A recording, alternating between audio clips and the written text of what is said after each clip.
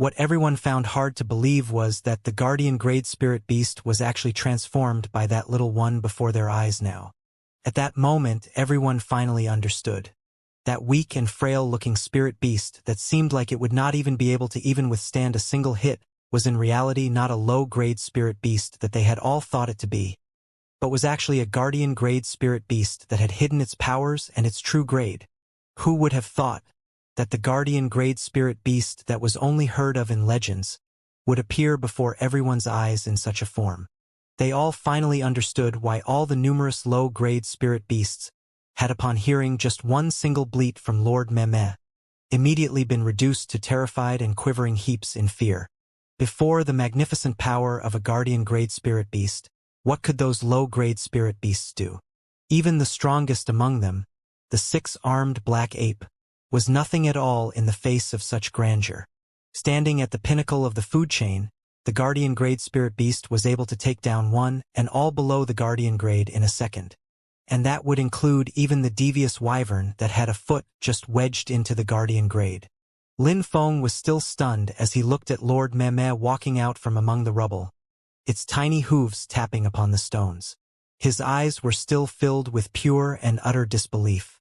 How could he have ever thought that Junxie's spirit beast would in reality be a guardian-grade spirit beast? In the entire Thousand Beast City, no one had ever been able to tame a guardian-grade spirit beast without any external influences, and even people with beast tamer bracelets did not possess such an ability to do that. Throughout the entire Thousand Beast City, the one lone item that could make a guardian-grade spirit beast submit would only be the divine item, the spirit-taming bone flute. As the spirit beast that dominated over all others, the might and intelligence of a guardian-grade spirit beast made them unwilling to submit themselves to anyone.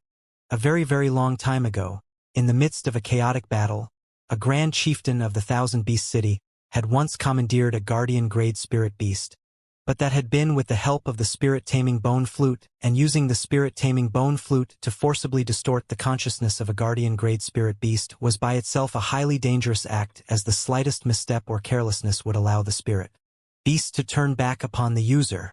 Lin Feng had never ever heard of anyone that was able to make a guardian-grade spirit beast submit to him, with just one's own abilities. This time, Lin Feng had truly suffered a double whammy this time round. He had not only been unable to see Junxie cry and sob pitifully, he had even gotten his father's most prized devious wyvern killed, and Lin Feng was suddenly caught up in a panicked fluster. He stared in horror at Lord Meme, watching Lord Meme's every single step as it walked towards Junxie. Every single step it took felt like those hooves had stepped through his heart, piercing deep into it. Cheat! You've cheated! In his mind-numbing terror, Lin Feng suddenly stood up, his finger pointed right at Junxie as he shouted loudly. The Spirit Beast Arena only allows low-grade Spirit Beasts to contest. You scoundrel! You actually got your guardian-grade Spirit Beast to pose as a low-grade Spirit Beast to come here to contest. That is a flagrant breach of the rules in the Spirit Beast Arena. You have to abide by the rules. You need to hand over your Spirit Beast. Lin Feng's face was completely pale as he shouted loudly with his weak pretense of false bravado. Lin Feng's desperate shouts caused the entire silent crowd in the arena to feel rather strange. Jun Wuxier raised up her head slightly, looking Lin Feng, who had in his excitement dropped his heavy cloak, to reveal his identity before everyone. It had come to this after all. Guards! He has broken the rules. That is cheating. Take his spirit beast away from him. Lin Feng was hopping mad. The loss of the devious wyvern was not something he was able to shoulder, and when his father found out, even if his life was to be spared, he would still be skinned alive. Moreover, the devious wyvern was meant for that person, and if that person got to know that he had gotten the devious wyvern killed in a fit of anger, Lin Feng did not dare to continue on with that thought. The devious wyvern was no more, and Lin Feng was suddenly panicking, trying to think of a way out for him in that situation. And in his anxiety, he actually even considered trying to snatch Junxie's spirit beast away from him.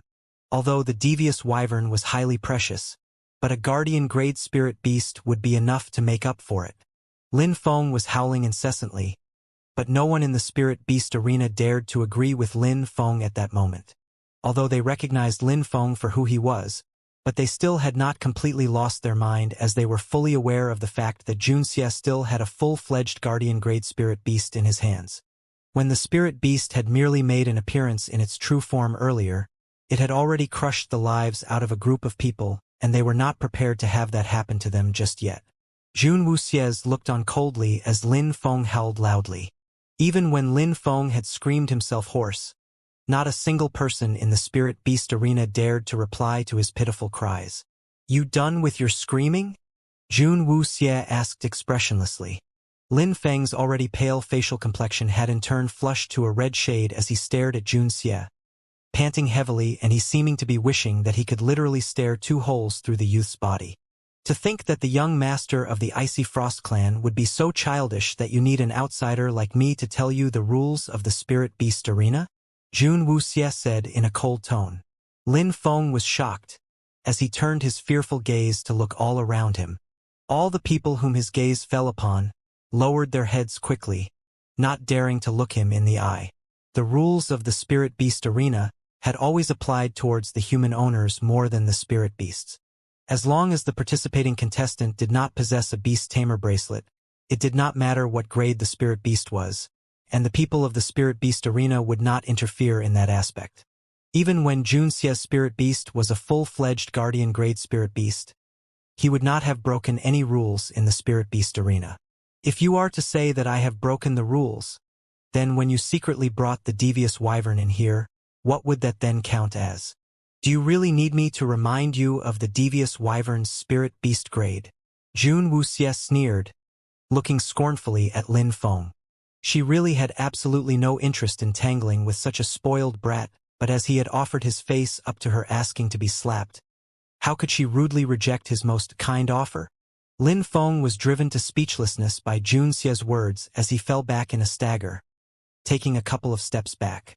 He really would not have thought that Jun Xie would know about the devious wyvern. Instead of trying to argue with me about it here, the young master of the Icy Frost clan should instead be thinking how you are going to answer to your father about this. Jun Wuxie bent down to pick Lord Meme up and carry it in her arms. The fact that Lord Meme would swallow the devious wyvern had been beyond her expectations, but anyway, as the deed had already been done, even if Lord Meme spat it back out, the devious wyvern would not come back to life. Moreover, she had no intentions of returning the carcass of the devious wyvern back to Lin Feng. You lost. You still lost. Lin Feng could not find any other plausible retort but was unwilling to let Jun Xie have the last word before he left. Or wouldn't that mean that he would have nothing left? And that he had lost everything he had staked everything on in the process? Jun Wuxie lifted her eyes and looked at Lin Feng. Your spirit beast stepped out of the battle arena platform. Its foot had stepped out of bounds, which meant that it lost. The devious wyvern had won. Lin Feng screamed maniacally, grasping desperately as he teetered at the edge of his own sanity. Oh, that's all right. I can mount a new challenge tomorrow. Jun Wuxie shot back easily. It would just be a matter of another 2 days. She could afford to wait. Anyway, she had no intentions of leaving the Thousand Beast City for a while. Jun Wuxie's composed calm had instead clearly shown Lin Feng's panic to everyone there, with the stark contrast between the two of them. No matter what kind of an unreasonable tantrum Lin Feng was throwing or how hard he pestered in desperation, Jun Xie was completely unaffected from beginning to end. That unconcerned reaction was just like an indirect slap that brushed past Lin Feng's face. Although it did not hurt, but the humiliation was completely real. That's right, with a guardian-grade spirit beast in hand, who would be worried about having to start over in the spirit beast arena? The spirit beast she held in her hand was proof enough that she would not fail. Jun Wuxie brought Lord Meme with her in her arms, as she left the spirit beast arena under the scrutiny of the multitude of gazes fixed upon her from the entire crowd. The people in the spirit beast arena still had not recovered even after Jun Wuxie left the place. Everything that they saw today had completely smashed the way they had viewed the world, and it was through the appearance of a guardian-grade spirit beast that everything they believed in was completely changed. In this world they thought they knew. It was under the same heavens that a person could possibly exist, one who knew more about spirit beast taming more than the very people of the Thousand Beast City. without needing any external influence, and the person was able to make a spirit beast act according to his orders. Just how terrifyingly was that? Lin Feng sat upon the ground, looking highly disconcerted, as fear and terror gripped his heart. Jun Wuxie had just walked out from the spirit beast arena for a little while when she saw Qing Yu come running up in a hurry. When Qing Yu spotted Jun Xie, he immediately went up to the youth. "Didn't we agree on it already? That you won't be coming today? Are you all right?" Qing Yu scrutinized Jun Xie from head to toe. When he saw that there were no signs of any injury on Jun Xie, and that Lord Meme carried in his arms only had some traces of blood smudged upon its hind hoof but otherwise looked completely fine, Qing Yu was finally able to heave a big sigh of relief. "As long as you're all right, as long as you're all right. Lord Meme seems to be fine as well, and that little bit of injury on its hoof will heal up quickly in a couple of days." Qing Yu had thought that the blood on Lord Meme's hoof was its own, not knowing that the blood had been from the spectators that it had accidentally crushed to death when its foot had landed on them. Jun Wuxie did not bother to explain it and merely took out a handkerchief to patiently wipe off the bloodstain from Lord Meme's hoof. After having swallowed the devious wyvern, Lord Meme was feeling so exceptionally satisfied that it had not even bugged Jun Wuxie for lotus leaves. It merely snuggled up happily within Jun Wuxie's arms with its eyes closed like two crescents of bliss, enjoying its feet-stress loving embrace. "Let's go back first." Qing Yu saw that Jun Xie wasn't willing to speak much and was afraid that the youth was sad. "Don't dwell on it too much. The devious wyvern is not an ordinary spirit beast after all, and it is normal that you would lose," Qing Yu said, kindly trying his best to comfort Jun Xie. Jun Wuxie instead told him, "I will be returning there tomorrow." "Huh!" Qing Yu was stunned. Why was this boy so downright stubborn? The befuddled Qing Yu brought Jun Xie back to the Fiery Blaze clan hall, and Jun Xie immediately brought Lord Meme back to her room, drawing water to help Lord Meme clean off the blood from its hoof. But she had just put Lord Meme upon the bed, while she went to pour out some hot water when the sacrificial blood rabbit that had been left behind to be put under the little black cat's supervision quickly leapt up onto the bed. It stared at the highly contented and fully satisfied-looking Lord Meme lying upon the bed comfortably, and the scheming rabbit was immediately filled with resentment. It turned to peek at Jun Wuxie and saw that she had turned away to pour out water. Its big eyes immediately spun around and it suddenly leapt up high in the air, landing right onto the highly rounded tummy of Lord Meme's. "Meh!" A shrill and ear-piercing wail rang out.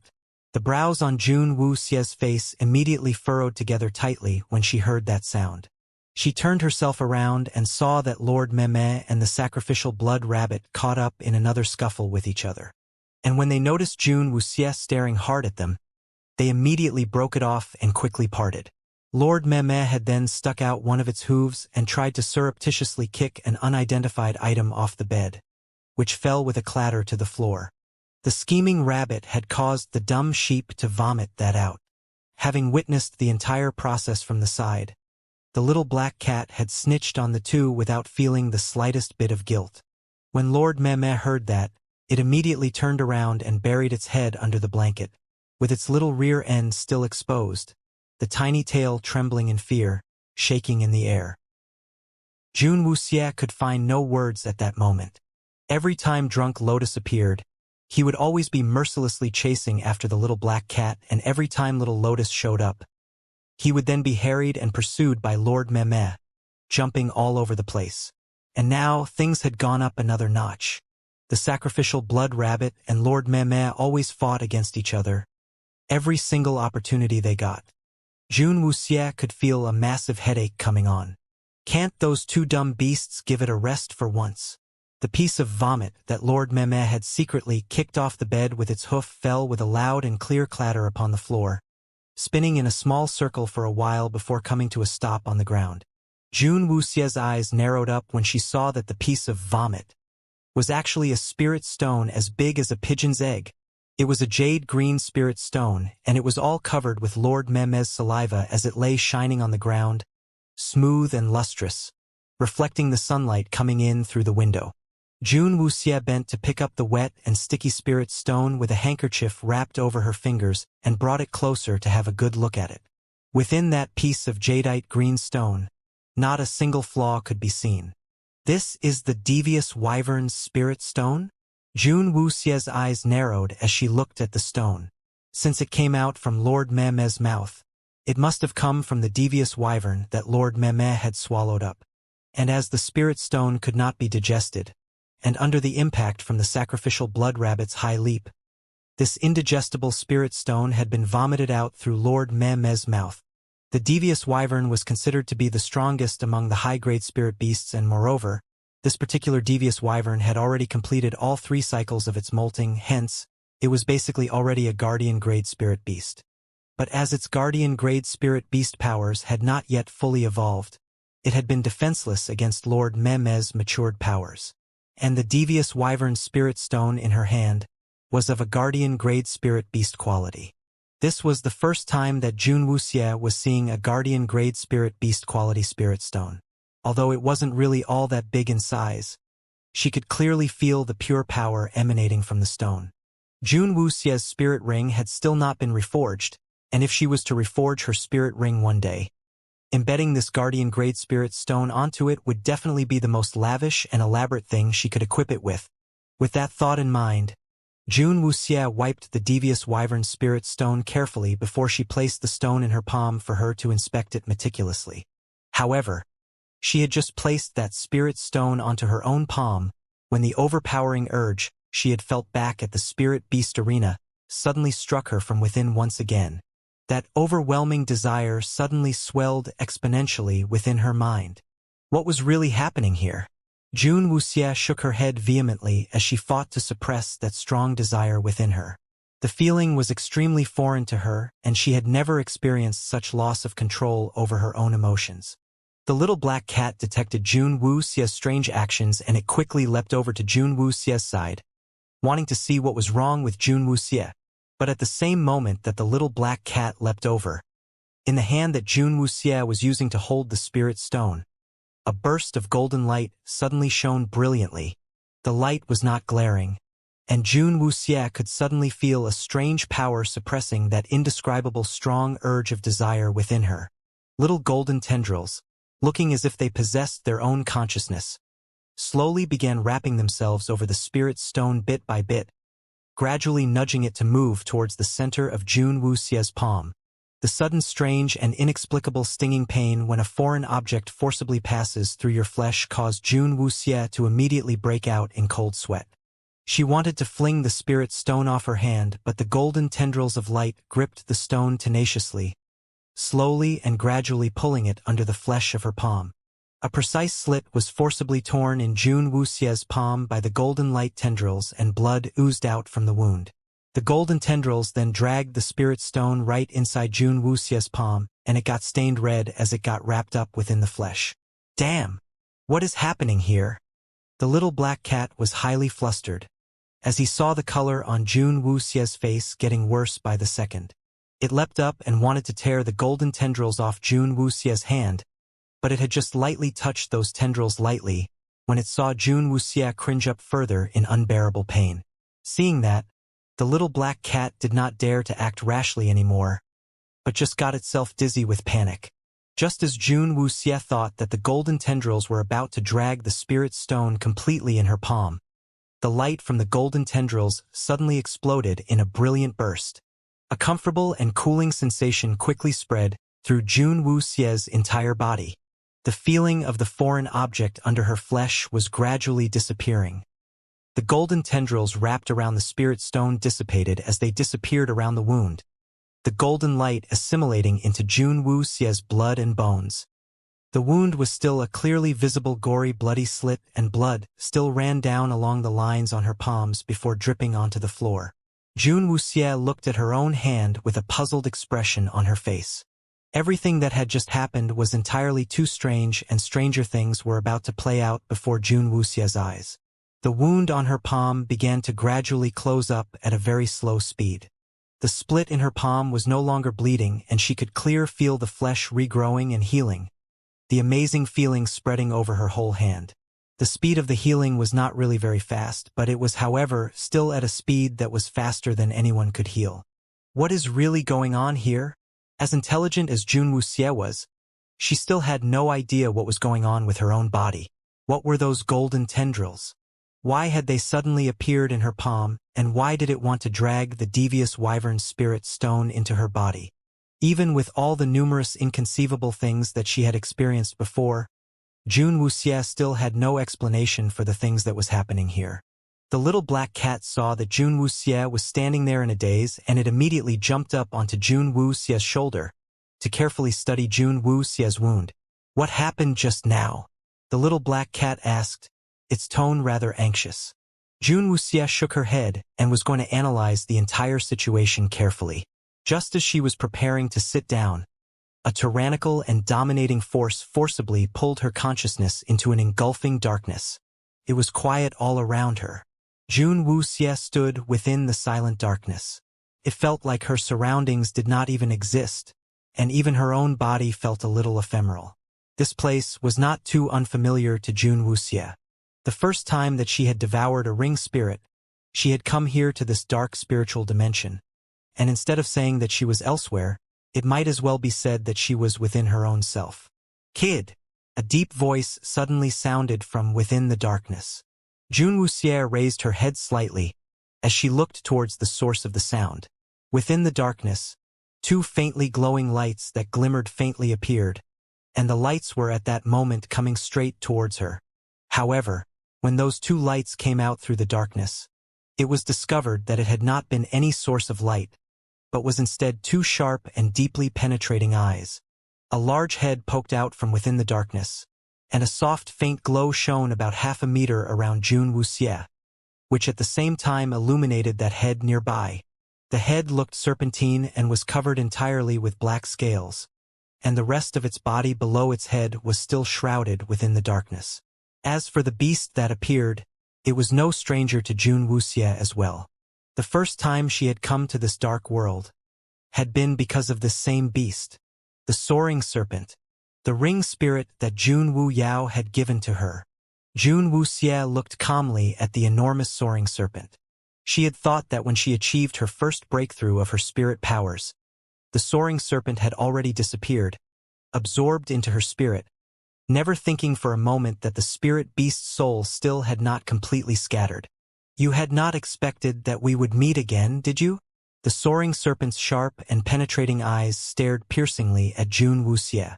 Even in its spiritual form, the warm air the beast threw out through its nostrils could seemingly still be felt. "You have not completely disappeared yet?" Jun Wuxie asked, an eyebrow lifting up. "Of course I have not disappeared. You are just a tiny little lass. You do not have what it takes to eliminate me, the great soaring serpent. If not for that man helping you on the outside, you really think you would be able to absorb me? What a joke!" The soaring serpent snorted derisively in contempt. "Does not matter whether I am able to eliminate you, but you have been absorbed by me. Do you want to have a taste of that again? If what my senses are telling are not wrong, your spirit seems to have gotten quite a bit weaker than before." Jun Wuxie asked, her eyes narrowing up. The soaring serpent had been violent and arrogant before, and had not even wanted to speak a single word to her then. But with the soaring serpent's appearance today, it had miraculously not attacked her in the first instance.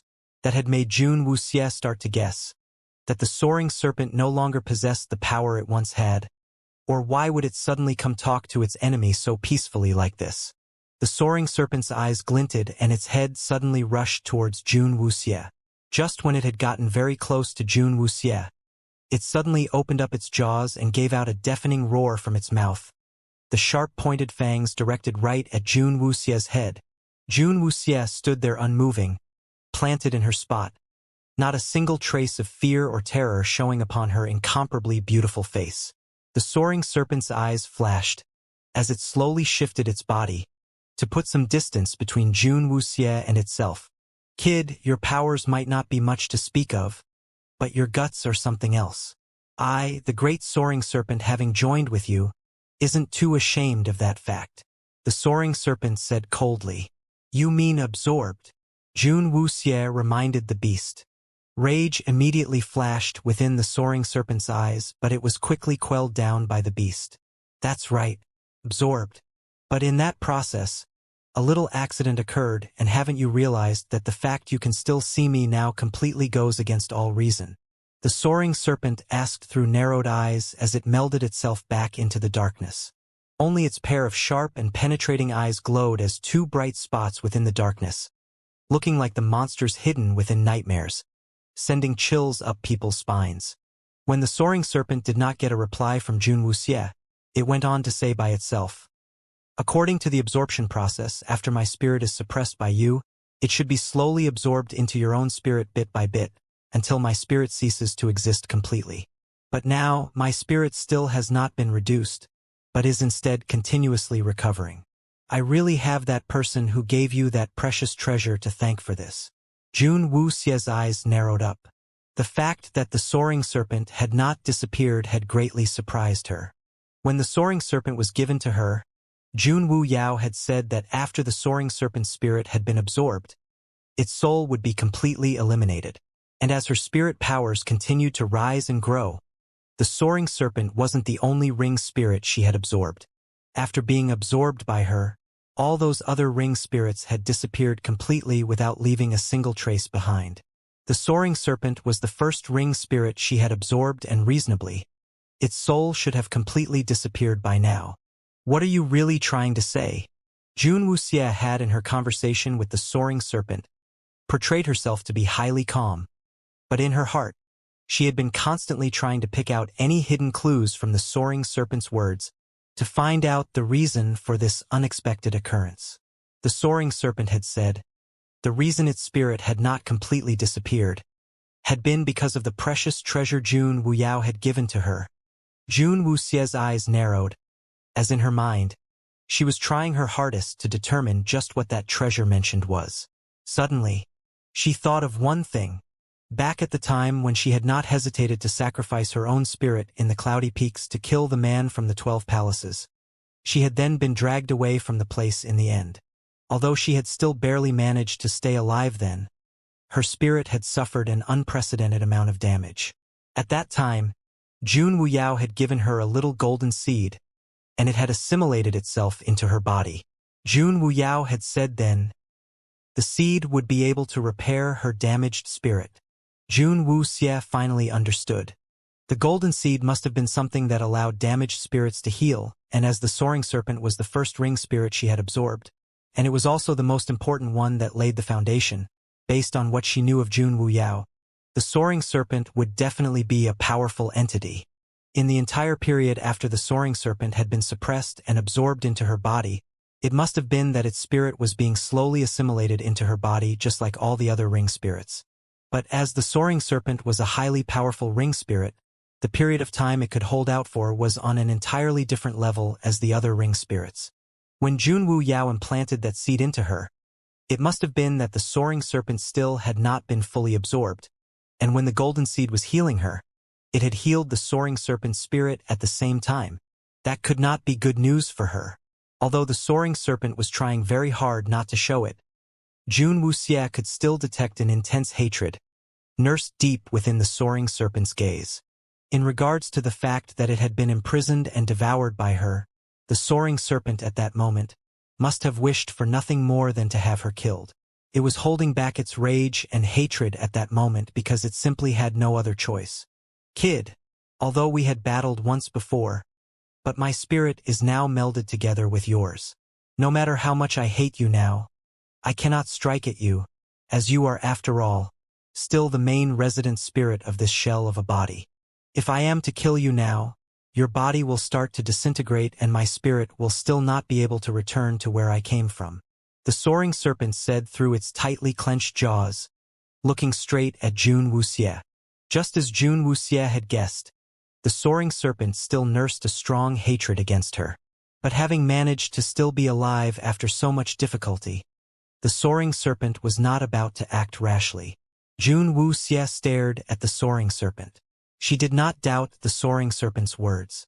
The concept of melding of souls was something she was already familiar with, as the little black cat was also part of her conjoined soul. Regardless whether it was the little black cat or the soaring serpent, they were already assimilated into Jun Wuxie's spirit, and once Jun Wuxie died, the other two souls would not be able to survive. And by the same reason, as long as she lived, the other two souls would continue to live together with her. "Why have you made me come here?" Jun Wuxie asked, staring at the soaring serpent.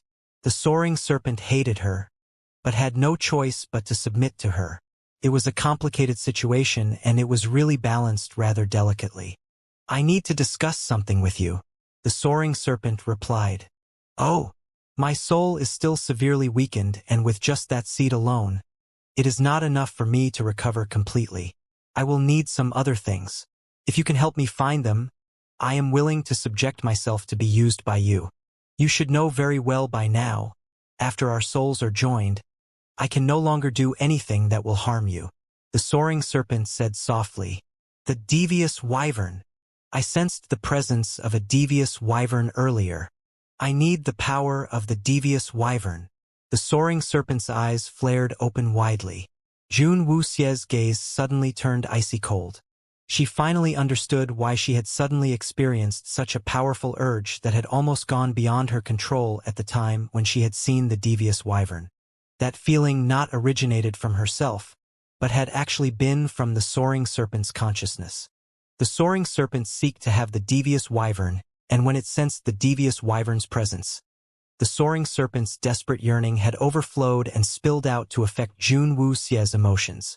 This was one of the major drawbacks of the melding of spirits. The devious wyvern is already dead.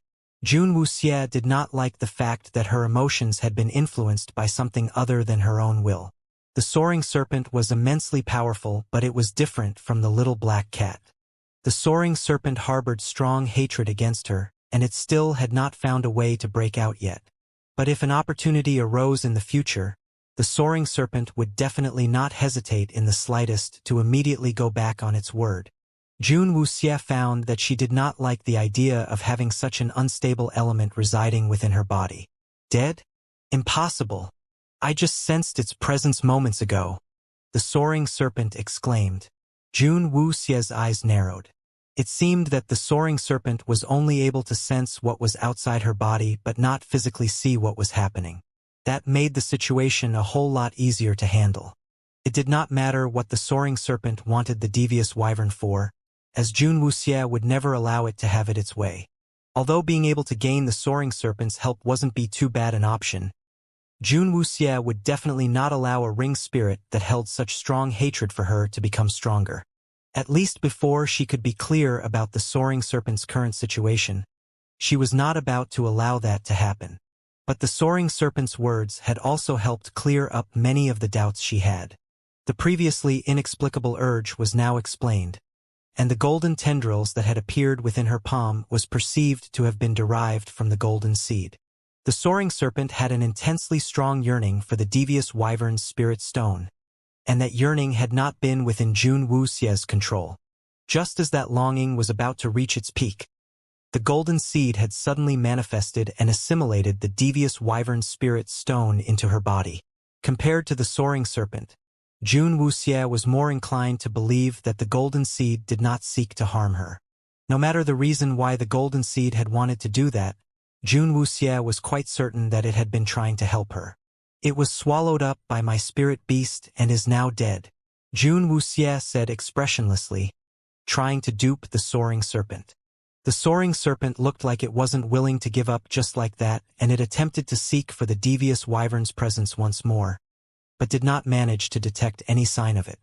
It had precisely gotten itself in such a flustered state of panic earlier because the devious wyvern's presence had suddenly disappeared, which had made it forcibly drag Jun Wuxie into the spiritual dimension even before its spirit had been completely restored, which exposed the fact that its soul still existed within Jun Wuxie's body to her.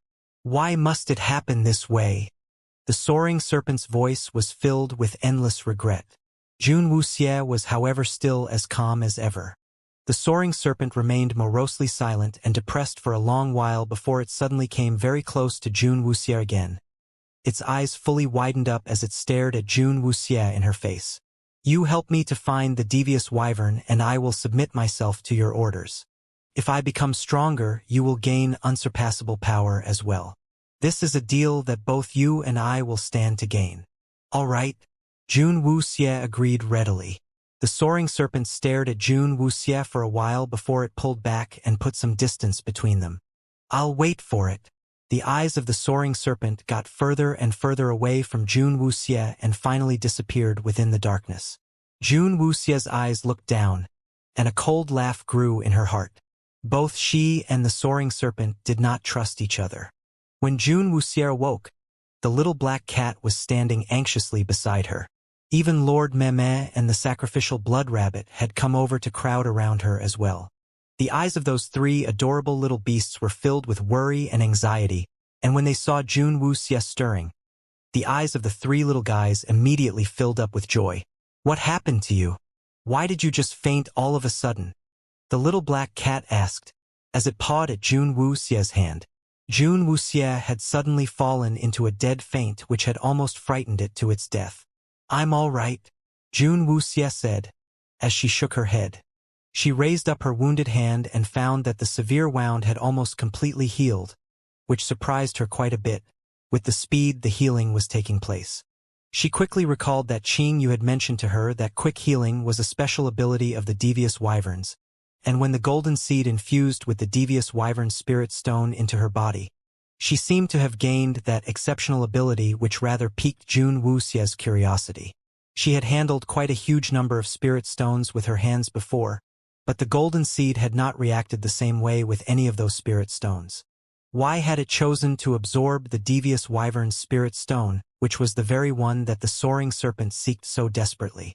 Jun Wuxie stood up and took out the spirit stones she had in her cosmos sack, testing them by placing all of them one by one upon her palm. But there was no reaction at all, nothing like what had occurred earlier. No matter which spirit stone she used, the golden seed did not react in the slightest. Devious wyvern.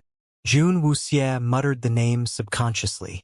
She was not familiar with that spirit beast, and all she knew about it was only through the things Qing Yu had told her previously.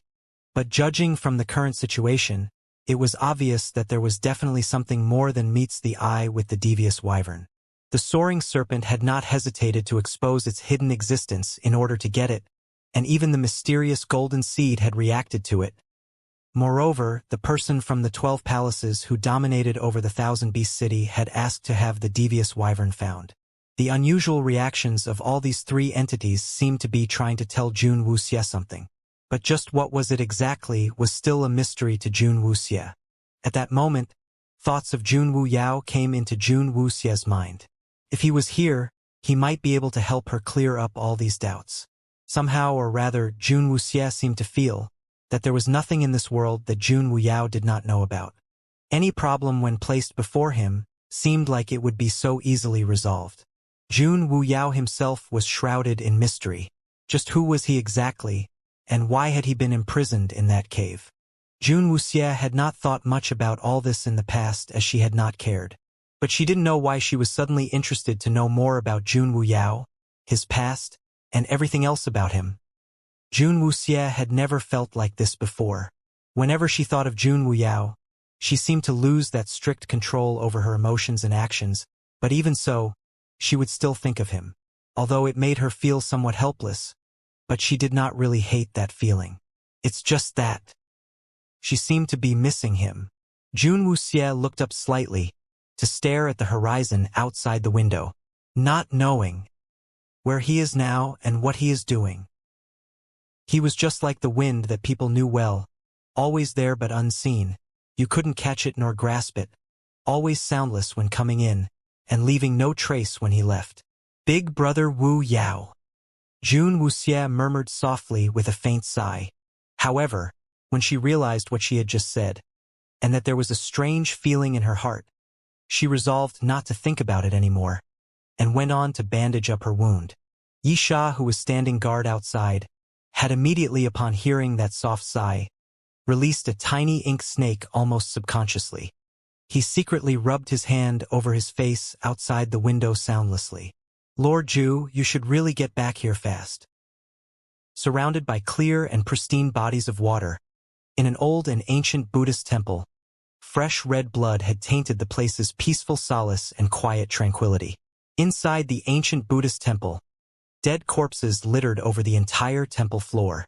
Bright red blood covered the floor of the temple, and the smell of death pervaded every corner of that place of peace and tranquility. In the middle of the sea of blood, a tall, slender figure stood. Below the man's feet, the floor was piled high with a mountain of dead bodies, seemingly just like a volcano spewing hot, bright lava. As rivulets of blood ran down the arms and legs of the dead bodies, gathering into a garish red river of blood below. Lord Ju, Yimei came running out from inside a room in the ancient temple, with a brocaded box clasped tightly in his hands. Found it! Standing atop the mountainous pile of dead bodies was the long Miss June Wu Yao. Upon that flawlessly and devilishly handsome face was an unquenchable, bloodthirsty smile. The pair of violet eyes, which seemed to have been immersed in blood, were shining with elation after the bloody slaughter. With a light tap of his foot, June Wu Yao rose in the air and glided gracefully off the pile of corpses. Yes, my lord. Yimei nodded. A faint smile came onto June Wu Yao's face as he looked around at the tranquil ancient Buddhist temple, his eyes filled with disdain and contempt. Even a 1,000-year ancient Buddhist temple had fallen under the hands of those people. They have really tainted the sanctity of this highly sacred grounds of Buddha. June Wu Yao raised a hand up slightly, and the countless number of bodies that filled the ancient Buddhist temple were suddenly shrouded by a blood mist. The blood mist then spread out, and all the corpses fallen upon the ground began to shake and shudder strangely in intervals. All the blood in those bodies and those spilled upon the ground was suddenly being drawn together by the blood mist, every single drop quickly gathering together. The faintly colored blood mist was soon infused with the red blood, freshly drawn out, turning the mist a thick and intense shade, looking as if a whole sea of blood had been lifted up in midair. All the blood had disappeared off the floor without a single trace of it left in just barely a blink, and the countless corpses had been sucked completely dry as they lay unmoving, that filled up the temple grounds. June Wu Yao then closed the palm he had lifted slightly. The blood-red mist instantly shrunk into a ball, until it became a red droplet about the size of a thumbnail, which then slowly flew into June Wu Yao's hand.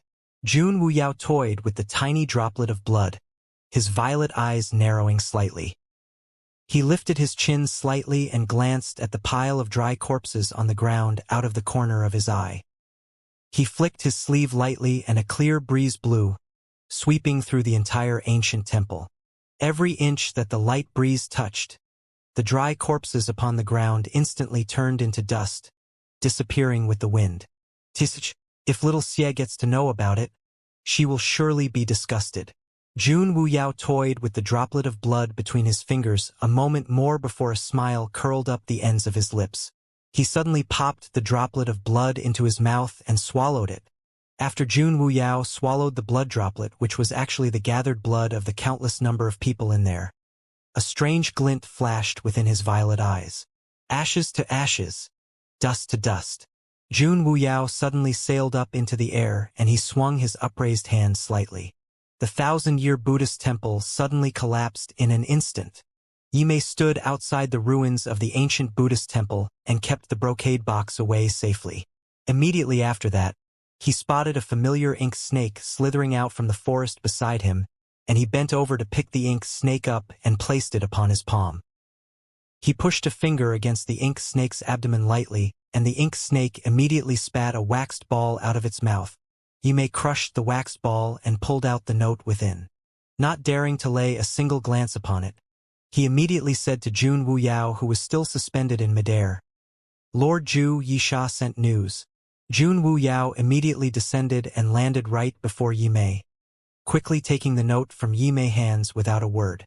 News from Yisha could only be about her. June Wu Yao read every single word on the note carefully, and a smile curled up upon his lips. This smile was completely different from the sinister and devilish smile from the one he showed before, but was one that seemingly arced up so gently, a smile that made that flawlessly handsome face look more intoxicatingly beautiful. "Does it have something to do with the young miss?" Yimei inquired, when he saw the smile on his Lord Ju's face, immediately guessing what the subject in the contents was. Under all the heavens, the only person who was able to make his Lord Jur smile so normally could only be the young miss alone. "The little one seems to be thinking of me." Jun Wuyao said with a smile, his voice seemingly soaring with elation.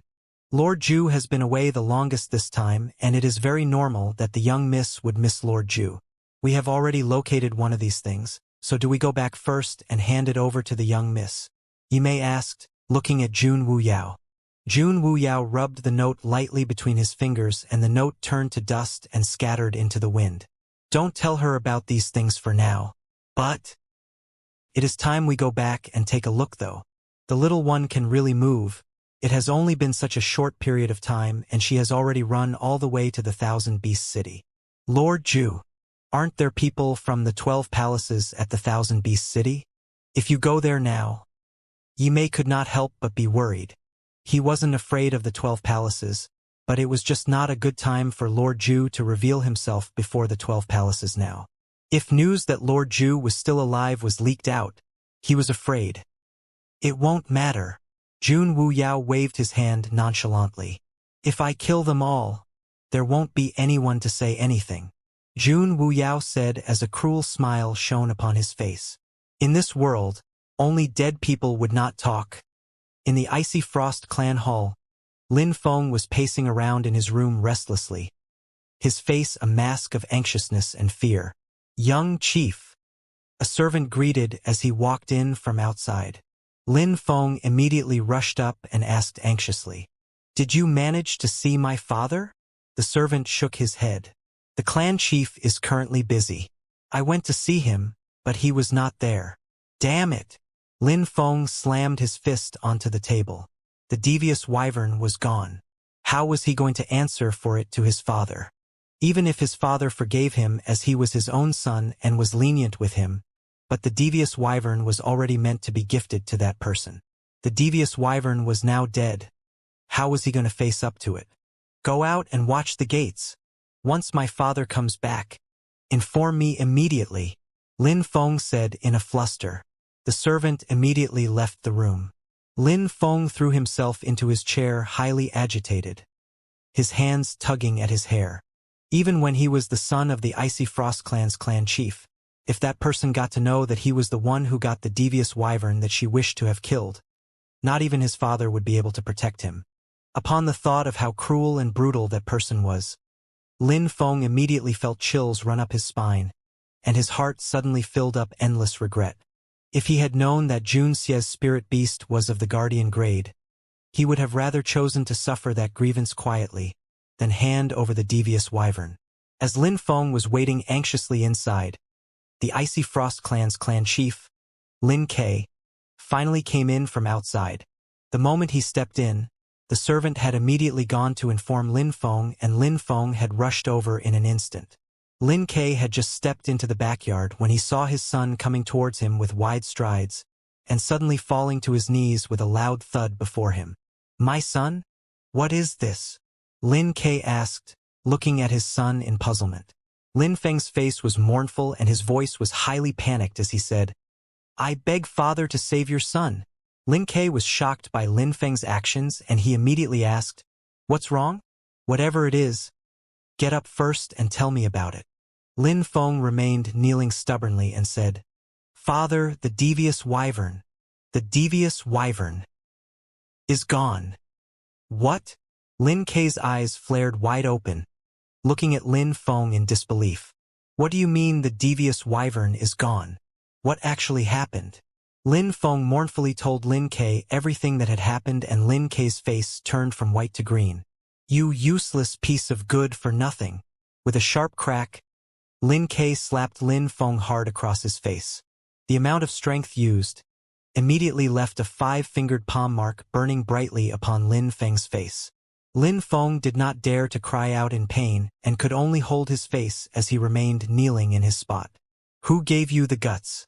How dare you bring the devious wyvern to the spirit beast arena? Don't you know who was the one who wanted the devious wyvern? Have you entirely lost your mind?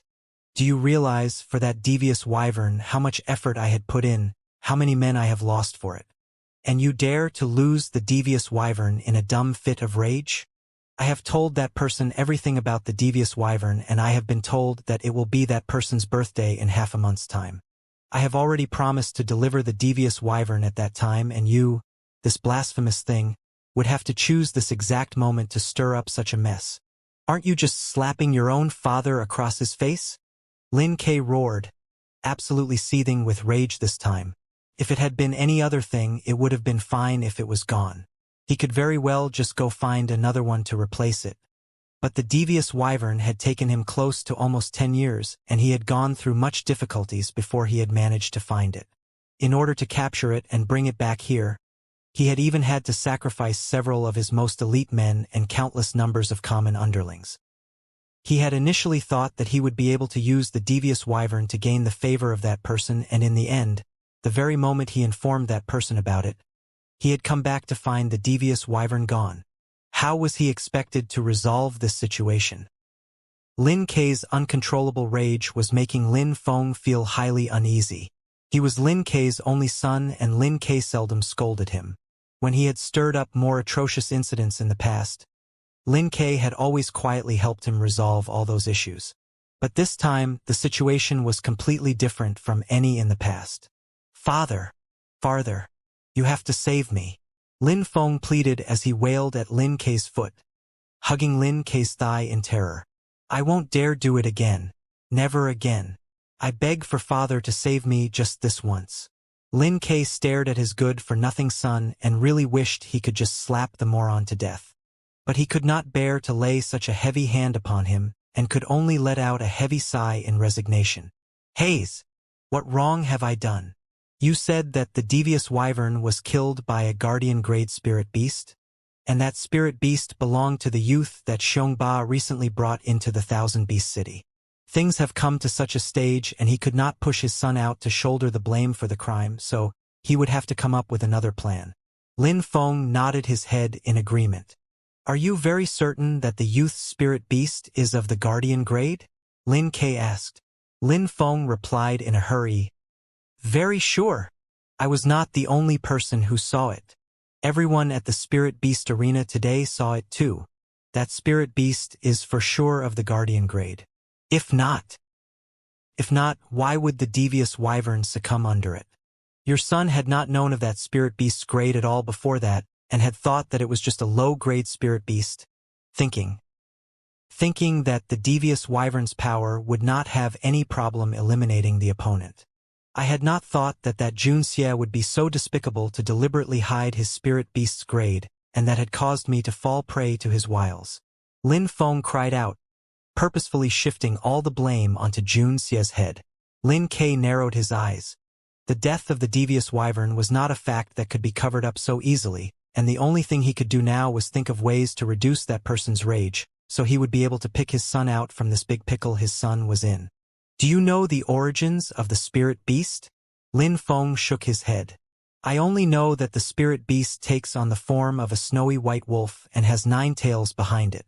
It is just a little sheep when it hides its true form and doesn't look like it holds much power. Lin K thought deeply on it a moment, immediately pulled Lin Feng up from the ground. You tell me, does that brat Junxie know that you were the one who brought the devious wyvern out right from the start? Lin Feng nodded hurriedly. Then you had better remember what I am about to tell you carefully. In this incident, right from the beginning, Junxie had schemed against you. He made his own spirit beast attack Shangguan Miao's spirit beast, which caused Shangguan Miao to get hurt. And you had only acted rashly in order to avenge your brother in arms and fell under Junxie's plot to have the devious wyvern killed. Do you understand? Lin K instructed with his eyes narrowed, staring right at Lin Feng. Lin Feng was stunned. Lin K shouted out loudly with impatience. Have you heard me clearly? Lin Feng shivered and nodded hastily. I heard you. Very good.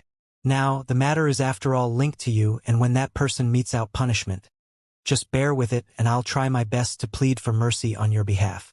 But you must definitely insist that this has been the doing of Junxie. Junxie is a guest of the Fiery Blaze clans, and the Fiery Blaze clan had always been against that person's way of doing things. Very few people know about the devious wyvern, but some people in the Fiery Blaze clan are aware of it. They leaked the information to Junxie and made him scheme up this plot to instigate you to act. Make sure you remember all this properly. If that person sends people to come interrogate you, Then answer them exactly as I have just told you without leaving a single word out. Lin Ke said fiercely. Father is intending to pin the entire blame for this matter onto Jun Xie? Lin Feng was still rather surprised. What do you think? If he doesn't take the blame, even I would not be able to save you from that person. You better pray hard that the guardian grade spirit beast of Jun Xie's is enough to please that person. If that guardian grade spirit beast is able to appease that person's rage, then you will be safe. Lin Ke said coldly. Lin Feng shrunk his head into his shoulders meekly and did not dare say anything more. You useless good for nothing. Shouldn't you be getting back to your room to reflect on your actions? Lin Ke hollered, his rage rising the more he looked at Lin Feng.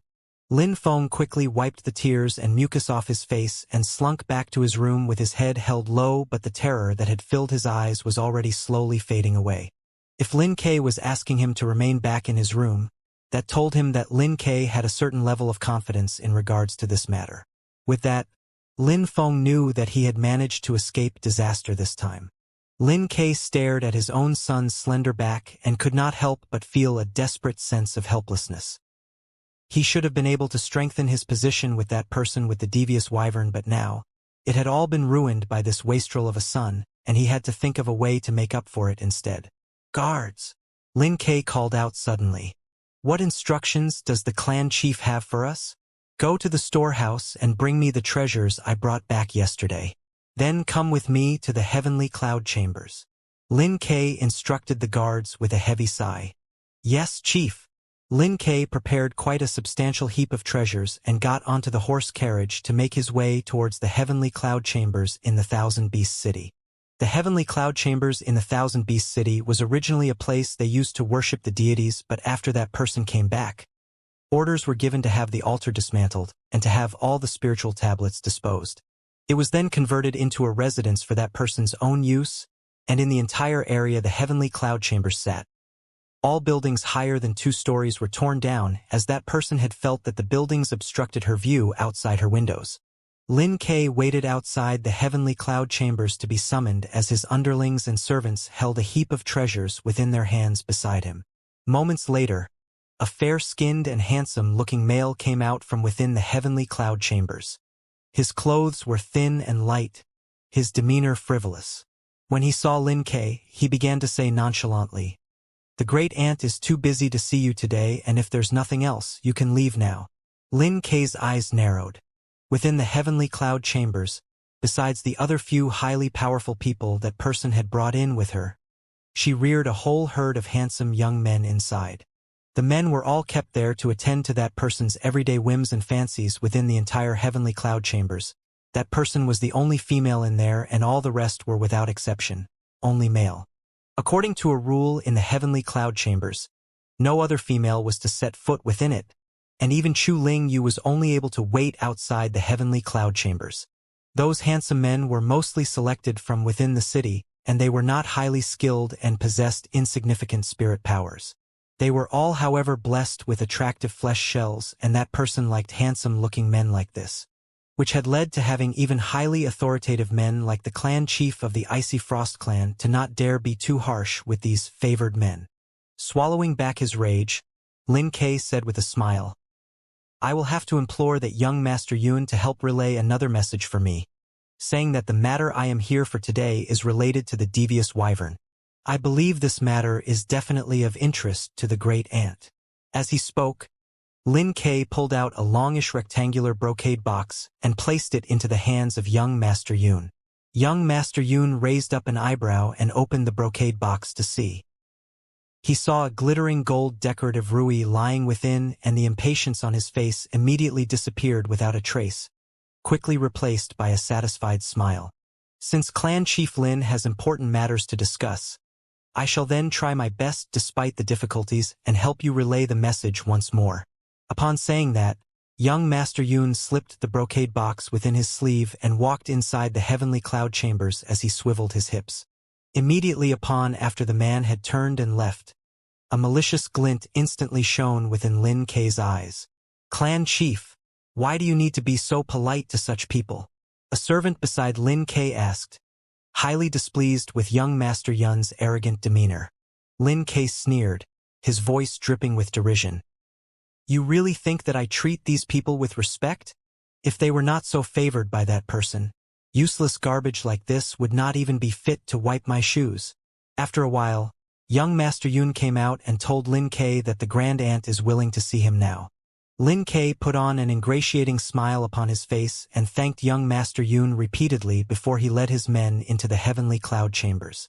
The heavenly cloud chambers was 7 stories tall, and that person lived on the top level. Lin Kei followed behind young Master Yun the entire way as he made some inquiries about that person's mood today. Young Master Yun, having accepted the gift, had naturally spilled every single detail he knew, and when they got to the top level, Lin Kei immediately shut his mouth. On the topmost level of the heavenly cloud chambers, the entire floor was covered with snowy white fox-skin rugs. Every single inch within the room was covered with lavish extravagance. Gold trinkets and jade jewelry could be seen scattered everywhere, and several lightly clothed and handsome-looking young men were seated on one side, some playing the zither, some picking at the pipa, and a few piping out melodies on jade flutes. Another group of good-looking men were leaning against the sides of an elaborate consort's lounge chair, offering up platters of fruits and wine, their faces plastered with adulating smiles. A lady in red was lounging lazily on the long lounge chair, being served by the mass of young men. She was beautiful-looking, and the ends of her eyes were slighted, edged upwards, looking to be only in her 20s. A mane of black flowed out behind her, as one man knelt on the floor, carefully combing it out. Lin Kei glanced once at the beautiful lady, his face showing a cautious smile. Who would have thought that the unparalleled beauty was in actuality an old woman beyond 100 years old? Your subordinate Lin Kei pays his greetings to the great aunt. Lin Kei paid his obeisance, kneeling down on both his knees. The beautiful lady, being waited upon hand and foot by a good number of attractive-looking men, lifted her eyes slightly, her alluring eyes lightly sweeping over Lin Kei as she said nonchalantly, "Little Yun told me you have something you need to see me for, and that it has to do with the devious wyvern. I remember you telling me just a few days ago that you will be presenting the devious wyvern as a gift to me for my birthday celebrations. For you to come here today, wouldn't that mean that there has been a problem?" The pitch she spoke with had been light and the voice enchanting, but the tone was nevertheless piercing like a needle that drove pain into Lin Kei. Cold sweat ran down Lin Kei's back as he knelt firmly before the lady, his face already pale as a ghost. "Your subordinate is guilty. Your subordinate has failed to rein in my unruly son, which had caused the moron to fall prey to the scheme of people with ill intentions, resulting in him losing the devious wyvern. And I beg for the great aunt to mete out punishment." The beautiful lady's eyes narrowed slightly as she stared at Lin Kei kneeling upon the ground, and then she suddenly broke out into a laugh sounding like the tinkle of silver bells. "Lin Kei, the reason you have come here today is just to tell me that your son had lost my devious wyvern?" Lin Kei started shaking as he remained kneeling upon the ground, although what his ears heard was laughter, but that sound instead caused his entire body to break out in cold sweat. "It's your subordinate's negligence that caused my son." A shattering crash sounded. A white jade wine cup had smashed upon Lin Kei's temple, and a wound had immediately opened up on his head. Blood gushed out from the wound on his temple and started dripping down, the bright red blood dripping upon the white fox fur rugs on the ground, devilish blood flowers seemingly blooming upon the snowy white. Lin Kei did not dare to move from his spot and forced himself to remain kneeling as he said in a hurry, "It was my offspring's foolishness that allowed him to fall into the scheme set up by people, which made him lose the devious wyvern. Your subordinate has already investigated and looked into the matter clearly." The other party had actually disguised his guardian-grade spirit beast as a low-grade spirit beast, which was the main cause of this issue, although he was set up by others. But this incident still cannot be disassociated completely with your subordinate's incompetent son, and your subordinate is willing to submit myself to the great aunt's punishment on my foolish son's behalf. The beautiful lady narrowed up her eyes and sat up upon the long lounge chair. Guardian-grade spirit beast? Lin Kei's heart filled with joy, realizing that he had chosen the right method. He quickly replied, "Yes, it was undoubtedly a guardian-grade spirit beast. That person was brought in by the people from the Fiery Blaze clan, and his name is Jun Xie. The person had never been in the Thousand Beast City before this. Jun Xie? That's interesting. Someone actually dares to lay hands upon the things that I want. A malicious expression appeared upon the beautiful lady's face, and she clapped her hands, which were fair as white jade, lightly together. And a towering man immediately came up from downstairs. When Lin Ke saw that man, he became even more cautious. That man was one of the powerful men the great aunt had brought here with her. Go look into the background of who that Jun Xie is, the lady said, her voice sounding highly displeased. The man was surprised, and he hesitated a moment after receiving his orders, seemingly having remembered something. He suddenly turned to Lin Ke and said, "That person named Jun Xie, how old is he, and is he male or female?" Lin Ke quickly replied. He looked to be 14 or 15 years of age, small-built, just a young, immature, youthful boy. An eyebrow on the man's face lifted, and he took a step forward to say, "Your subordinate has actually heard of the name Jun Xie before." "Oh." The lady looked at the man inquiringly. "A few days ago, our spies from the Fire Country sent in a report, saying that a great upheaval had shaken up the Fire Country's ruling imperial family.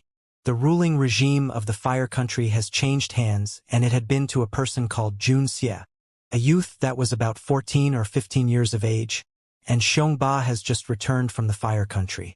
If my guess if not wrong, the Jun Xie that Lin Ke is talking about should be the new ruling emperor of the Fire Country," the man said slowly. Lin Ke's heart was suddenly overtaken with shock. Lin Ke would never ever have thought that Jun Wuxie would possess such a prestigious background. In the Thousand Beast City, although he held the highly revered post of a clan chief, but it was not at a level that would be able to stand against the ruling emperor of the biggest country throughout the lands, and Lin Ke suddenly found himself completely bathed in cold sweat. In his heart, he was cursing that son of his who was always stirring up so much trouble many millions of times. Of all the people in the world to offend, he had to choose to offend the emperor of the Fire Country. His plan to divert the Grand Aunt's rage onto Jun Xie this time looked like it was about to go up in smoke. A youth merely 14 to 15 years of age was actually able to become the Fire Country's emperor? Is that a joke from the Fire Country? The lady asked doubtfully.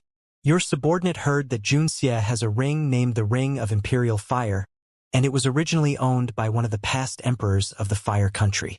That emperor had gone missing for a very long time, and the throne was temporarily taken over by his younger brother.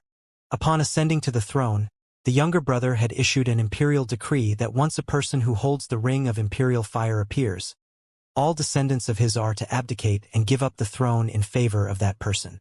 The man said, "So that's how it happened." The lady nodded slightly. The little emperor has recently just ascended into the throne. So what is he doing here in my Thousand Beast City instead of enjoying himself back in the Fire Country? That your subordinate does not know. The lady waved her hand to dismiss him, and she turned to look at Lin Ke kneeling upon the ground. Her gaze seemed thoughtful as Lin Ke was feeling all jittery. Forget it. It's just a beast anyway. Since the Fire Country's little emperor likes it, take it as a greeting gift from me to him. Hearing the great aunt say that, Lin Ke heaved a silent sigh of relief in his heart. Very soon, my birthday celebrations will be coming up. With such a rare opportunity that the Fire Country's little emperor also happens to be in the Thousand Beast City as well. Have someone hand him an invitation at that time, to invite the little emperor to join us with the festivities. Yes, Lin Ke said hurriedly. In this matter, I will not pursue it further. You have after all tried your best and spared no effort all these years. Your son's life will be spared for now. It's also about time the next batch of people should be heading out to the Heaven's End cliff, and you should know what to do. The lady said, her gaze falling upon Lin Quebec, although it was just a fleeting glance, but it was enough to make anyone feel oppressively stifled. Lin Ke replied, your subordinate knows, and your subordinate will definitely carry it out properly. But when your subordinate asked the Grand Chieftain to allocate men for the expedition previously, the Grand Chieftain had not seemed too pleased about it. As Lin Ke spoke, he discreetly raised his head up slightly to observe the lady's reaction. The lady said with a cold laugh, His displeasure should be nothing new to you. Why should you bother how he feels about it? Yes. Yes. Everything will be carried out as Great Aunt wishes it to be. Your subordinate will spare no effort in getting it done. Lin Kei said. The lady then nodded in satisfaction. You're dismissed. Yes. Lin Kei recused himself and asked his men to put all the gifts down before leaving the heavenly cloud chambers. All of the rest of you are dismissed as well. The lady waved her hand, dispersing all the good-looking young men in the room. When she was the only person left on the top floor, the towering man who had left earlier came back up with 2 other men with him. All that was said earlier, did you all hear it? Chu Xian Rui asked, sitting up straight on the long lounge chair, looking at the 3 companions who had come to the Thousand Beast City with her. We heard it clearly. The fact that you let Lin Kei off so easily this time was very unlike your personality. I had thought that you would have needed to tear his son into 1,000,000 pieces before you will be appeased. The man who had been highly respectful towards Chu Xian Rui earlier suddenly said with a laugh, and there wasn't a trace of the same respectful tone in his voice that had been present earlier. Chu Xian Rui gave a cold laugh in response. After her spirit powers broke through to attain the purple spirit, she had left the place at the invitation by the Soul Return Palace of the 12 Palaces, and she had only come back here to the Thousand Beast City because she had an objective to achieve here. Lin Kei's son is a useless piece of garbage, but Lin Kei is still rather useful. If I had his son killed, I do not think he will continue to submit himself to work for us voluntarily. They will have to die in the end anyway, but for Lin Kei, it will have to wait till he completes all the tasks I have set out for him to do before he dies. According to what you are saying, you are only intending to settle scores with him after Lin Kei helps us to locate the Dark Emperor's tomb. One of the men asked, his eyebrow lifting slightly. Chu Xian Rui's eyes narrowed and a cruel glint showed in her eyes. Although the devious wyvern is not as vital as the Dark Emperor's tomb, but it is still something of significant importance. That wastrel of a trash had actually, in a fit of anger, caused me to lose the devious wyvern that had been within my grasp in vain. How could I let him go scot-free so easily? Lin Kei is rather loyal to you though. Even for something so difficult to find like the devious wyvern, Lin Kei had still managed to find it for you. But a pity. If not for this accident, if you had brought the devious wyvern back to the palace, Xian Rui, you would have won yourself much credit. The man said with a smile. Chu Xian Rui swept her gaze over to him, seemingly not affected by the man's sarcasm in the least. If you guys have so much time to be telling me all this, you should instead be looking at all this in another way. The devious wyvern might already be gone. But hadn't they sent us something good in return? Something good? You mean the guardian grade spirit beast? Chu Xian Rui shook her head. Although a guardian grade spirit beast is rare, but it would not help us much towards our objective here. Instead, that little emperor of the Fire Country would be more useful towards our needs. The Fire Country is the biggest country in the lower realm, and regardless whether we are talking about the population of people or battle prowess, no other country in the lower realm can compare to them. If we can make the little emperor obediently submit himself to us, we will then be able to mobilize the army he has on his hands to explore the Heaven's End cliff, and the results will naturally be something way beyond what one lone Thousand Beast City can hope to achieve. Little wonder you said to forget the matter, so you already had this thought in your mind then. I had thought that your temperament had changed today, and you suddenly decided not to make things difficult for Lin Kei, nor to pursue the matter any further with Junxia. Seems like when you asked for an invitation to be sent to the little emperor, you had already thought to rope the boy in. The man was well aware of the kind of malice Chu Xian Rui was capable of, and he immediately understood what Chu Xian Rui was planning. Chu Xian Rui smiled slightly and said, "There aren't too many things in the lower realm that is able to hold my attention, and if they can be put to good use, then why not? If the little emperor's looks catches my eye, I will naturally not ill-treat him as well." As she spoke, the tip of Chu Xian Rui's tongue lightly licked her red, luscious lips. It will be good if everything happens as you have planned.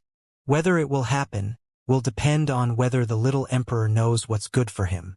In the next few days, Lin Kei will be arranging for people to go to the Heaven's End cliff and see who among you 3 will be going with them. Even though no one from the Thousand Beast City will be able to come back alive, we shouldn't waste all that effort for nothing, and should at least dig up whatever information we can about the situation down there at the bottom. Chu Xian Rue said to the men. All right. After that, Chu Xian Rue waved her hand and said, all of you are dismissed.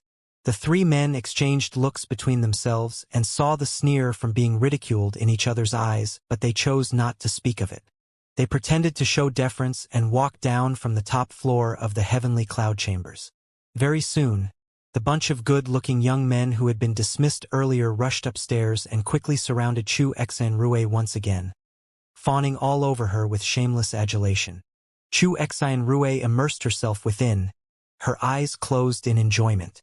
As Lord Meme had crushed the entire Spirit Beast Arena's battle stage platform into rubble when it had revealed its true form, based on reason, it had been the first participant to have set foot outside the boundary of the battle platform. Hence, Lord Meme was no longer holding the Spirit Beast Arena's first rank. But as the devious wyvern who had defeated Lord Meme had already been swallowed up completely without a trace left behind, the second ranked in the Spirit Beast Arena had been promoted up to hold the top rank. That very afternoon, Jun Wuxia brought Lord Meme to the Spirit Beast Arena once again, and stated that they wanted to register for participation in the competition. However, the person in charge of the Spirit Beast Arena had almost fallen to his knees before Jun Xia and plea. They had usually only had low-grade Spirit Beasts being brought in to contest in the Spirit Beast Arena. Needless to even mention about Guardian-grade Spirit Beasts, even seeing a medium-grade Spirit Beast appear in their contests was a rare sight by itself. With Lord Meme being such an impossibly magnificent Guardian-grade Spirit Beast, was there even any meaning for it to come take part in their competition? Any Spirit Beast that was placed before Lord Meme would not need Lord Meme to even bleat a second time.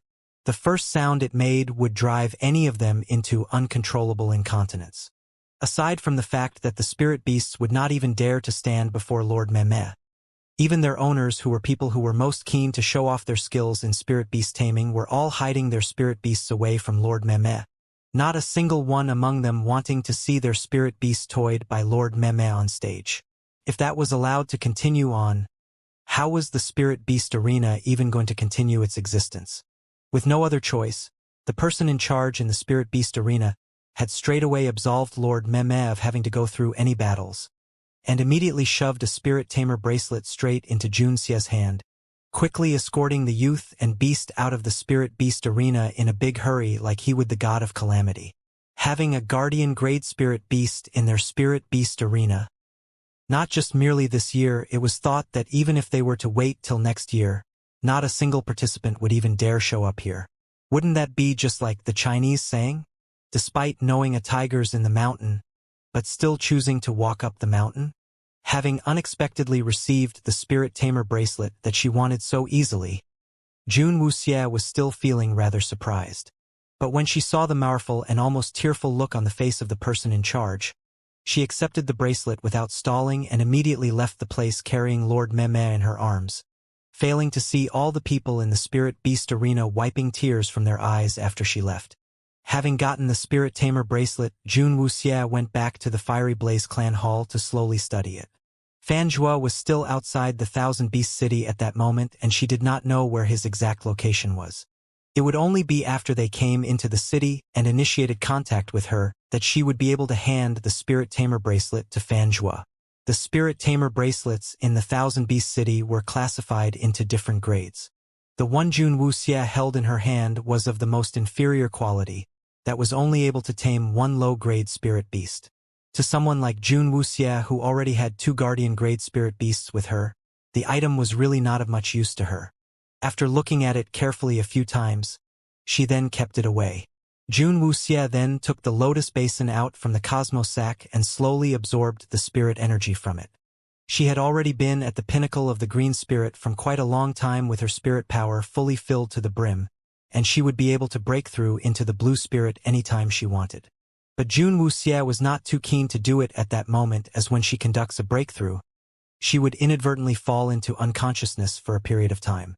Being in the Thousand Beast City currently, Jun Wuxia did not dare to allow herself to fall into a coma so carelessly, and although she had Lord Meme and the others at her side, She didn't hold too much confidence towards Lord Memez and the sacrificial blood rabbit's intelligence. Only the little black cat among them could be counted as quick-witted, but she was not certain that it would be able to handle any unexpected situations that might suddenly occur.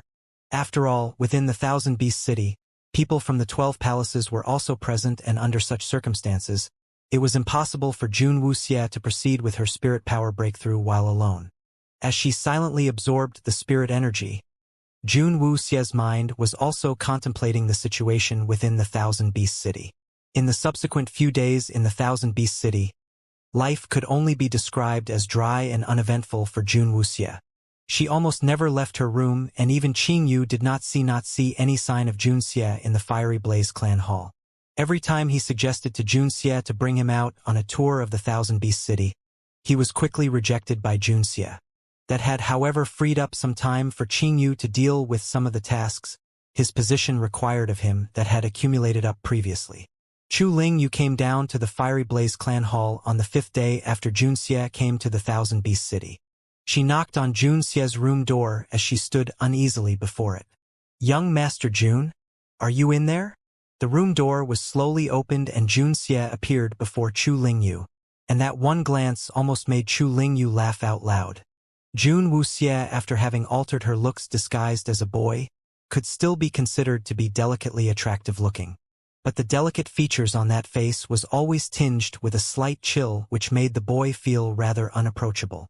But at that moment, Jun Xie was carrying the round woolly Lord Meme in his arms, while upon his left and right shoulders were perched the little black cat and a snow-white big-eared rabbit.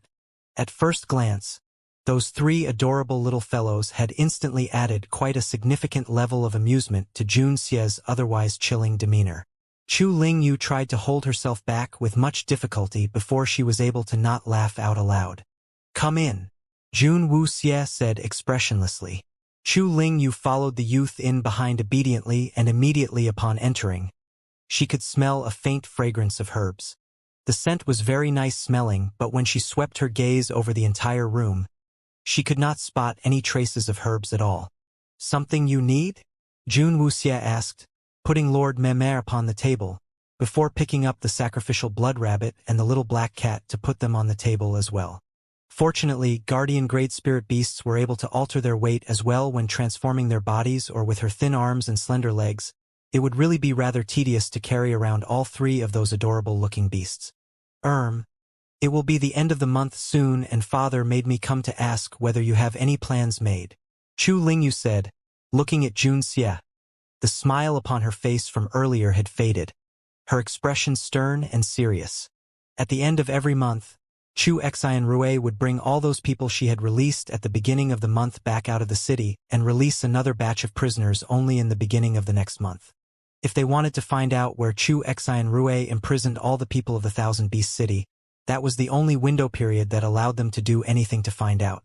"No," Jun Wuxia answered very calmly. Chu Ling Yu was slightly shocked. Jun Xie had been in the Thousand Beast City for several days now, and she had not seen him take any action. It was not that she did not believe in Jun Xie's capabilities, but as she knew absolutely nothing about what the youth was planning, she could not help but feel slightly uneasy about it. "Aren't you going to meet with any of the people who came back from there, and try to ask where they had been imprisoned?" Chu Ling Yu asked cautiously with trepidation. Jun Wuxia shook her head. "As the entire Thousand Beast City has fallen under the control of that person, anyone who comes in contact with those people would be discovered by that person. Moreover, if she dared to release those people, it would mean all those people has no idea where they had been imprisoned. It would just be a waste of time to ask them and only serve to alert the enemy instead.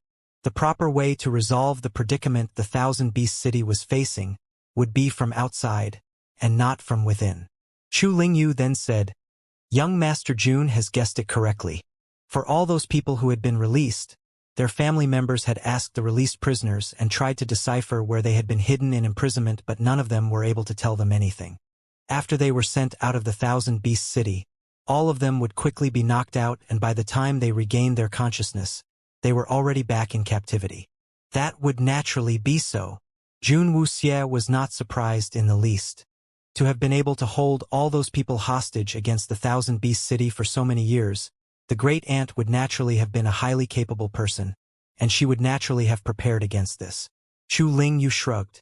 She had not seen her mother for a long time, and she missed her mother terribly. Whenever she saw the family members of others return, while still not being able to see her own mother, the many times that she had been hopelessly disappointed had made her begin to feel more and more anxious as time went by. Seeing Chu Lingyu looking sad and highly depressed, the little black cat used its tail to poke at Jun Wuxie. Jun Wuxie turned to look at the little black cat blankly and saw that the little black cat was trying to signal to her with its eyes. Meow. Mistress. Haven't you yet realized that the young Miss Chu came to find you seeking for an elixir of assurance? Jun Wuxie lifted an eyebrow. She seldom told anyone about any of the plans she had in her head, and it had already become a matter of habit for her. Chu Lingyu knew absolutely nothing about any of her plans, and having been disappointed countless times in the Thousand Beast City, Chu Lingyu was desperately wishing for just the slightest glimmer of hope to manifest. Jun Wuxie suddenly said, Dum Qiao and the others are already stationed outside the city, and once those people are brought out of the city, they will then follow behind them. They will be able to find out where all the people have been imprisoned. As expected, upon hearing Jun Wuxie's explanation, Chu Lingyu immediately lifted her head, her face filled with delighted surprise. Jun Wuxie looked at Chu Lingyu's big round eyes, which were suddenly shimmering with so much joy and hope, and she understood why the little black cat had said that. Just a simple line from her had been able to help Chu Lingyu reignite that sense of hope and make her regain her confidence. It was just that simple. Having seemingly learned something from this, Jun Wuxie raised a hand and copied what Jun Wuyao had done before, her tiny hand gently patting Chu Lingyu lightly on her head. Rest assured. Whatever I promised you, I will achieve it. In order to get the map, she would not allow herself any mistakes in this. Chu Lingyu was slightly stunned as she stared at Jun Xie, the pair of cold eyes seemingly having lost some of their chill and filled with a slight tinge of warmth. Although still cold, but these eyes seemed no longer biting. Although Chu Lingyu and Jun Xie had known each other for a period of time, those eyes of Jun Xie's had always made her subconsciously not dare to get too close to the youth. Even coming here to get news from him today had required her to summon up a great deal of courage. Although Jun Xie was slightly younger than she had never dared to see Jun Xie as an ordinary youth. In her eyes, Jun Xie's existence had far transcended the boundaries of seniority traditionally limited by age. In her heart, Jun Xie took on an image of someone who was powerful, cold, wise, and farsighted.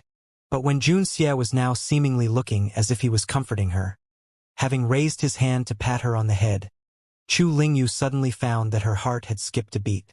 Her clear and tiny face suddenly felt a warm surge. Her eyes widened as she stared at the youth who wouldn't be considered to be highly exceptionally good-looking.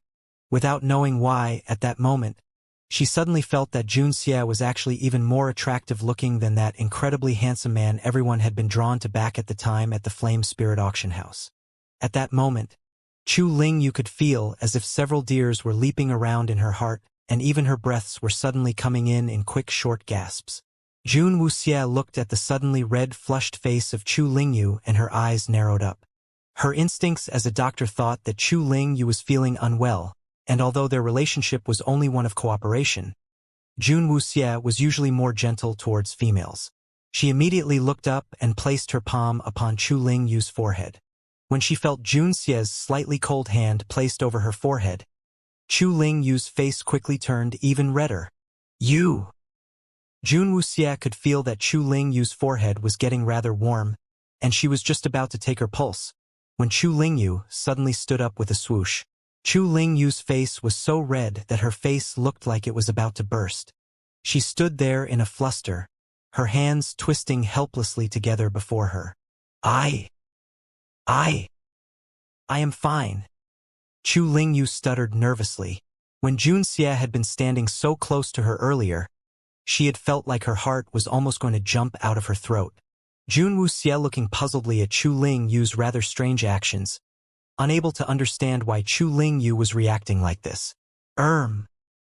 About that, I'll take my leave first. If there's anything else, I'll come look for you then. No. No, you can get Uncle Xiong to tell it to my father. Her tongue was getting all twisted up and Chu Lingyu was getting more nervous the more she spoke. So she suddenly decided to just turn around and just run out of the room in a panic instead. Qingyu was just coming in to look for Jun Xie when Chu Lingyu suddenly ran straight into him. He did not even have the time to apologize when Chu Lingyu already had her head lowered, and after quickly apologizing a few times, she ran away like she was escaping from something. What happened to the young miss? Qingyu asked, looking at Chu Lingyu's back as she ran away, his face puzzled as he turned to look at Jun Xie. Jun Wuxie shrugged her shoulders. She didn't know what happened to Chu Lingyu as well. She was completely fine just moments ago when her face had suddenly turned red and she had quickly run away after saying barely a few words after that. Qingyu scratched at his head, but very quickly, he couldn't make himself worry about that anymore. He placed the invitation he held in his hand and placed it upon the table before Jun Xie. Jun Wuxie lifted an eyebrow as she glanced at Qingyu and picked up the invitation to look at it, before quickly putting it back down on the table.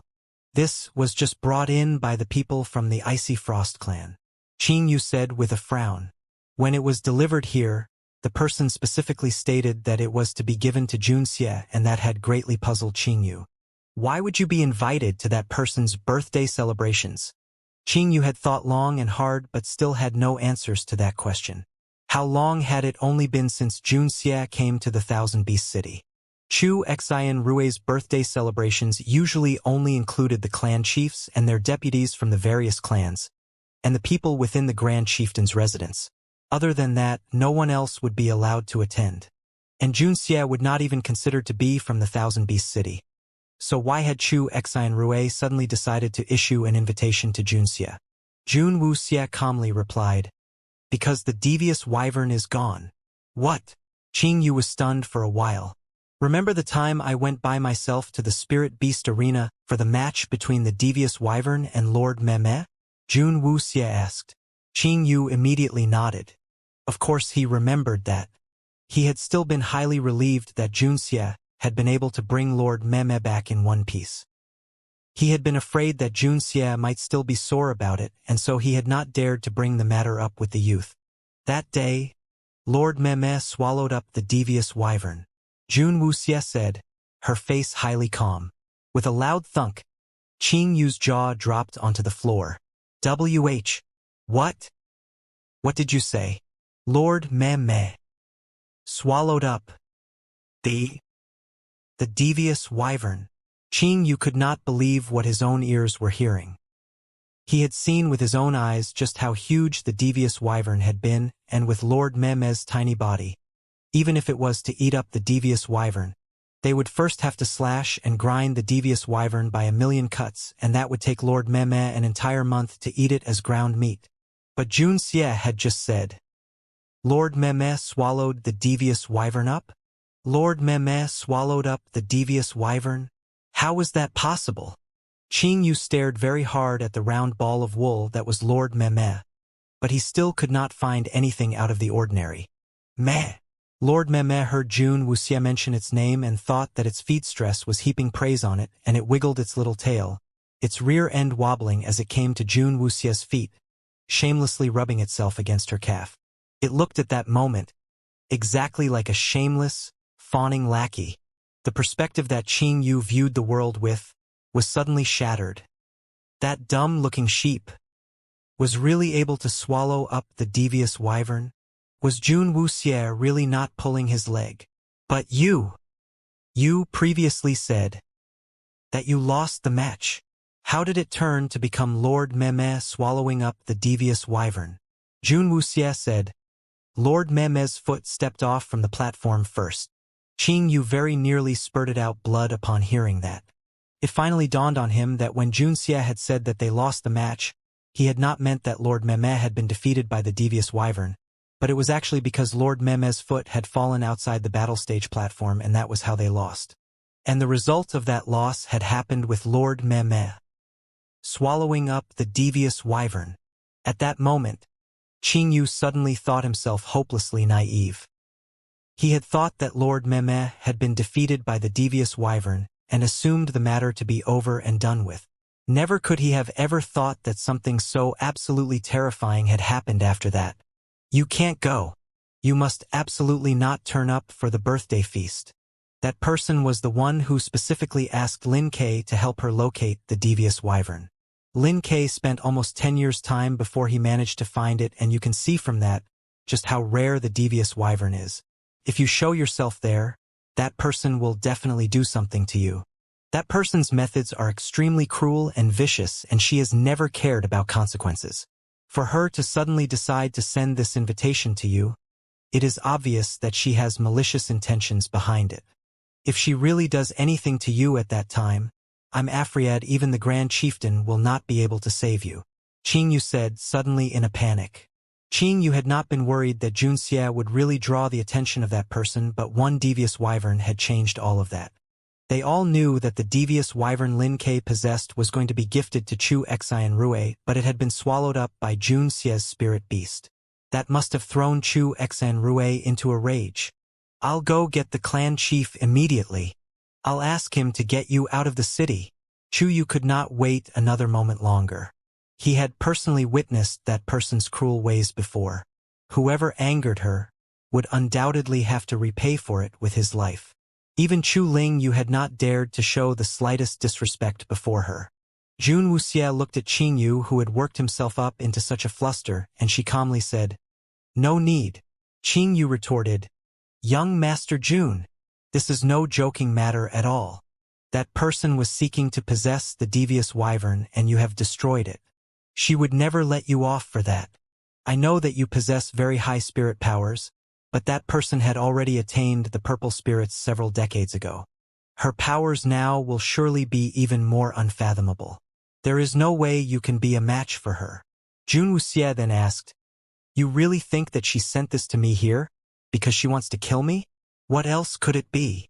Qing Yu then said.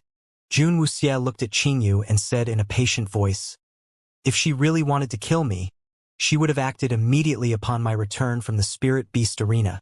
Qing Yu was suddenly at a loss for words. Losing the devious wyvern was not a responsibility that Lin Feng would be able to shoulder himself. He would have pleaded for his father to help him at the first instance, and Lin Kei would not dare to keep the matter under wraps and would have reported it to that person immediately. If that person really wanted to have me killed, she would have already acted by now. Why would she wait till now? Jun Wuxie's eyebrow arched up and she pointed at the invitation card to say, "Do you really think, with her status and position in the Thousand Beast City, to just kill me, she would need to set up such an elaborate and mystifying trap?" Jun Wuxie's words were like a bucket of cold water thrown upon the highly anxious Qing Yu that calmed him right down. Then why would she still send you this invitation? Jun Wuxie was right. With Chu Xian Rui's power and her status in the Thousand Beast City, if she really wanted to kill Jun Xie, she would not need to do it in such a roundabout manner. And moreover, the incident had already passed for quite a time before this invitation was sent here. Maybe she felt that I can be of some use to her, Jun Wuxie said expressionlessly. She had never thought that Chu Xian Rui would send an invitation to her, and the reason for that invitation was still not known to her for the moment. Then, young Master Jun, does that mean you will be going? Qing Yu was still feeling rather worried about it. Make a guess. Jun Wuxie threw the question back at him, and Qing Yu did not say anything else. If Jun Wuxie was not going to leave the Thousand Beast City, then she would have to turn up for Chu Xian Rui's birthday celebrations. But she wasn't too bothered even if she was to really attend it. As Chu Xian Rui had not immediately made any attempts to kill her, that had told her clearly that Chu Xian Rui would not do anything to her during the birthday feast. She might also be able to find out the reason why she had been invited by attending the banquet. After thinking the entire matter through, Qing Yu still felt that the entire matter felt too dangerous, and he immediately ran to Xiongba to discuss it with him. In the room, Jun Wuxie was the only person left inside. She sat expressionlessly at the table as she poured herself a drink. Young Mississippi, the figure of Yi Sha suddenly appeared within the room. In the past 2 days, were there any more people watching the Fiery Blaze clan hall? Jun Wuxie asked. On the night after Lord Meme swallowed up the devious wyvern, Yisha had immediately detected that someone had infiltrated the Fiery Blaze clan hall deep in the night and hidden himself outside her door to watch her. And Yisha had been able to sense that the man's spirit energy was at least of the purple spirit or higher. From that moment on, Jun Wuxie knew that she had alerted the one in the heavenly cloud chambers, and that person had for consecutive days sent people to observe her, but they had never revealed themselves. Hence, Jun Wuxie knew that Chu Xian Rui would soon act. They had not come in the past 2 days. Yisha said, "The things I asked you to do, have they been done?" Jun Wuxie asked, slightly raising her eyes. "It's all done. You can rest assured, young Mississippi." Jun Wuxie nodded in satisfaction. "The man who came here in the past few days, did you manage to assess his power?" "I managed to get a rough gauge," Yisha replied. "How does he compare to you?" Jun Wuxie inquired. Yisha was silent a moment before he said, "Your subordinate will be able to take him down." That meant that the opponent's powers was inferior to Yisha's, and the difference wasn't just by a bit. Although Yisha did not possess any spirit powers, but his battle prowess was somewhat higher than common purple spirits. When she heard Yisha's words, Jun Wuxie was slightly more relieved. "Young Mississippi," Yisha said suddenly. Jun Wuxie acknowledged nonchalantly and raised her cup, intending to take sip from it. Yi Mei sent news that he will be returning with young Master Wu Yao in a few days, Yisha reported in a low voice. At that moment, the teacup in Jun Wuxie's hand wavered, very nearly spilling its contents. Her face was completely expressionless, but her fingers moved slightly, the only sign that betrayed her emotions. "Is that so?" She replied without emotion, like she did not care in the slightest. "Yes." Young Master Wu Yao had also instructed Yi Mei to relay the message asking for the young miss to take good care of herself and wait for him to come here, Yisha said, reporting the message Yi Mei sent over word for word. Jun Wuxie's eyes lowered as she looked at her own reflection in the teacup. "All right." When Xiongba knew that Chu Xian Rui had actually sent an invitation to Jun Xie, inviting Jun Xie to attend her birthday banquet, he immediately broke into a rage. He charged with fiery speed straight to Jun Xie's room and pushed the room door open to declare, "You cannot attend Chu Xian Rui's banquet." Jun Wuxie seemed like she had been thinking of something, and her gaze was solemn. With Xiongba's single loud roar, she immediately recovered her senses and turned to look calmly at the heavily panting Xiongba. "Why? The kind of person Chu Xian Rui is, I know most clearly. For her to invite you for no good reason like this could not be a good thing for you." It was still fresh in Xiongba's mind the deeds Chu Xian Rui had committed before. He remembered when Chu Xian Rui first came back to the Thousand Beast City. He was not yet the Fiery Blaze clan's clan chief. He had been just slightly over 20 years of age and was just the Fiery Blaze clan's deputy clan chief. He had a rash temperament, while the Fiery Blaze clan's clan chief was calm, steady, and highly decisive. The clan chief was a senior Xiongba respected the most. But after Chu Xian Rui arrived here, she had asked Chu Wen how to assist her with the investigation of the Heaven's End Cliff. From the beginning, no one knew what the bottom of the Heaven's End Cliff was like at all.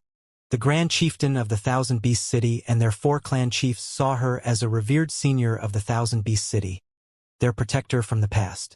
After all, Chu Xian Rui had brought great glory to the Thousand Beast City before she left, and they trusted Chu Xian Rui, believing that a respected senior would not do anything to bring harm to the Thousand Beast City. Hence, in the initial stages, regardless whether it was the Grand Chieftain or the 4 clan chiefs, they were all willing to help Chu Xian Rui achieve her goals. But after the first teams from the Thousand Beast City went down to the bottom of the Heaven's End Cliff, the result they gained had been 0 survivors. That had been a team of close to 1,000 people, formed from the elite of the Thousand Beast City's 4 clans. Those people had gone to the bottom of the Heaven's End Cliff bearing the trust and reverence for the powerful purple spirit, but not a single one among them had returned from the bottom of that cliff alive.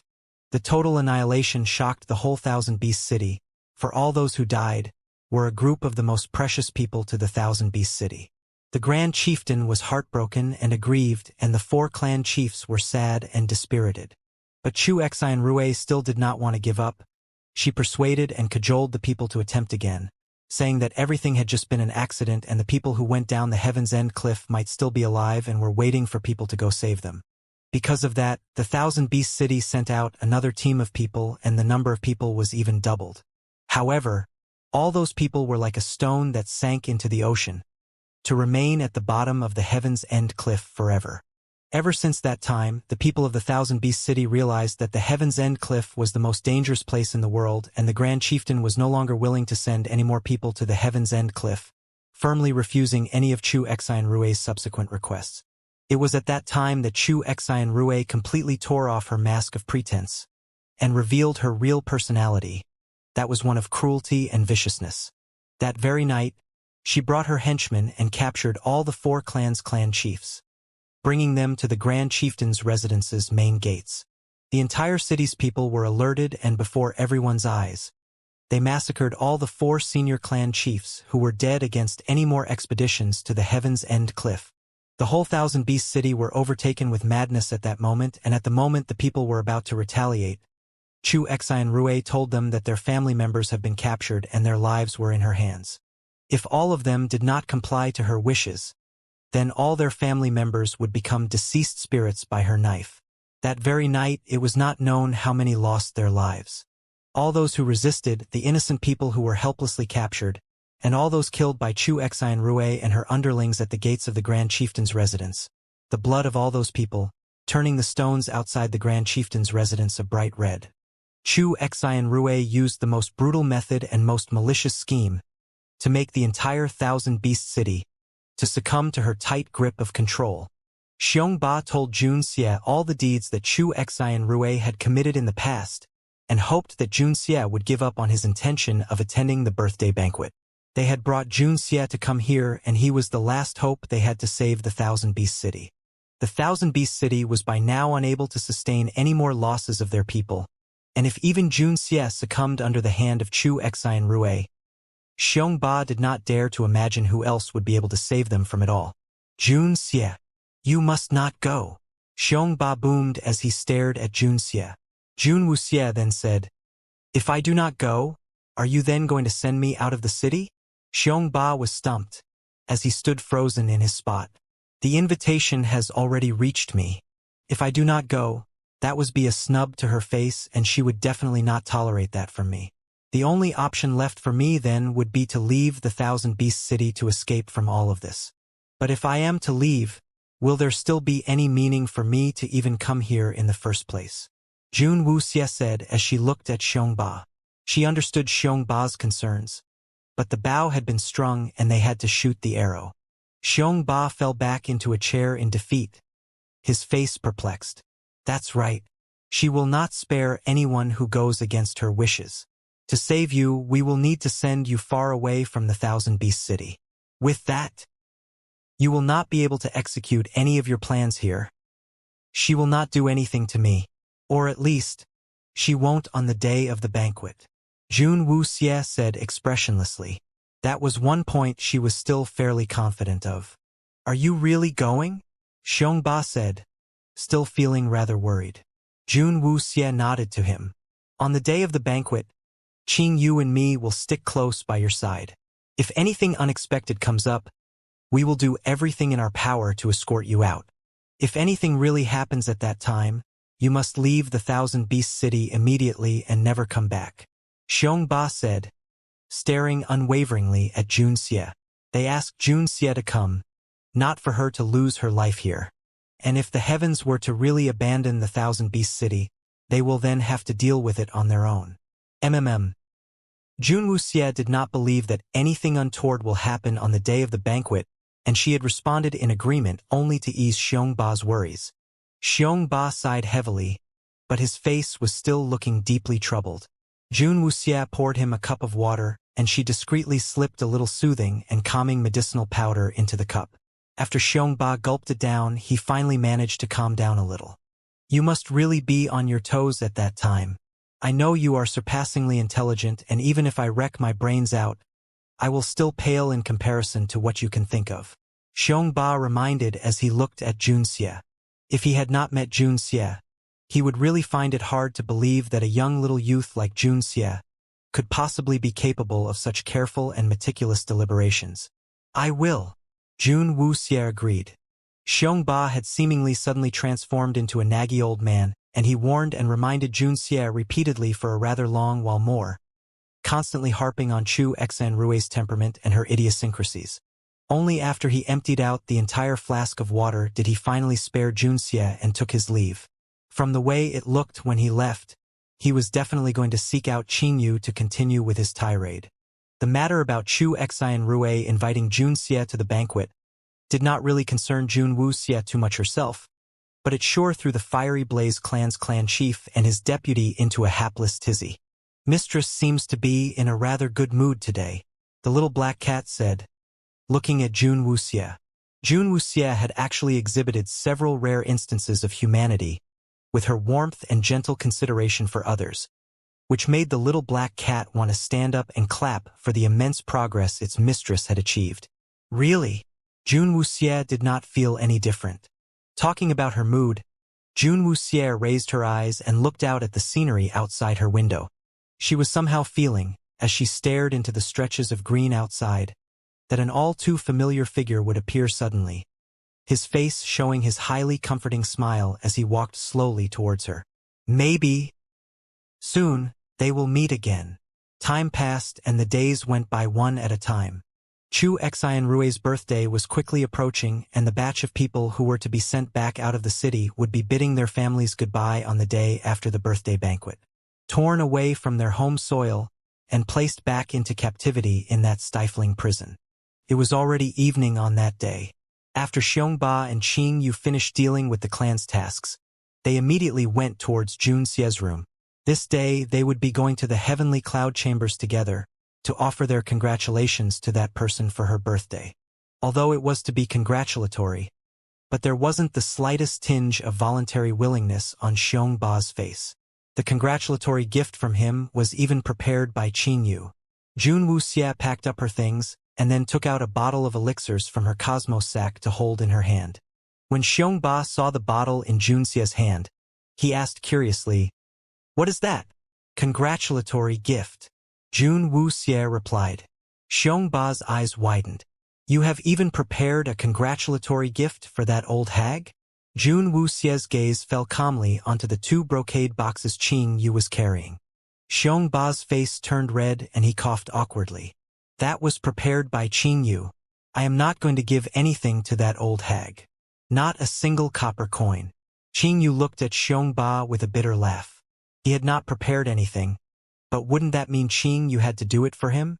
"Young Master Jun, please do not mind him. Our clan chief has always been like this. Making him attend the banquet is no different from pushing him up onto the executioner's block. For that person's birthday banquet every year, I have always had to prepare 2 congratulatory gifts. As young Master Jun is not from our Thousand Beast City, it will be all right even if you do not bring any gift. This will have to do then." Jun Wuxie did not really care for 1 bottle of elixirs. In her free time in the Thousand Beast City, she had spent it either receiving news from Yisha to understand the situation around her, or used it to cultivate elixirs. Just this 1 bottle of elixirs was not that hard for her to part with. Seeing that Jun Xie was insistent, Qing Yu did not say anything more. But Xiongba's face was however still extremely grumpy, just like Qing Yu had said, like he was being sent to the executioners. The 3 of them left the Fiery Blaze clan hall and made their way towards the heavenly cloud chambers. Although it was already evening, the inside of the Thousand Beast City was brightly illuminated by lanterns, and outside every single house, lanterns were hung up, a flush of red lining the streets, which threw a bright red shade of blood over the entire city against the approaching darkness. On her birthday every year, within the entire Thousand Beast City, every house has to hang up red lanterns to make it appear as if the entire city's people were celebrating the occasion. Qing Yu explained to Jun Xie as they walked through the street filled with red lanterns. "It's all just pure tyranny. If she were to die, every single person within the Thousand Beast City would then voluntarily hang up red lanterns everywhere." In jubilant celebration, Xiongba grumbled with disdain. Qing Yu stared at his own clan's chief and said in a low voice, No matter how displeased Chief Xiong might be, it is fine if you grumble about it within the clan hall. But if anyone out here were to hear it, nothing good will come out of it. Xiong Ba's mouth twitched. Although he was filled with resentment, he did not say anything more. Jun Wuxia looked at all the red lanterns and only found them too dazzling to the eye. She did not bring Lord Meme and the sacrificial blood rabbit with her, but had locked them up separately in 2 rooms within the yard. As the little black cat would be coming with her, she had done that to prevent the 2 dumb beasts from tearing down the entire place while she was gone. The 3 people's steps were unhurried, but they still reached the heavenly cloud chambers very quickly. The 7 stories high heavenly cloud chambers was heavily adorned with banners and lanterns, but the main doors remained tightly shut. Outside those doors was a group of people already gathered and standing together in wait, who had come to offer their birthday congratulations. Among those people were the clan chiefs and their respective deputies from the 2 other clans that Jun Wuxia had not seen before. They saw Xiong Ba walking over and they nodded their heads at him as a form of greeting. Lin Ke and Lin Feng were there too, and besides that father and son pair, Shang Guanyen had also followed them here. But the expressions on the faces of those 3 men did not look the least bit friendly. Since Jun Xie appeared there, Lin Feng's eyes had been staring viciously, and they had not moved away from Jun Xie once. Jun Wuxia was not bothered in the least by Lin Feng's watchful eyes, and it could even be said that Jun Xie did not even pay any heed to whether Lin Feng was even there. We will still need to wait a little while. Nothing we can do but to wait, Qing Yu said, staring at the tightly shut doors of the heavenly cloud chambers, like he was already used to such situations. Xiong Ba then whispered to Jun Xie in a low voice, "That old hag does this every time. Everyone must have all arrived first and waited for a while outside these doors before they will be opened up for us to enter." Jun Wuxia nodded slightly. As everyone continued to wait, Chu Wenhao and Chu Lingyu walked in, coming to the front of everyone there, and everyone immediately knelt down and greeted, "Grand Chieftain! Young Grand Chief! All rise please. Everyone arrived here early today, making me the last one." Chu Wenhao's face was filled with a gentle smile, and his features looked rather similar to Chu Lingyu's, just with a more steely resolve. Chu Wenhao was just barely 40 years of age, but the hair on both sides of his temple were already streaked with white. Although the smile on his face was gentle, it did not remove the wrinkles of worry at the corners of his eyes.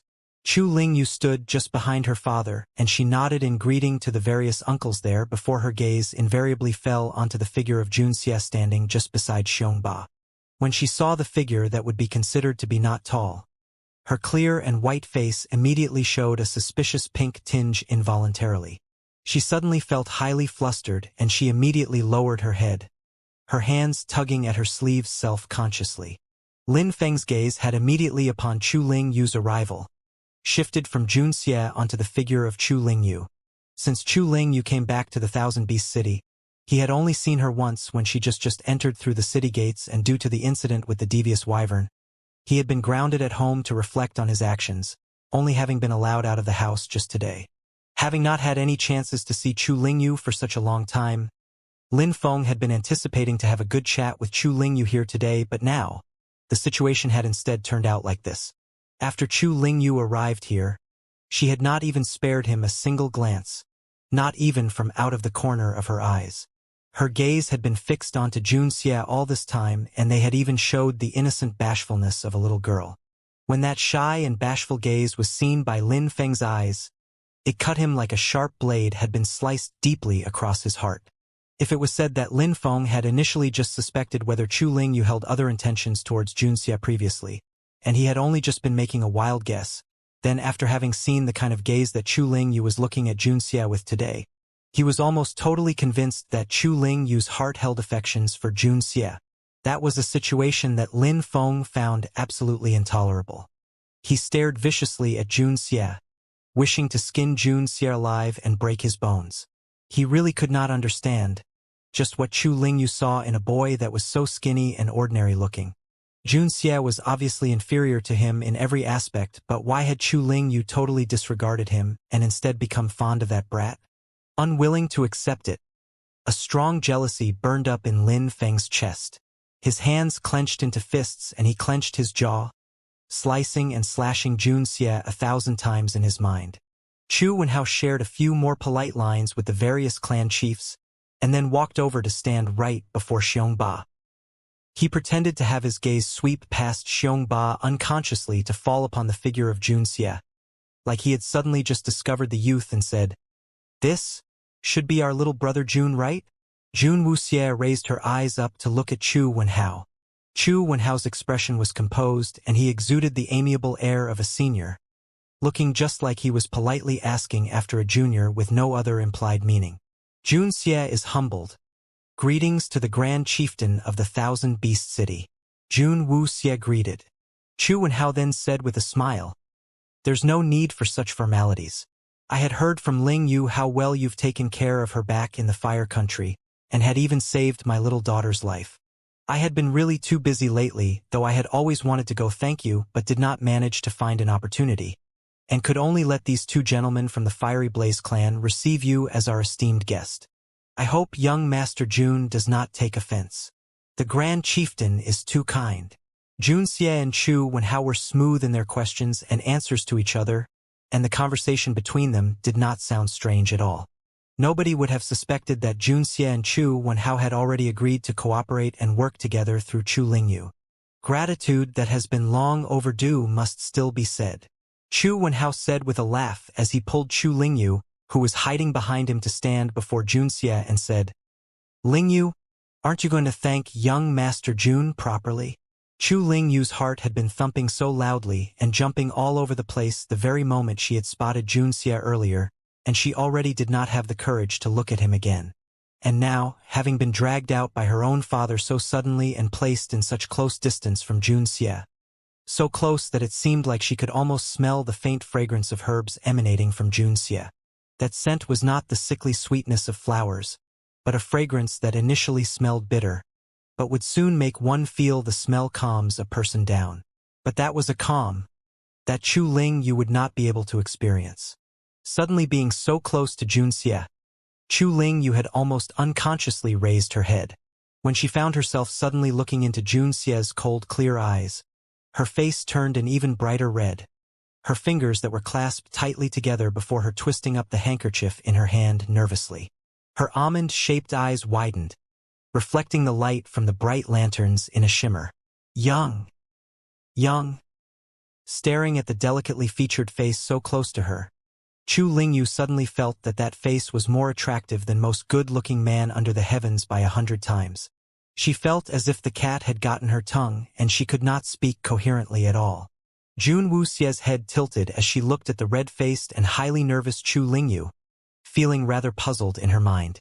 Ever since Chu Lingyu had left from her room that day, she thought that Chu Lingyu had been acting rather strange. And now that she was seeing her again after a few days, Chu Lingyu's condition seemed to have worsened. Being stared at by Jun Xie like this, Chu Lingyu was so nervous she was about to cry. She quickly lowered her head into her shoulders and closed her eyes, hurriedly bowing at the waist to express her gratitude towards Jun Xie. "Thank." A loud thud sounded. Chu Lingyu's highly flustered bow with her eyes squeezed shut had sent her head crashing straight onto Jun Wuxie's shoulder, and a dull thud was heard.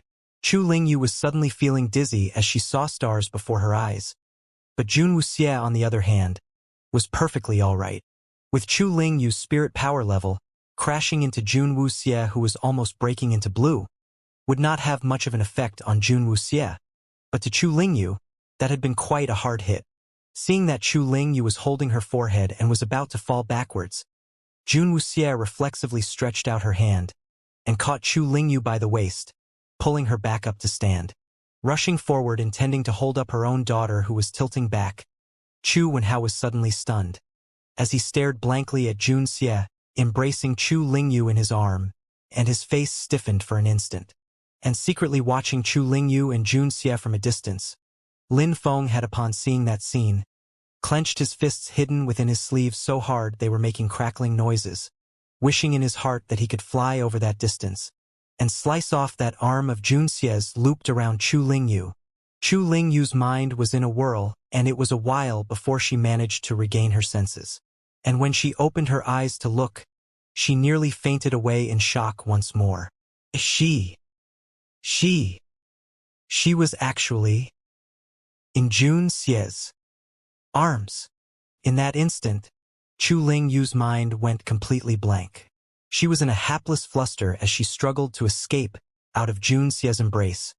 Her face flushed a bright red, her expression almost tearing up, so embarrassed she almost sobbed on the spot.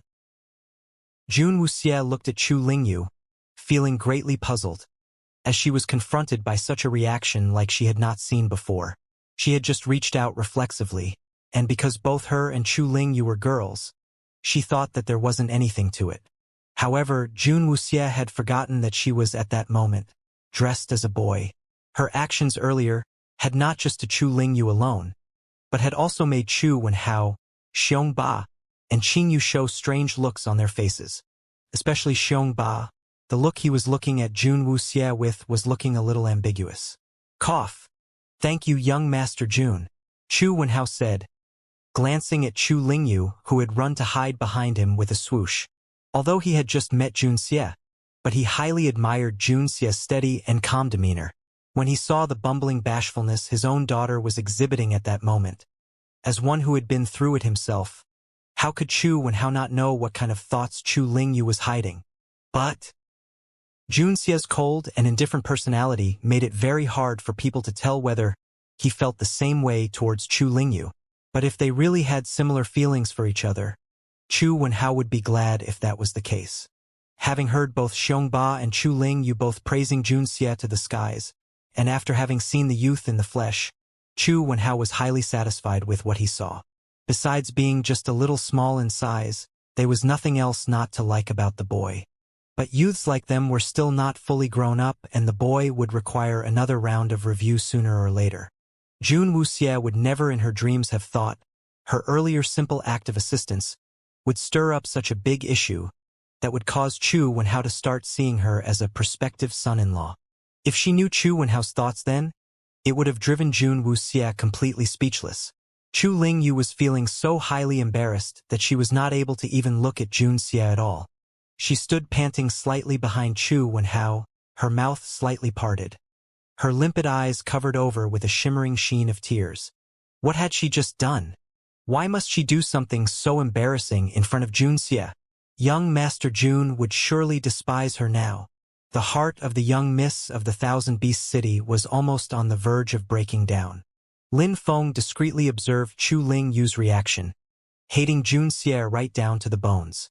His eyes were red and bloodshot with suppressed rage, holding it down with every single ounce of his willpower that was stopping him from charging straight at the youth. Just at that moment, the doors of the heavenly cloud chambers opened slowly. A good-looking young man dressed in red clothes stood inside with his chin slightly lifted as his gaze swept over the crowd of people waiting outside. The great aunt has ordered that all of you can go in now. Immediately after saying that, he turned and went inside the heavenly cloud chambers without saying another word, like he was oblivious to the identities of all the men standing outside. In regards to the favored man's arrogance and impudence, the group of men reacted like they were already used to such treatment, and none of them said a word about it. Chu Wenhao nudged Chu Lingyu, and Chu Lingyu went red-faced, taking one step towards the doors of the heavenly cloud chambers. She lowered her head as she slowly came before the doors and knelt down.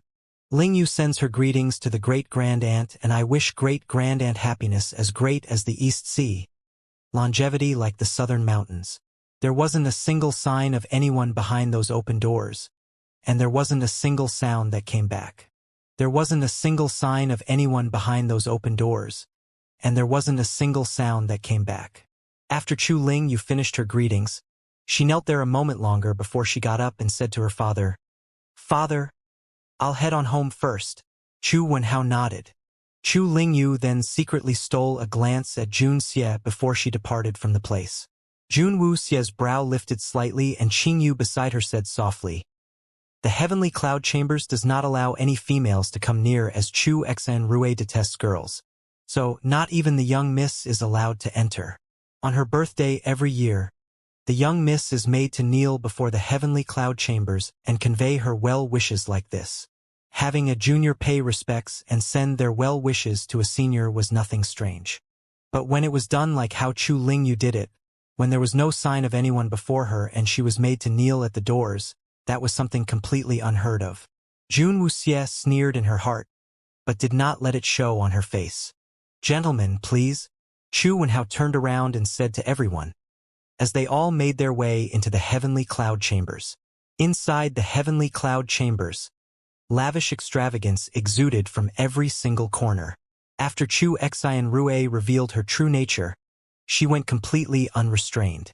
She asked Chu Wenhao to move all the treasures in the Thousand Beast City into the heavenly cloud chambers, and even the account books of the Thousand Beast City were to be scrutinized by her every month. Every single precious item the people of the city received need to be declared and checked by her, and if it suited her, it would be confiscated and the people would not be compensated with a single copper.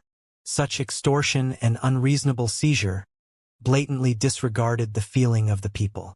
The citizens of the Thousand Beast City moaned and complained, but before Chu Xian Rue's tyrannical powers, the people had no choice but to swallow back their grouses. Ever since she had been reborn, this was the most vile person Jun Wuxie had met, blatantly abusing the people, and not bothering to hide her actions in the slightest. Such arrogance and impunity relied only on the fact that Chu Xian Rue had attained her purple spirit many years ago, and that she had gone to the middle realm. In Chu Xian Rue's eyes, people in the lower realm were no longer fit to be called humans at all. All the people from the middle realm's 12 palaces whom she had encountered and seen before gave Jun Wuxie this same feeling. In the eyes of those people from the middle realm, the lives of people in the lower realm were as worthless as insects, where they could kill as they wanted, beat up as they wished, never once seeing the people here as human at all. Although the middle realm was powerful, but that was not what made them behave so imperiously and act completely without any scruples. Jun Wuxie lowered her gaze, where she took her eyes off the interior of the heavenly cloud chambers. The little black cat was snuggled inside Jun Wuxie's arms, the tip of its nose quivering slightly. Its eyes suddenly flashed with a strange glint. When everyone came to the top floor of the heavenly cloud chambers, they saw the entire room adorned with blood-red sheer silk. The white fox skin rugs that covered the floor entirely were scattered with rose petals, and an alluring fragrance permeated the surrounding air. A group of good-looking young men dressed in light and thin clothes were seated on one side playing music, while another group of men with their clothes not covering their bodies completely were kneeling around the long lounge chair. Upon the long lounge, Chu Xian Rue was dressed in a bright red dress, her long, elegant, shapely legs faintly discernible under the dress. One foot held in the hands of an effeminate-looking man, kissing it gently. Chu Xian Rue's head was rested on one hand as she leaned back upon the lounge chair. When she saw the group of men walking in, she did not get up in the slightest. Her legs exposed to the sight of the men merely shifted slightly, further revealing more flesh, without showing the slightest sense of shame. However, all the men in the group did not dare cast another glance her way, but fell down to their knees to offer their greetings. Only Jun Wuxie alone stood upright among them. "Our respects to the great aunt." Under the chorus of greetings from the group of men, Jun Wuxie stood unmoving from her spot, and Chu Xian Rue's gaze fell upon the youth. The devilish-looking pair of eyes swept over the figure of Jun Xie standing conspicuously in front, and Chu Xian Rue's eyes narrowed slightly, her lips curling up into a faint smile. She had sent people to investigate into Jun Xie's background prior to this and had seen a portrait of the youth. She had thought that the figure in the portrait could at most be seen as delicately attractive-looking, and Chu Xian Rue had been rather disappointed. But when she saw Jun Xie in the flesh now, she was suddenly pleasantly surprised. The face that still did not yet show full maturity was though not exactly outstanding, but upon that not too exceptional-looking face, it was graced with a pair of eyes that captured your soul, like the icy waters of winter lakes, chilling and deep. Having been used to seeing good-looking young men around her, Chu Xian Rue was in that instant immediately attracted by Jun Xie's eyes.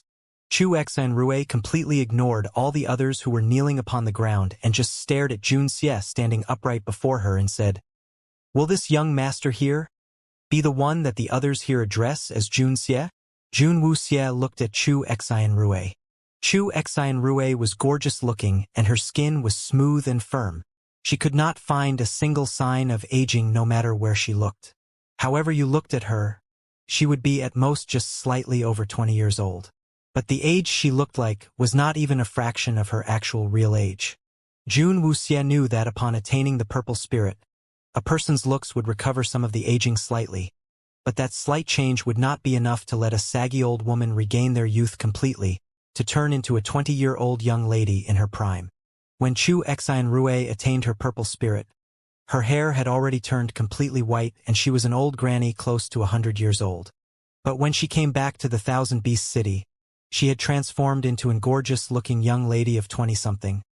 Her looks no different from how she looked when she was younger. But that drastic change had instead seemed very strange. Jun Wuxie narrowed her eyes slightly, and said in an unaffected tone, "The humble Jun Xie wishes Miss Chu good health. To make Jun Wuxie address Chu Xianrui as a great aunt, you might as well kill her then." Jun Xie's address of Miss Chu almost caused Chu Wenhao and the rest kneeling upon the ground to suffer a heart attack. In the entire Thousand Beast City, no one had dared address Chu Xianrui in that manner.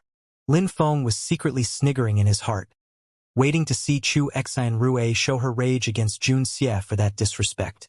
However, Chu Xianrui had, after a brief pause of surprise, suddenly laughed out loud.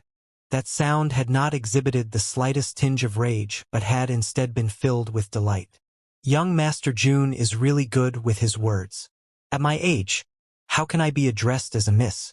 The term, miss, has not been heard by me for over 100 years.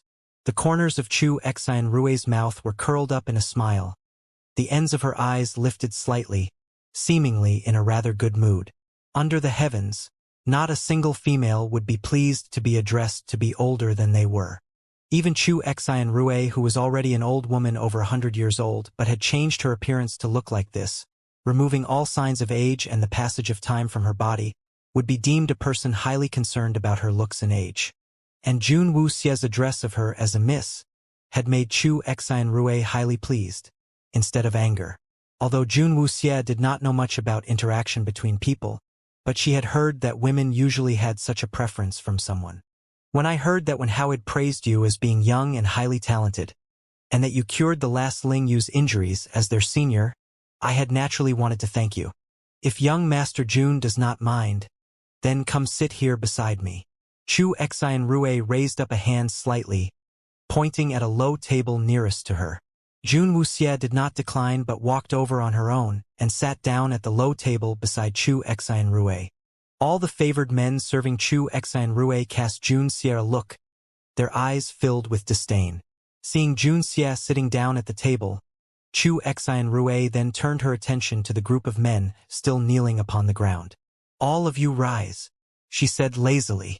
Chu Wenhao and the rest of them finally got up and found themselves places to sit down at.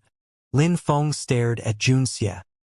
He had thought that Chu Xianrui would throw a fit at the youth impudence and had not expected for Jun Xie to be treated so cordially, to even be granted a seat right beside Chu Xianrui. It must be known that that seat had never been occupied by Chu Wenhao, but was always taken by Lin Ke, his father. The treatment that Jun Xie had been showered with was equivalent to Jun Xie having usurped his father's position. Lin Feng still could not understand after thinking it through, not understanding why Chu Xianrui had suddenly become so forgiving. His father had told him that he was coming here to see Chu Xianrui to pin all the blame for the incident with the devious wyvern upon Jun Xie's head. But when Lin Ke returned home, he had only continued to ground him and asked him to reflect on his own actions, refusing to mention another word about it. Lin Feng had assumed that Chu Xianrui had dealt with Jun Xie at that time, but when he saw Jun Xie appear at the banquet today, he realized he had been mistaken. The fact that Chu Xianrui had not pursued the matter for the loss with him, he could still attribute it to his father's favored position with Chu Xianrui, which had persuaded Chu Xianrui to spare him in leniency. But who does Jun Xie think he is? On what basis should the tyrannical Chu Xianrui let that nobody off that easily? To the extent that she was even being so cordial to Jun Xie today?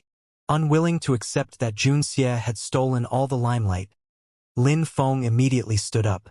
He lifted his wineglass and said to Chu Xianrui, "Greetings to the great aunt. Lin Feng would like to convey well wishes to the great aunt on her birthday, wishing great aunt fortune, longevity, and good health every single year. Chu Xian Rui's attention was fixed on Jun Xie, and with the sudden toast from Lin Feng, she snapped back to her senses. Lin Feng possessed rather outstanding looks, and Chu Xian Rui always had a weakness towards good-looking men, which made her a little more accommodating towards Lin Feng. Little Feng grew a little taller this year, and you are looking more and more outstanding. That little mouth of yours seems as if it had been smeared with honey, Chu Xian Rui said with a smile. Lin Feng was secretly gladdened in his heart, and he downed the glass of wine in one gulp. Chu Xian Rui drank a cup as well, but upon putting her wine cup down, her gaze went back to looking at Jun Xie. I heard that young Master Jun has a spirit beast, and it is a guardian-grade spirit beast that is rare to see even in 100 years. That is really impressive. So why did our little young Master Jun not bring it here today? Jun Wuxie replied, That beast is too rowdy. Chu Xian Rui laughed. It might be a little too rowdy indeed. I previously heard that little young Master Jun had brought that spirit beast to the spirit beast arena and created quite a stir. But guardian-grade spirit beasts are all proud, magnificent beasts impossible to harness, and the fact that little young Master Jun is able to tame it is an extraordinary feat by itself. All below the guardian grade are useless, and it's such a pity for that devious wyvern of mine.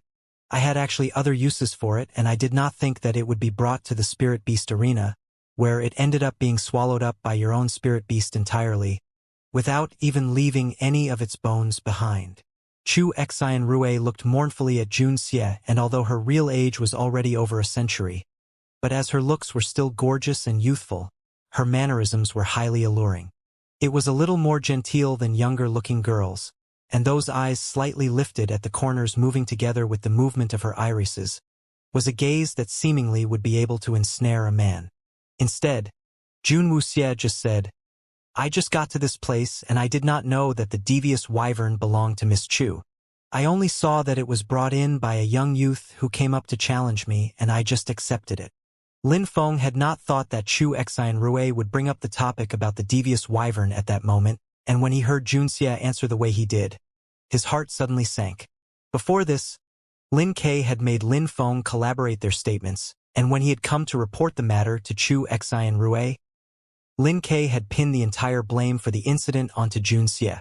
They had thought that Chu Xian Rui would not pursue the matter any further after that, and they had gotten away scot-free.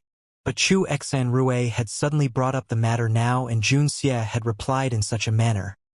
Lin Feng was immediately feeling highly worried.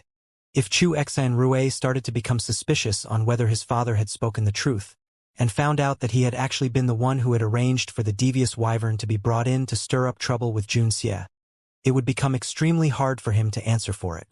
When Chu Xian Rui heard what Jun Xie said, her eyes narrowed up and her gaze swept over to Lin Feng, who had his head lowered and his entire body completely tensed up. She did not say anything to him but turned back to Jun Xie and said smilingly, It must have all been an understanding, although the devious wyvern was highly precious to me, but since it is now gone, then it's gone, and young Master Jun does not have to feel guilty about it. But I am wondering, after your spirit beast swallowed up the devious wyvern, did it show any strange reactions? The devious wyvern is no ordinary spirit beast, and its unique abilities is not known by the average person. Jun Wuxie's expression changed a little. Chu Xian Rui's words did not feel like she was trying to find fault with her, but was instead expressing goodwill.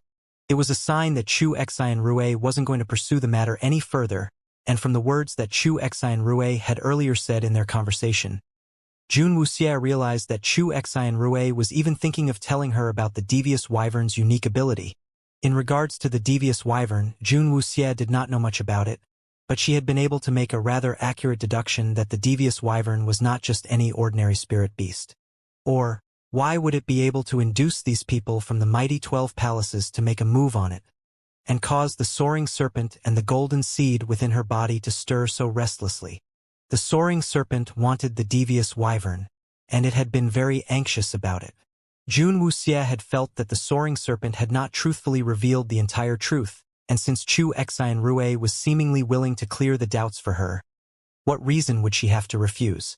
My spirit beast had not shown any unusual reactions recently, but if Miss Chu is willing to instruct me a little, the humble Jun Xie would listen most attentively. Having sensed that Chu Xian Rue was showing goodwill towards her, and although Jun Wuxie did not know the reason behind it, she at least knew this. If someone was so eager to offer assistance, why shouldn't she accept? Chu Xian Rue saw that Jun Xie was hooked, and she continued on to say with a smile, "The devious wyvern molts its scales a total of 3 times in its life. In the beginning, the devious wyvern is merely just a high-grade spirit beast.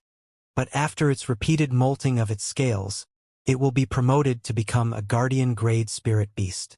Throughout the world, an ability like this is unique only to this spirit beast. Does little young Master Jun know from where did the devious wyvern gets this special ability from?" Jun Wuxie shook her head.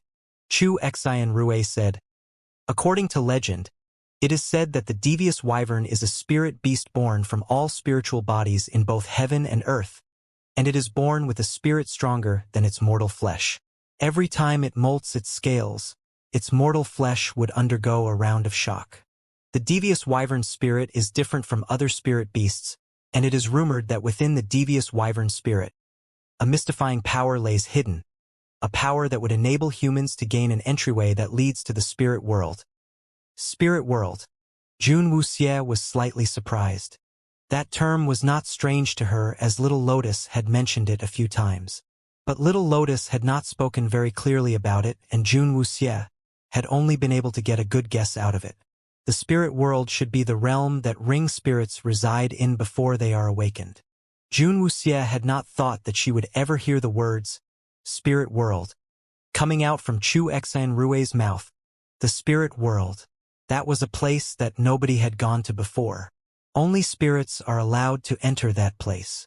Chu Xian Rue was smiling faintly, her fingertips lightly brushing over her chest, her demeanor looking highly alluring. Someone had once said, if a person was able to devour a devious wyvern spirit, then that person would be able to break through those barriers and possess more ring spirits. Chu Xian Rue said, her eyes slightly narrowed up. The devious wyvern only existed in the lower realm, and she herself had only gotten to know about it when she heard it mentioned by an elder in the Soul Return Palace, which had made her ask Lin Ke to seek out the devious wyvern here in the lower realm. Powerful ring spirits would at any time, regardless of the time and place, to absolutely anyone, be an irresistible temptation. The Lord of the Soul Return Palace had once tried to seek for the devious wyvern in the lower realm, but had not managed to find it. Chu Xian Rue had actually intended to gift the devious wyvern that Lin Ke had found to the palace lord and win for herself even bigger rewards. Unexpectedly, the devious wyvern had been swallowed up by a guardian-grade spirit beast. Fortunately, the devious wyvern was something that Chu Xian Rue had only wanted to do as a secondary task at her convenience, and the first and foremost task she sought to achieve was actually to locate the Dark Emperor's tomb. If she did not know that Jun Xie was the Fire Country's ruling emperor, she would have immediately torn the youth into pieces right at the beginning. Jun Wuxie was greatly shocked in her heart, but her face was still completely calm. Devouring the devious wyvern spirit would gain one an entryway into the spirit world, and win them more ring spirits. That piece of information startled Jun Wuxie with a rather big shock, and she immediately understood why the soaring serpent had been so anxious to get the devious wyvern. The soaring serpent must have known about the secret of the devious wyvern, and it had wanted the devious wyvern, not to heal its own spirit, but to actually find a way to get out of Jun Wuxie's body. If she had not heard Chu Xian Rue's words here today, Jun Wuxie would not have been able to be certain of the soaring serpent's motives. But it was now all clear to her. It was truly a sly and cunning beast. Jun Wuxie laughed coldly in her heart. But what a pity! The devious wyvern was swallowed up by your spirit beast. If it had been devoured by you, maybe little young Master Jun might really be able to get another ring spirit in the future. Chu Xian Rue said smilingly. Although that was what she was saying through her mouth, that was completely not what she was thinking in her heart.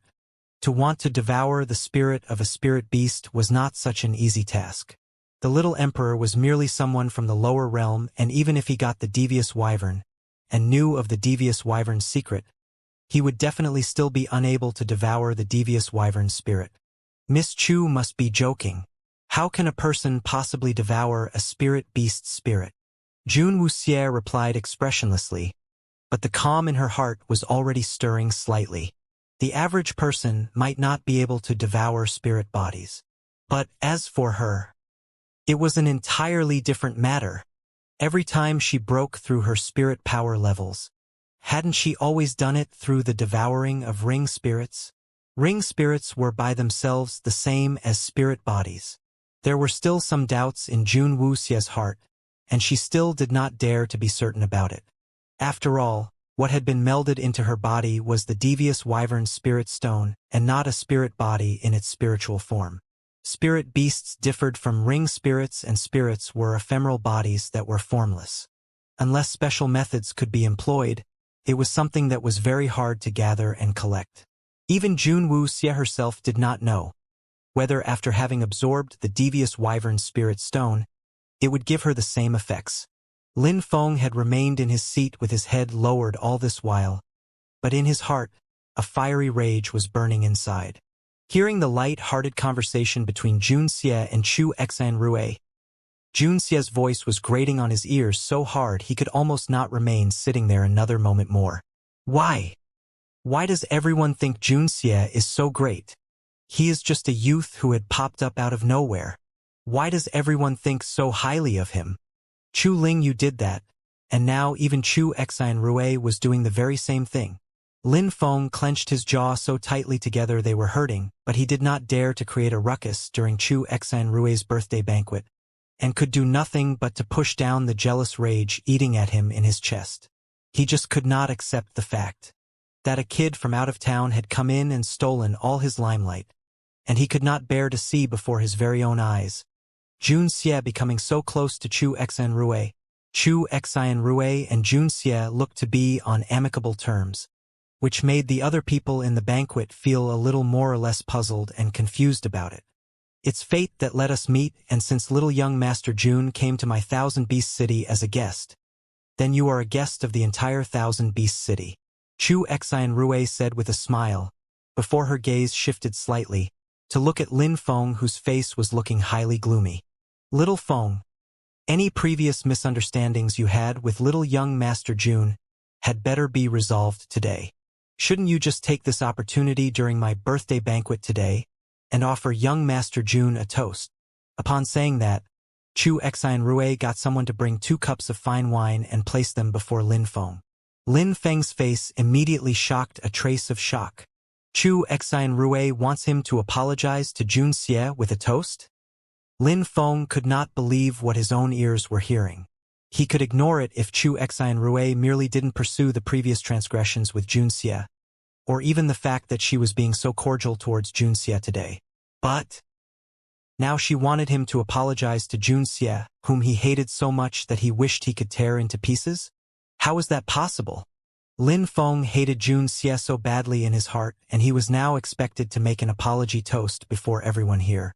Humiliated to such an extent, how was Lin Feng supposed to tolerate that? Seeing that Lin Feng was showing such a dark face, his fists so tightly clenched up, a trace of displeasure came onto Chu Xianrui's face. Lin Ke noticed the look of discontent on Chu Xianrui's face, and he was suddenly startled as he quickly pulled his son's sleeve discreetly, which told him to follow what Chu Xianrui told him to do. Lin Feng gritted his teeth tightly, and he glared balefully at the 2 cups of wine before him, his eyes showing his strong reluctance. A moment later, all traces of dark gloominess suddenly disappeared from Lin Feng's face, and looking like he had completely forgotten all his prejudices against Jun Xie. He suddenly smiled and got up, carrying the 2 cups of wine as he strode with wide steps over to Jun Xie. The sudden change that had come over Lin Feng surprised everybody, and Chu Xianrui looked rather pleased. With everyone watching him, Lin Feng held the 2 cups of wine in his hands, a strange smile on his face. At the very instant he turned, with the fingertip on one of his hands, he wiped it around the rim of one of the wine cups lightly unnoticed. Young Master Jun, all the things I did before were due to my immature youth and brashness. If I have caused any offense, I hope that young Master Jun does not mind it. Lin Feng said with a highly insincere smile, as he pushed one of the cup of wine before Jun Xie. Jun Wuxie lifted an eyebrow and looked at Lin Feng, whose demeanor had suddenly changed completely, her cold gaze eyeing the cup of wine that Lin Feng had pushed over to her. Just as everyone was thinking that Jun Xie was still unwilling to forgive Lin Feng, Jun Xie suddenly stood up and took the wine cup from his hand. Since it's all just a misunderstanding, then it's all right now. Upon saying that, Jun Wuxie lifted the offered cup of wine and emptied the cup with her head thrown back. Lin Feng watched Jun Xie at the instant that he downed the wine from the cup, and his eyes shone with undisguised malice, before he drank the cup in his own hand. In regards to what happened before, I have been partially at fault as well. Since young clan Chief Lin is so big-hearted about it, I cannot be so reserved. Lin Feng had fully intended to go back to his seat, but Jun Xie had already waved at the servants holding the wine flasks at the side. The servants brought the wine flask over and Jun Wuxie nonchalantly picked up the wine flask to fill up her own cup, before lifting her chin slightly, to similarly fill up the cup in Lin Feng's hand. Lin Feng looked at Jun Xie with his brows creased together. Did the youth discover it? But thinking back about it, he had done it so secretly it was impossible that Jun Xie would suspect anything before he erased the doubts from his mind. A cup of wine finished. All in the past is past. Jun Wuxie lifted her hand, and led by pouring the wine down her throat first. Lin Feng laughed coldly to himself inside, but on his face, he was smiling as he gulped the wine down. Chu Xian Rui looked at Jun Xie. Seeing that Jun Xie was being so receptive, she was rather pleased. Although Jun Xie's looks was not really comparable to the men serving her in the heavenly cloud chambers, but just that pair of eyes, and the fire country behind him, really suited him to Chu Xian Rui's tastes. Come, drink up, Chu Xian Rui said, highly satisfied. Lin Feng retreated quietly back to his seat with a highly suspicious smile hanging upon his face. His gaze fell quietly upon Jun Xie, somewhat anxious and seemingly tinged with anticipation. The entire banquet had turned into one where the rest of the people had blended into the background, when all of Chu Xian Rui's words were directed only towards Jun Xie alone.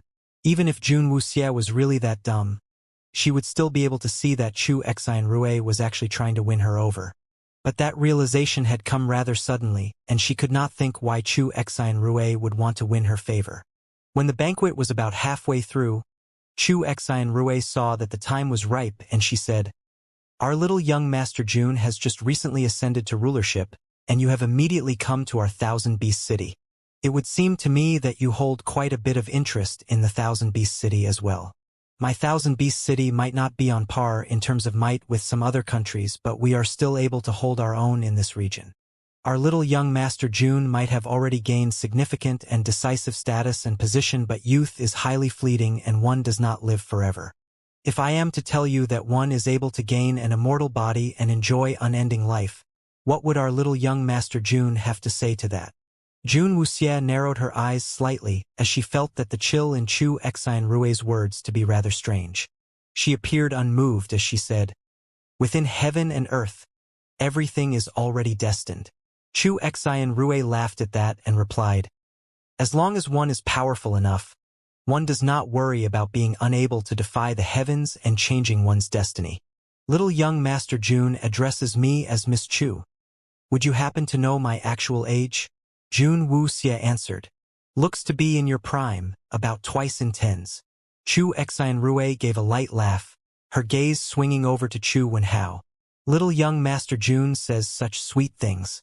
Do you realize that even the Grand Chieftain of the Thousand Beast City needs to address me as Great Aunt when he sees me?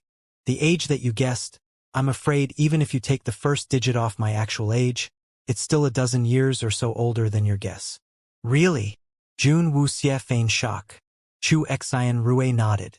"Over a century old, but still able to maintain the looks of one being in her 20s. Isn't little young Master Jun moved by all this?"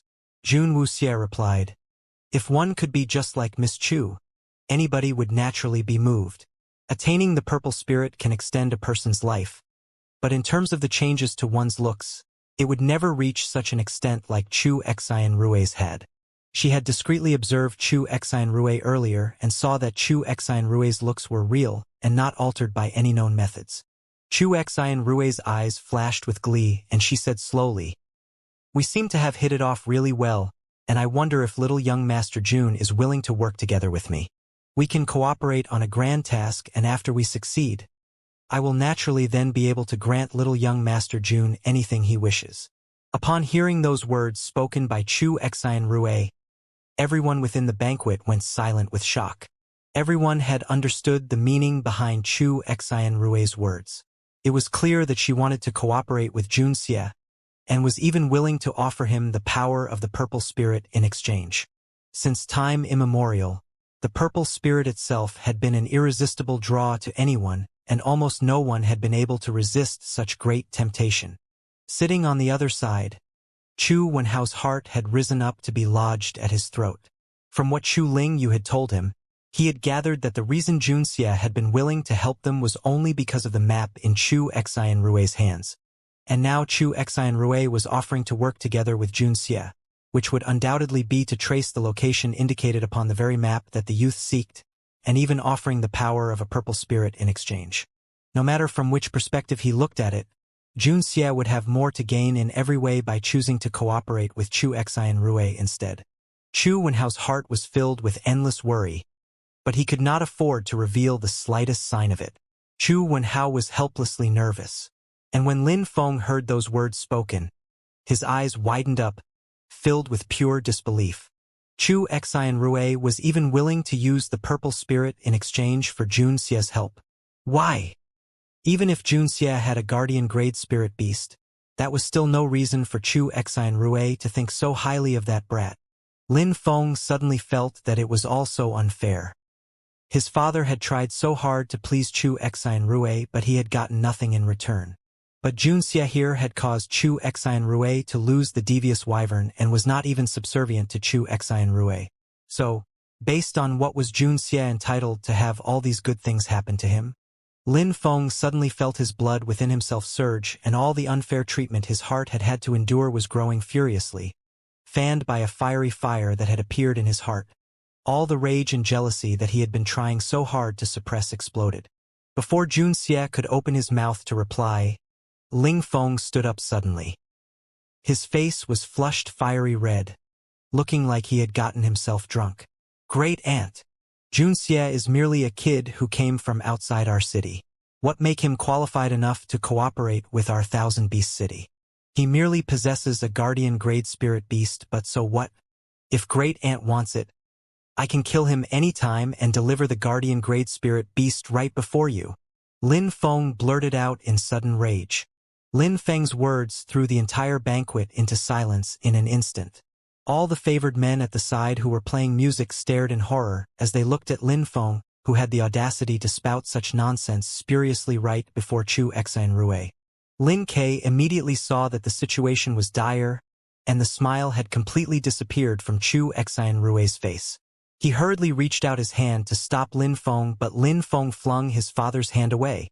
Jun Wuxie's body leaned back slightly as she toyed with the wine glass in her hand, and her eyes glinted with an icy chill as she stared at Lin Feng explode. Lin Feng seemed to have lost all control of his rage as he pointed at Junxie and said to Chu Xianrui, "Great Aunt, what's so good about this person? He is just milking the one fact that he possesses a guardian-grade spirit beast. If Great Aunt wishes to have that spirit beast, I can help you get it. Once Junxie dies, everything will no longer be a problem. Besides the fact that he has that spirit beast, does he have any other desirable traits?" "You shut that mouth." Seeing that rage was already showing on Chu Xianrui's face, Lin Ke's heart was shivering with fright. He shot up to stand with a swoosh and slapped his own son across the face, hitting Lin Feng, who was jabbering incessantly, right onto the ground. "May Great Aunt forgive him. My useless son has had too much to drink, and he blurted out that nonsense unintentionally. I beg that Great Aunt would not take it to heart, and forgive him on account that he is just a child." Lin Ke quickly pleaded for mercy fearfully. The darkened expression on Chu Xianrui's face did not improve in the slightest.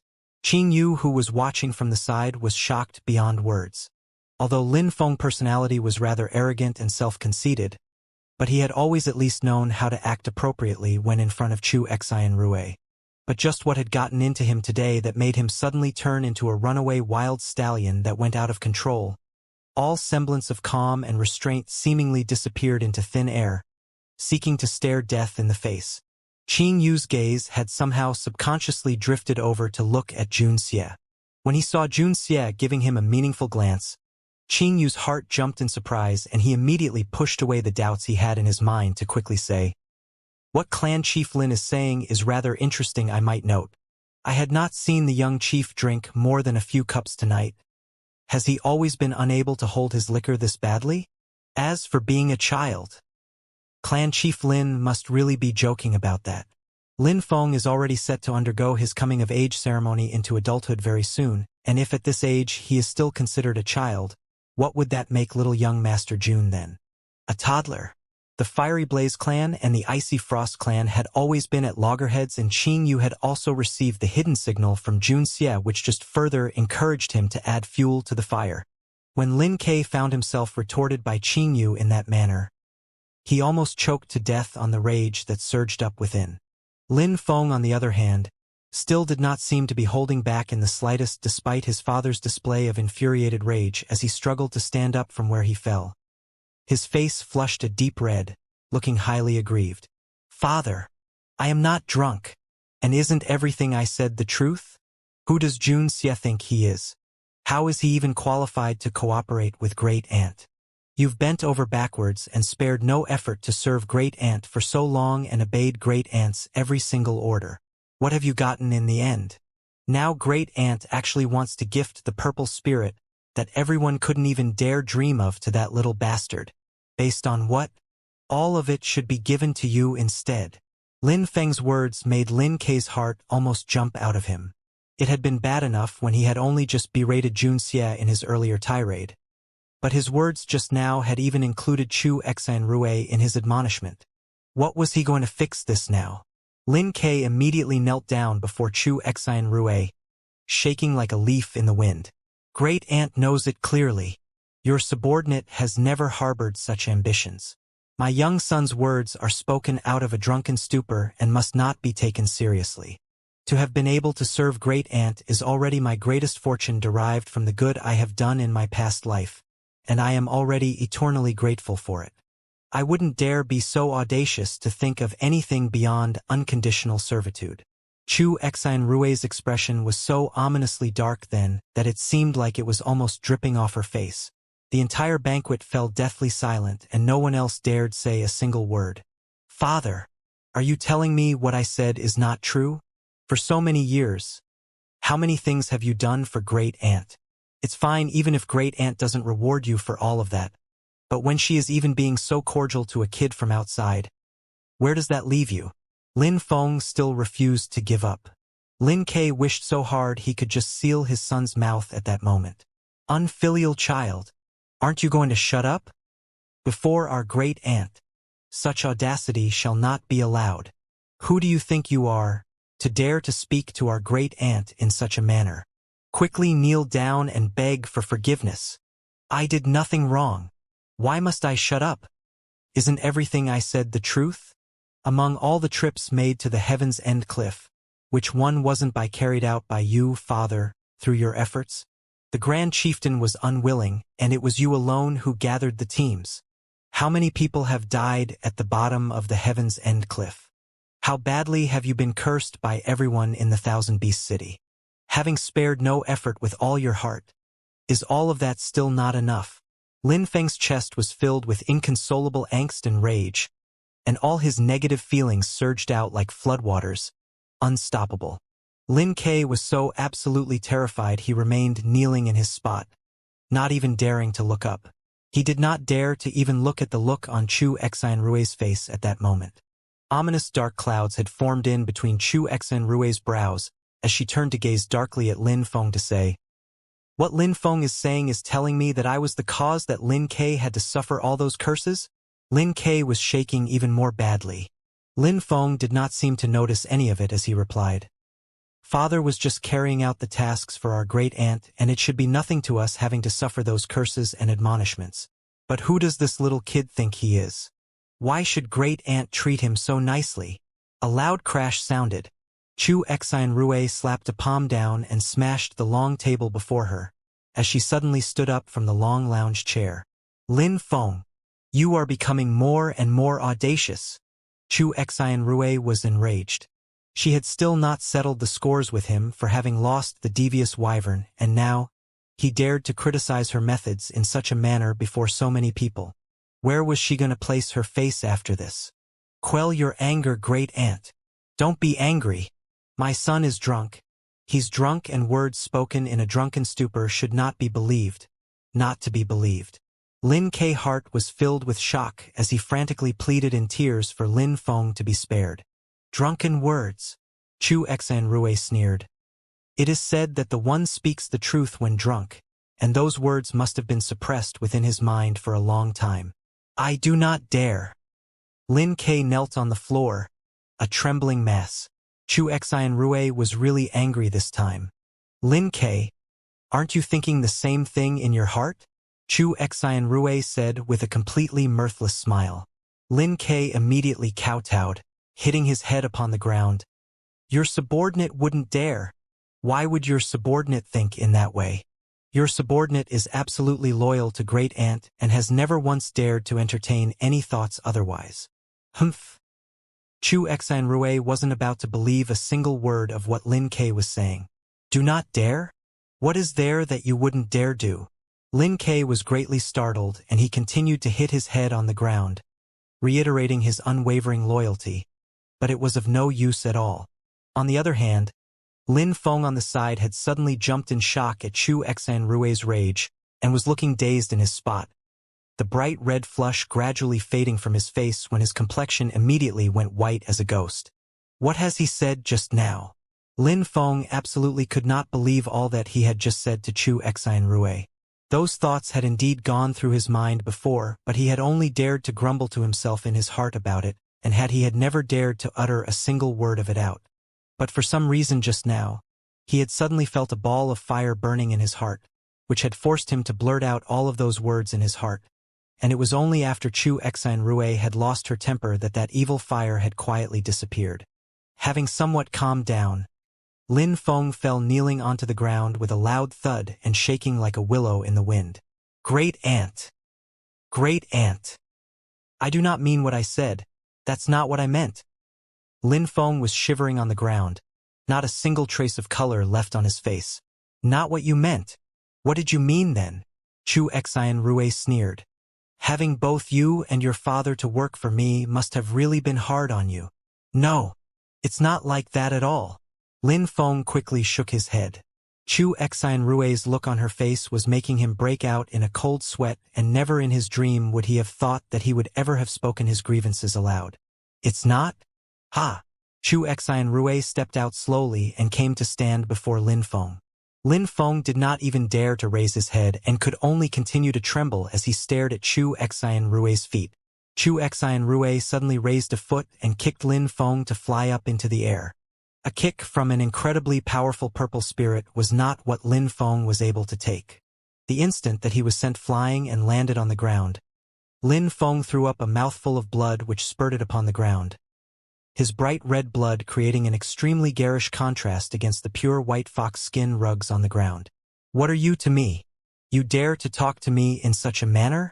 So what if your father is one of the clan chief of the Thousand Beast City? He's just a dog I keep by my side. When I want him to live, he lives. If I want him dead, he will have to die.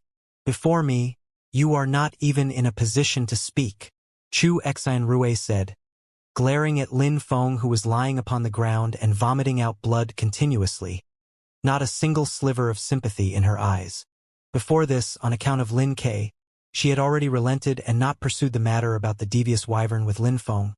But Lin Feng had even climbed up over her head and snubbed her during her birthday banquet. How could she possibly tolerate that? Great aunt, have mercy. Lin Feng.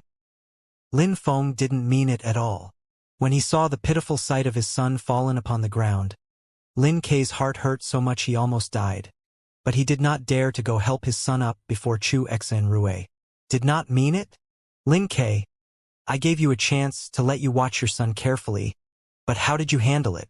Jun Xie is an esteemed guest I invited, and your son dared to smear and slander my guest like this. Does he really think that his position as a mere insignificant young clan chief is comparable in any way to Jun Xie as the emperor of the Fire Country? Chu Exan Rue said with a sneer filled with disdain. The Fire Country's emperor? Fallen upon the ground, Lin Feng stared incredulously at Jun Xie. Jun Wuxie remained calmly seated in her seat, and her face did not show any sign of surprise.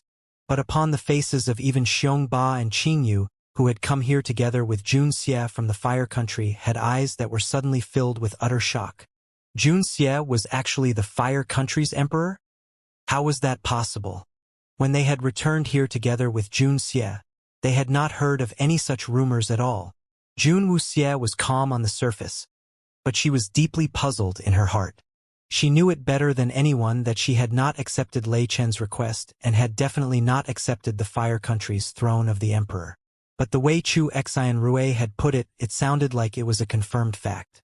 If that was really true, then the reason that Chu Exan Rue was trying so hard to win her favor had just been found. Jun Wuxie did not know how she had become the emperor of the Fire Country, but with that added identity, that had drawn a lot of attention from Chu Exan Rue to her. The prior incident with the devious wyvern must have been because of her newfound identity that had absolved her of guilt, and Chu Exan Rue's repeated displays of goodwill today was not just to win her over, but was targeted at the Fire Country behind her. Jun Wuxie found all of this highly laughable. But with the way matters stood, it was a good thing that Chu Exan Rue had misunderstood, and Jun Wuxie could not be bothered to explain it to her. Lin Feng's entire body had been in unbearable pain, but when his ears heard those words, all that pain seemed to be forgotten at that moment as he stared blankly at his father, and everything dawned upon him then. Why Chu Exan Rue had not pursued the matter about losing the devious wyvern, and why Lin Ke had not mentioned a single word about Jun Xie after he returned from the heavenly cloud chambers. Lin Feng realized that his father must have found out about Jun Xie's identity and did not dare make any more moves against the youth. But as Lin Feng had been grounded all this time in reflection, Lin Ke had not had the chance to tell him about Jun Xie's real identity. And as if by impossible cosmic chance, that chain of events had led to things suddenly falling into the current irreparable state. Who could have thought that the emperor of the mightiest country throughout the lands would suddenly become the youth right before his eyes now? Even Chu Wenhao was wide-eyed with shock, as he had not heard a single word of anything like this from Chu Lingyu at all. Incomparable, in no way could they compare. My young son has been foolish, and your subordinate would bring him back and discipline him most strictly, and would never allow any such incidents to happen again. Lin Ke promised, his current state of mind unable to concern himself with Jun Xie, but only to plead for mercy, asking for Chu Exan Rue to spare Lin Feng. However, Chu Exan Rue was never a kind-hearted soul of any kind. Bring back to discipline? This is not the first time I am hearing such words. The fact is that Lin Feng dared to kick up such an unreasonable fuss today, which causing alarm to my esteemed guest. If you think that can really be wiped off that easily, I'm afraid that will not work for me. Chu Exan Rue said, her eyes narrowing up. She clapped her hands together, and a man came up from downstairs immediately. When Lin Ke saw that man, his face immediately turned white with fright. That man had come to the Thousand Beast City together with Chu Exan Rue, and he also held powers of the Purple Spirit. In the Thousand Beast City, this man was always the one who dealt with those people who were disobedient to Chu Exan Rue. Seeing that man appear, Lin Ke immediately almost lost his mind. I beg Great Aunt to spare Lin Feng just this once. He will never ever dare do it again. Lin Ke hurriedly kowtowed, hitting his head hard upon the ground. Even with the fox skins laid upon the ground, he had knocked his head hard enough to open up a bloody wound on his head. But Chu Exan Rue completely ignored Lin Ke. Drag this incorrigible one away from here and teach him a proper lesson. Since Lin Ke is unable to discipline his son properly, then let me do it for him. Before Lin Feng even regained his senses, he was already picked up by that man with a single grab of his hand. Great Aunt! Immediately upon seeing Lin Feng being grabbed, Lin Kei's heart jumped. You have an opinion? Chu Xian Rui smiled coldly at Lin Kei. Lin Kei froze in place. His mouth agape and his shivering continued unabated, as a faint chattering sound could be heard coming out from between his teeth.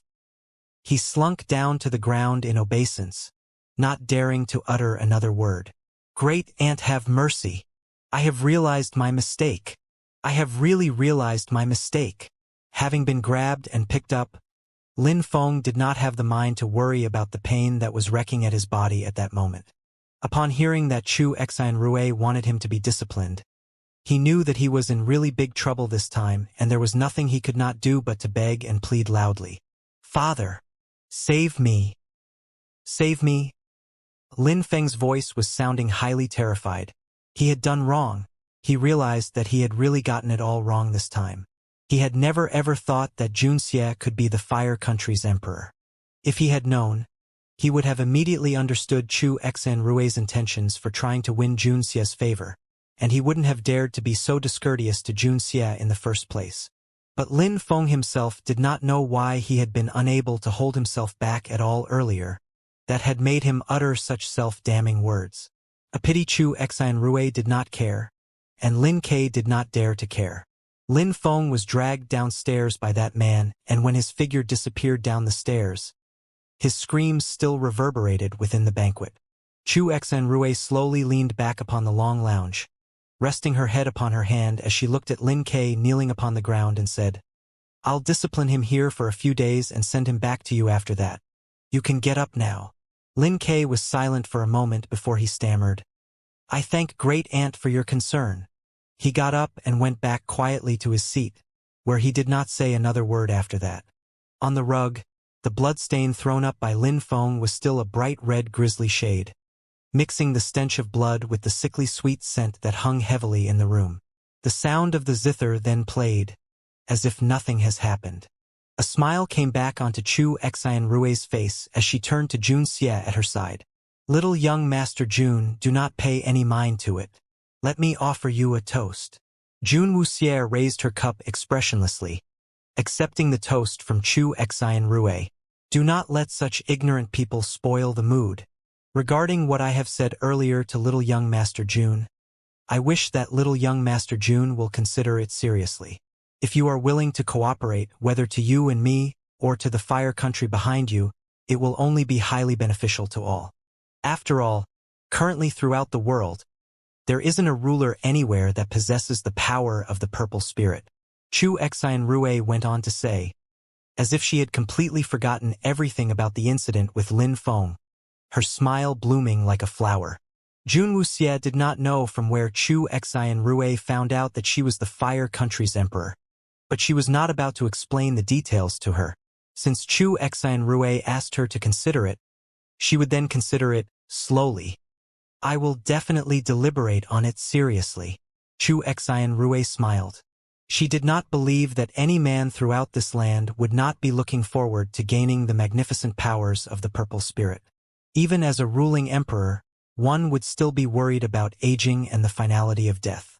Chu Xian Rui lifted up her wine cup and was about to drink up when she spotted the skin on her own wrist. The expression on her face immediately twisted up. A loud sharp crash sounded. Everyone looked up in shock. Chu Xian Rui had smashed the wine cup she held in her hand upon the floor in resentment, her alluring countenance faintly showing traces of rage. Today's banquet ends here and all the guests may now depart. Chu Xian Rui's face was dark as she held her wrist and suddenly turned around, walking towards the back of the main hall. The birthday banquet had ended suddenly and the guests were surprised by the sudden turn of events. But as Chu Xian Rui had issued the eviction order, none of them dared to remain there a moment longer as they all shuffled out of the place obediently, except for Lin Feng, whom would not be making it back home that night. After coming out from the heavenly cloud chambers, Chu Wenhao stood unmoving in a spot and stared at Junxie for a good while, looking like he wanted to say something but finally left without a word. Lin Kei was in despair as he left while the other clan chiefs and their deputies bid each other farewell before they all left.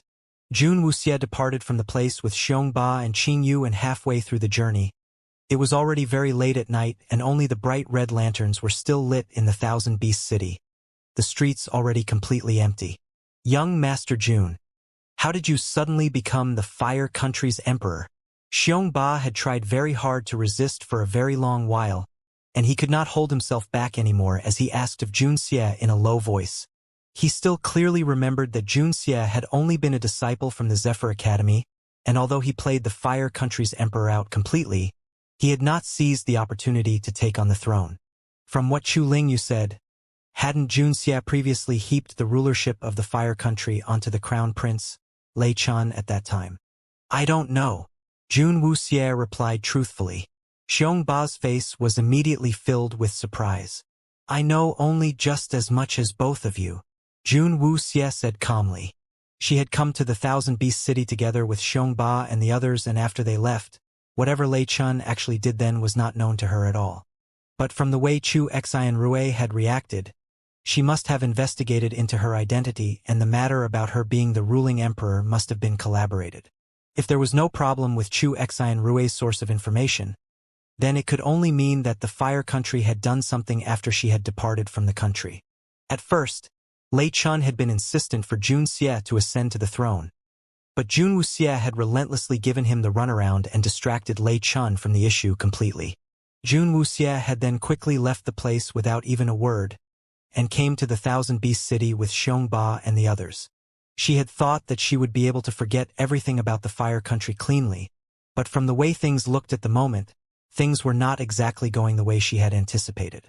Having suddenly become the emperor of the Fire Country for no good reason, Jun Wuxie did not find it the least bit amusing. Xiongba and Qing Yu exchanged a look between themselves, and knowing that Jun Xie was not a person prone to lies, they believed what the youth said. From Chu Xian Rui's demeanor, she intends to poach you.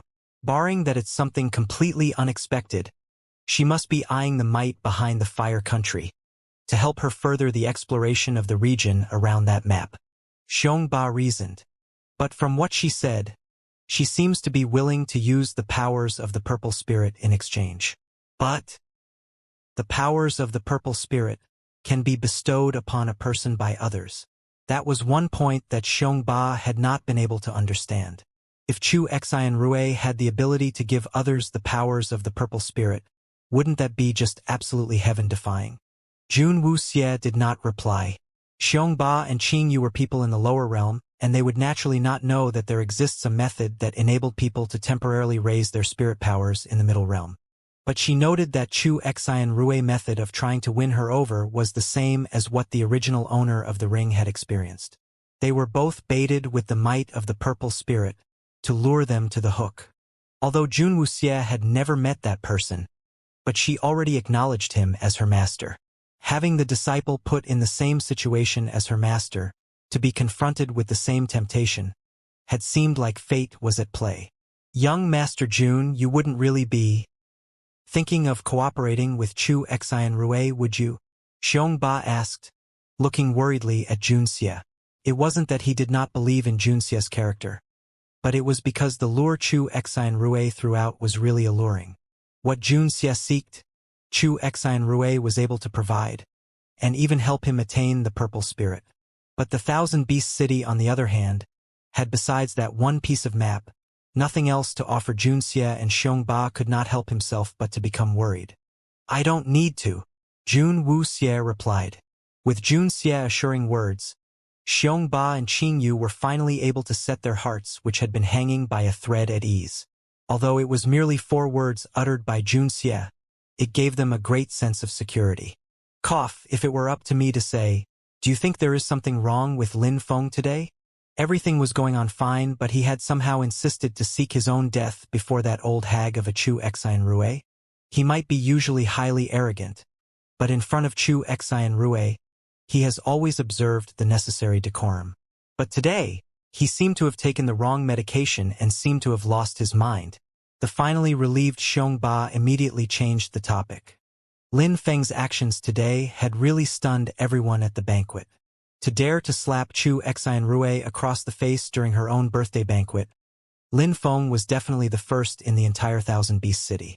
As Xiongba did not really like Lin Feng all that much, Having gotten to witness Chu Exine Rue being angered to such a rage was rather satisfying for him. He took wrong medication indeed. Jun Wuxie told him expressionlessly, the corners of her mouth curling up into an almost indiscernible sneer.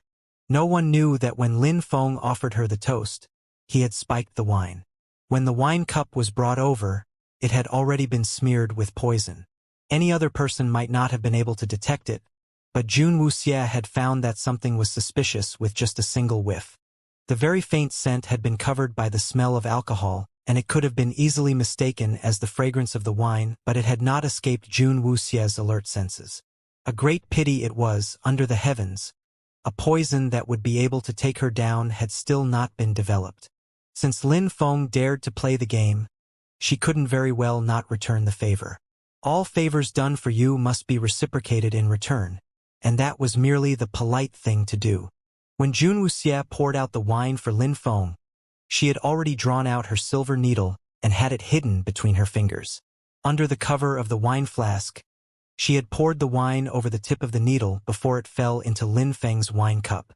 Her silver needle had been small and fine, and she had only exposed it by such a tiny bit that no one would even see it.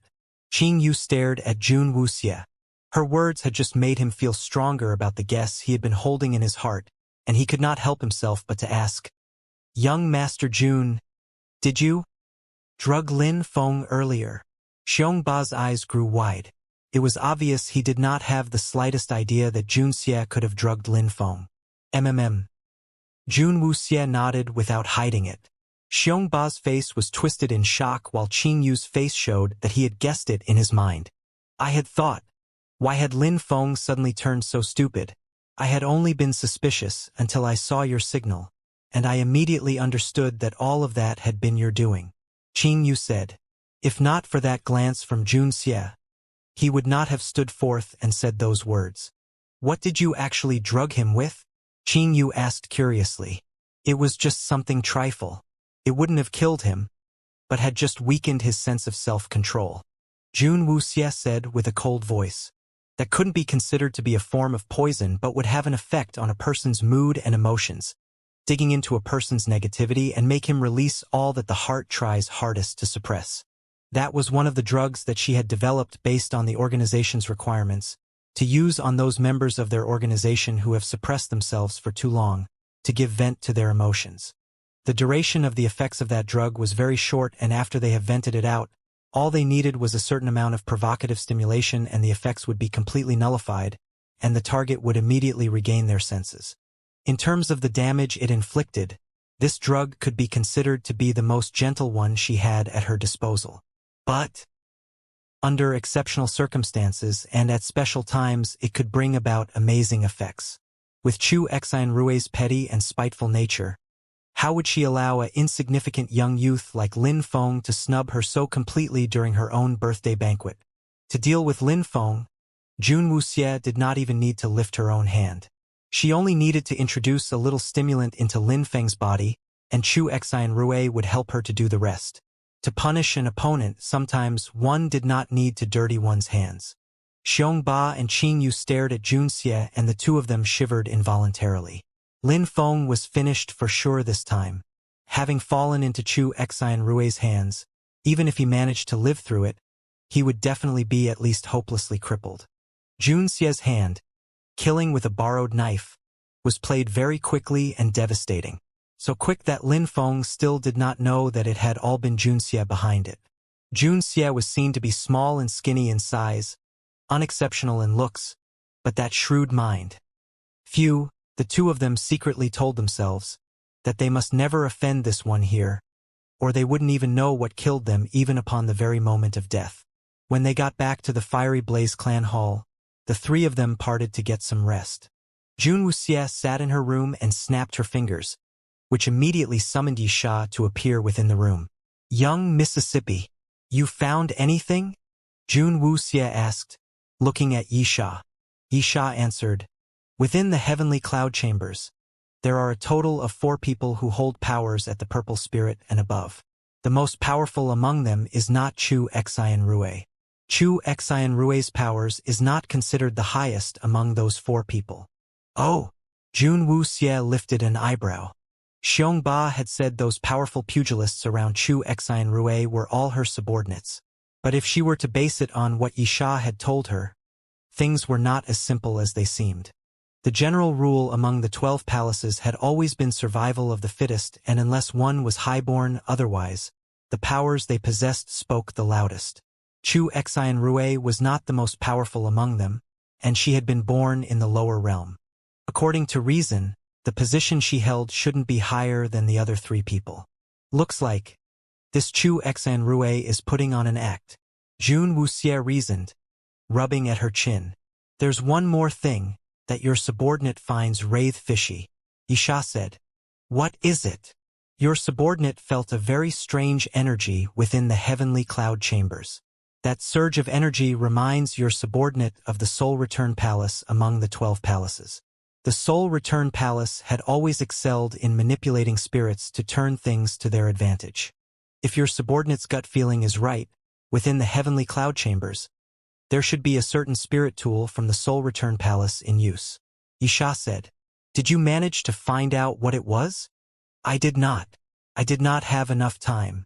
The other 3 people from the Soul Return Palace were on that level, and your subordinate was unable to investigate further into it without alerting them. Jun Wuxie nodded. At least she knew that their opponent was the Soul Return Palace. Back in the heavenly cloud chambers, all the favored men had been chased out and sent to the 2nd level, and the way upstairs was guarded. On the 7th level, Chu Xian Rui sat in front of the dressing table, looking at her own beautiful countenance in the copper mirror. The alluring features were reflected inside the copper mirror, but the expression did not show the slightest trace of joy or admiration. Chu Xian Rui's brows were creased up tightly together, and her eyes stared hard into the copper mirror as they swept over the reflection of her eyes, brows, lips and nose before she lowered her head to look at her own wrist. Around her wrist, wrapped under the smooth skin, a piece of crinkled-up flesh was showing. That palm-sized area, when compared to the smooth and fair skin in the other areas, had lost its original elasticity, and the skin had turned a dark yellow, filled with wrinkles all over, where some faint brown spots were even seen scattered over that portion of her skin. Chu Xian Rui's eyes were filled with fear and panic. She kept reaching her hand out, wanting to wipe away that piece of old and aged skin, but it was to no avail. Caught up in distraught and anxiety, she suddenly swept everything upon the dressing table onto the ground.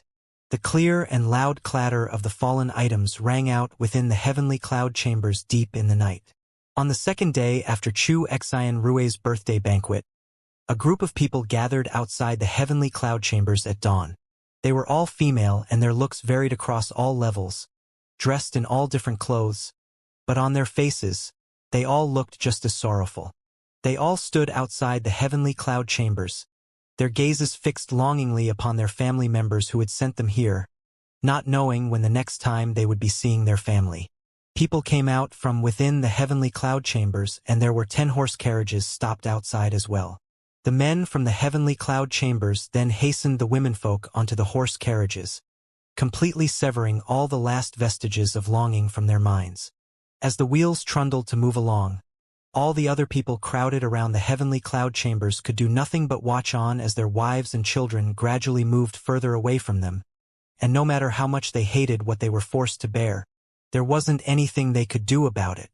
10 horse carriages rolled out through the gates of the Thousand Beast City as they slowly moved towards the mountainous forests. They went past a little swathe of woods and were passing through a little village of the Thousand Beast Cities. Look, they're here, a plainly dressed youth said as he tapped his companion lightly on the shoulder. The youth who was eating turned his head around, and through the little window of the inn, he saw a convoy of horse carriages. Innkeeper, keep the change. The youth wiped his mouth hurriedly with the back of his hand, and threw down a nugget of silver on the table before the 2 companions picked up their legs and swooshed outside. Their timing is right on the dot, Xiao Chu said as he stared at the row of horse carriages. His eyes slightly narrowed. They had waited at this village outside the Thousand Beast City for a rather long period of time, and their target had finally appeared. Inform Brother Hua and the others that they do not need to watch the other gates anymore. Xiao Chu turned his head to say to Rong Rua. The five of them had split up and had been watching the 4 city gates of the Thousand Beast City from the villages just outside, and Xiao Chu had been waiting here in this one with Rong Rua.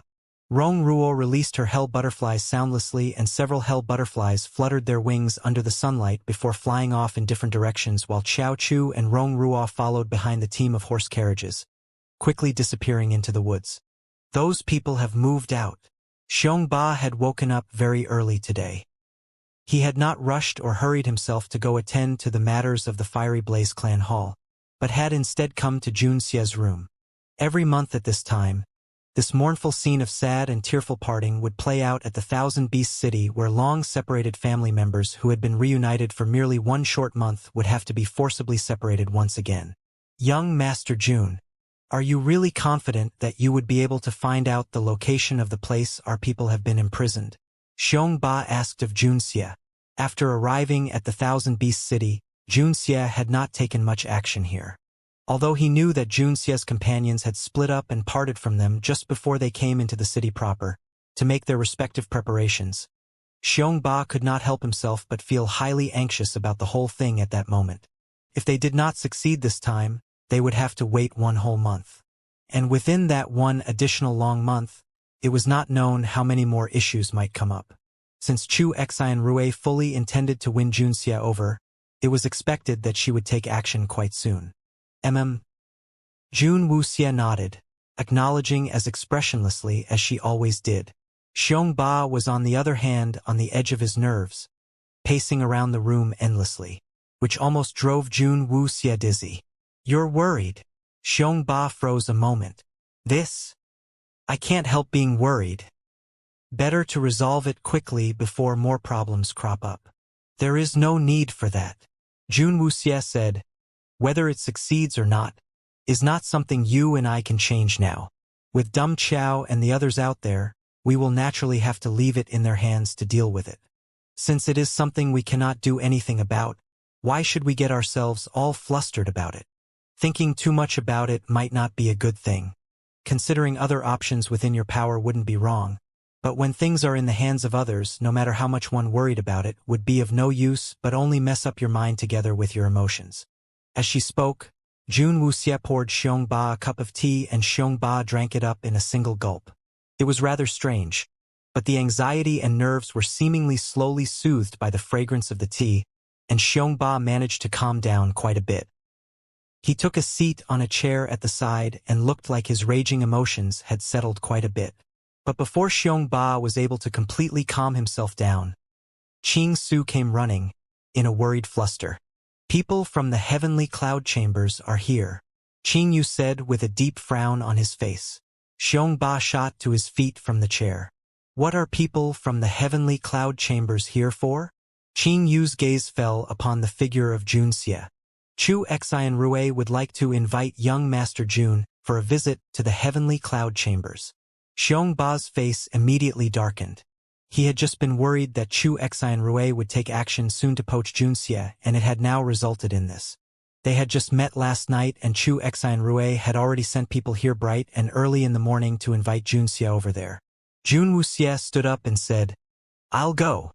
You cannot. Xiong Ba was immediately displeased. The terror that Chu Xian Rui was in his heart made Xiong Ba not dare to have Jun Xie come into such close contact with Chu Xian Rui. Jun Wuxie swung her gaze over to Xiong Ba and said, Do you wish that I go over voluntarily, or to see me forcibly dragged over there by the people from the heavenly cloud chambers? Qing Yu then added, One of Chu Xian Rui's close aides came this time. Xiong Ba was immediately speechless. All of Chu Xian Rui's close aides possessed the power of the purple spirit, and if Jun Xie refused the invitation, the other party might very well do it by force. What was really depressing was the fact that they would not be able to defeat him. You have to be very careful. Chu Xian Rui is really not a good person, Xiong Ba said, looking at Jun Xie very seriously. Jun Wuxie nodded and stood up to leave. A tall man was standing at the main doors of the Fiery Blaze clan hall, and that was the man that Jun Wuxie had seen at the birthday banquet last night. He was the man who had dragged Lin Feng out from the banquet. According to Yi Sha's observations, this man's powers, was the strongest among the four people together with Chu Xian Rui. Young Master Jun. A smile came upon the man's face when he saw Jun Xie, but within that pair of sharp eyes, there was a tiny hidden tinge of disdain. Jun Wuxie acted as if she did not notice the disdain that the man tried to hide and nodded expressionlessly to him. We will like to trouble young Master Jun to make a trip to the heavenly cloud chambers. Miss Chu said that she had not had a chance to have a good chat with young Master Jun about some things, and she asked us to come invite you to go over. The man's mouth was smiling as he spoke, and his tone was highly respectful. But those eyes of his did not show the slightest bit of sincerity. I've caused you trouble, Jun Wuxie said. Young Master Jun is too courteous. My name is Shin Qi, and I shall be escorting young Master Jun there, Shin Qi said with a smile, while his eyes measured the tiny figure of Jun Xie. This puny one here is the emperor of the mightiest country of the lower realm. Jun Wuxie's gaze then turned to stare at Shin Qi. Shin Qi retracted his contemptuous gaze and smiled. Is anything the matter, young Master Jun? Your surname is Shen? Jun Wuxie asked, frowning slightly. Shin Qi smiled and nodded his head. Jun Wuxie did not say anything more and just followed Shin Qi to make their way to the heavenly cloud chambers. The main door of the heavenly cloud chambers opened for Jun Wuxie without the slightest obstruction, and Jun Wuxie went straight up to the top floor. On the top level, the sweet smell was thicker and more intense than it was last night, and lightly clothed men were sitting and kneeling upon the soft and plush floor rugs while Chu Xian Rui lay upon the long lounge chair like before, her half-narrowed eyes looking at Jun Xie as he slowly approached. Her posture was highly alluring as her pair of endlessly long smooth legs peeked, partly invisible below her dress. Little young Master Jun, you're here. All of you are dismissed, Chu Xian Rui said, waving her hands nonchalantly at the favored men around her. The favored men obediently retreated from the room, and in the hall on the top floor, only Jun Wuxie, Chu Xian Rui, and Shin Qi were the only three people left. Jun Wuxie sat down upon a chair at the side while Shin Qi just stood on one side. I was overcome by the alcohol last night and had to go rest early, where I had not been able to have a good chat with little young Master Jun, which I found to be a great shame, Chu Xian Rui said, looking mournfully at Jun Xie, her mannerisms seductive. I had intended to chat a little bit more with young Master Jun last night, but Lin Feng had unexpectedly spoiled the entire mood. Lin Feng is from our Thousand Beast City, and he had been extremely discourteous to little young Master Jun. I hope that little young Master Jun would not take offense towards it. Upon saying that, Chu Xian Rui lifted her chin towards Shin Qi to signal to him. Shin Qi immediately turned and went downstairs, returning in a short while as he dragged a shabbily clothed youth as he walked in. All four of the youth's limbs had been forcibly broken by people and were twisted up at odd angles. As he was dragged in by Shin Qi, the blood from the youth's body drew a red trail behind him over the snow-white fox furs on the ground. The bright scarlet blood trail appeared especially striking against the pure white, and it was seen that a metal ring had been locked around the youth's neck. A thick chain of 2-finger width was attached to the metal ring that was gripped in Shin Qi's hands on the other end. With both legs broken and unable to walk and both hands twisted up behind his back, the youth could only lie helplessly upon the ground as he was dragged over the floor by Shin Qi to become Jun Xie. Lin Feng is almost about to turn 18 and is no longer a child. If he commits a wrong, he would naturally have to take responsibility for his actions. I wonder if little young Master Jun is satisfied with the punishment I have given him, Chu Xian Rui said, swinging her feet down to the ground and walking to come right before the youth, before lifting up his chin with the tip of her foot. With his head raised, Jun Wuxie was able to see clearly the youth's face. That youth was not anyone else but the one who had angered Chu Xian Rui last night, Lin Feng. But at that moment, Lin Feng looked completely different from the way he had yesterday. The face, which had been considered to be rather good-looking, was now streaked with blood, both his eyes sewn shut with thread, his dry lips split and his mouth agape, with blood dried at the corners of his mouth. With his mouth open, it could be seen that his teeth had been smashed and broken pieces of the roots showed still lodged in his gums, and that his tongue had been pulled completely out. If not for the fact that his facial features had not changed, Who would have ever linked this barely half-alive person to the young chief of the Icy Frost clan? Jun Wuxie looked indifferently at the wretched state that Lin Feng had been reduced into. It had only been one night, and Chu Exanrui had already gotten Lin Feng tortured to such a state. At that moment, Jun Wuxie finally understood why Lin Ke had fallen into such despair the very moment he saw Shin Qi appear. Lin Ke must have already known at that moment what the result of having Lin Feng falling into Shin Qi's hands would be. All four limbs broken, eyes unable to see, mouth unable to speak. Lin Feng lay weakly in a hapless heap upon the ground, moans and groans of pain escaping faintly from his dry and hoarse throat. Chu Exanrui secretly observed Jun Xie's reaction and only discovered that Jun Xie's reaction was a lot calmer than she thought. After seeing the state Lin Feng was in, Jun Xie had not shown the slightest trace of shock or horror, and that pair of eyes had just remained as cold and as indifferent as ever, without one single ripple of emotion. Miss Chu invited me to come here just to let me see this? Jun Wuxie turned her head coldly, not the slightest bit of sympathy for Lin Feng in her heart, nor the tiniest sliver of fear towards Chu Exanrui's cruel and vicious methods. Chu Exanrui held her hand close to cover her mouth and gave a light laugh. Of course not. That was just to show little young Master Jun a little bit of my sincerity, that's all. An eyebrow lifted up on Jun Wuxie's face. Sincerity? Chu Exanrui said. Has little young Master Jun forgotten what I said to you yesterday? Although an emperor possesses the highest authority in his lands, but he would finally still be unable to escape the deterioration brought about by time. If little young Master Jun is willing to lend support to my goals, you will be able to wipe that biggest worry of ruling emperors from your mind. I showed Lin Feng to little young Master Jun because I just wanted little young Master Jun to know that I am truly sincere in cooperating with you. If you agree to it, you and I will be seen as one, and anyone who disparages you will be my enemy. Even if he is one of my men, no one will be spared. Chu Exanrui said as she leaned her body over towards Jun Xie. Her body was curved in all the right places and dressed very lightly in very thin clothes as she leaned into Jun Xie's body, her alluring eyes looking highly coquettish. Jun Wuxie did not react but just looked coldly at Chu Exanrui, who had stuck herself to her. Little young Master Jun, have you finished thinking about it since yesterday? Are you willing to cooperate and work together with me? Chu Exanrui said, looking at Jun Xie. Jun Wuxie frowned slightly. There was a strange fragrance coming from Chu Exanrui's body, and from what she could smell, that scent was slightly overpowering. Jun Wuxie slightly shifted her body to move away from Chu Exanrui. I wonder what kind of help does Miss Chu expect from me? Chu Exanrui noticed Jun Xie avoiding her, and she was feeling rather displeased. But her attention was quickly drawn away by Jun Xie's questions right after that. I hold a map in my hands, and on that map is marked a humongous treasure. But the map is, however, incomplete. I only have a rough indication of the location of the treasure, and am unable to find its exact location.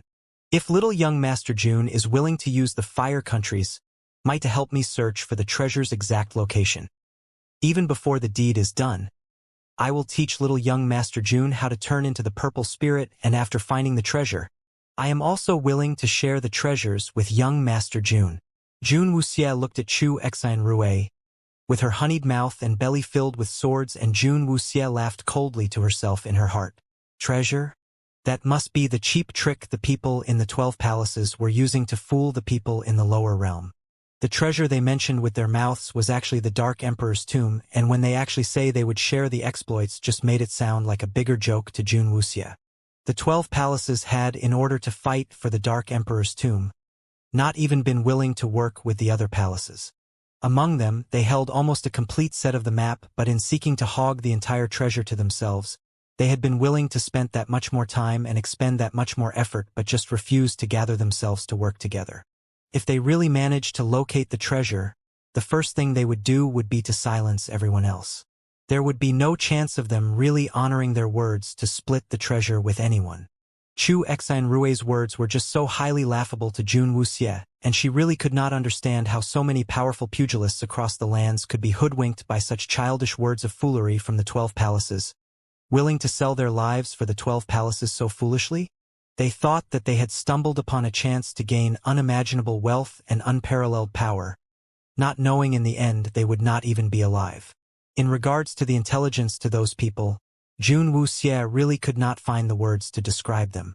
If it is about something like this, why would Miss Chu need me for?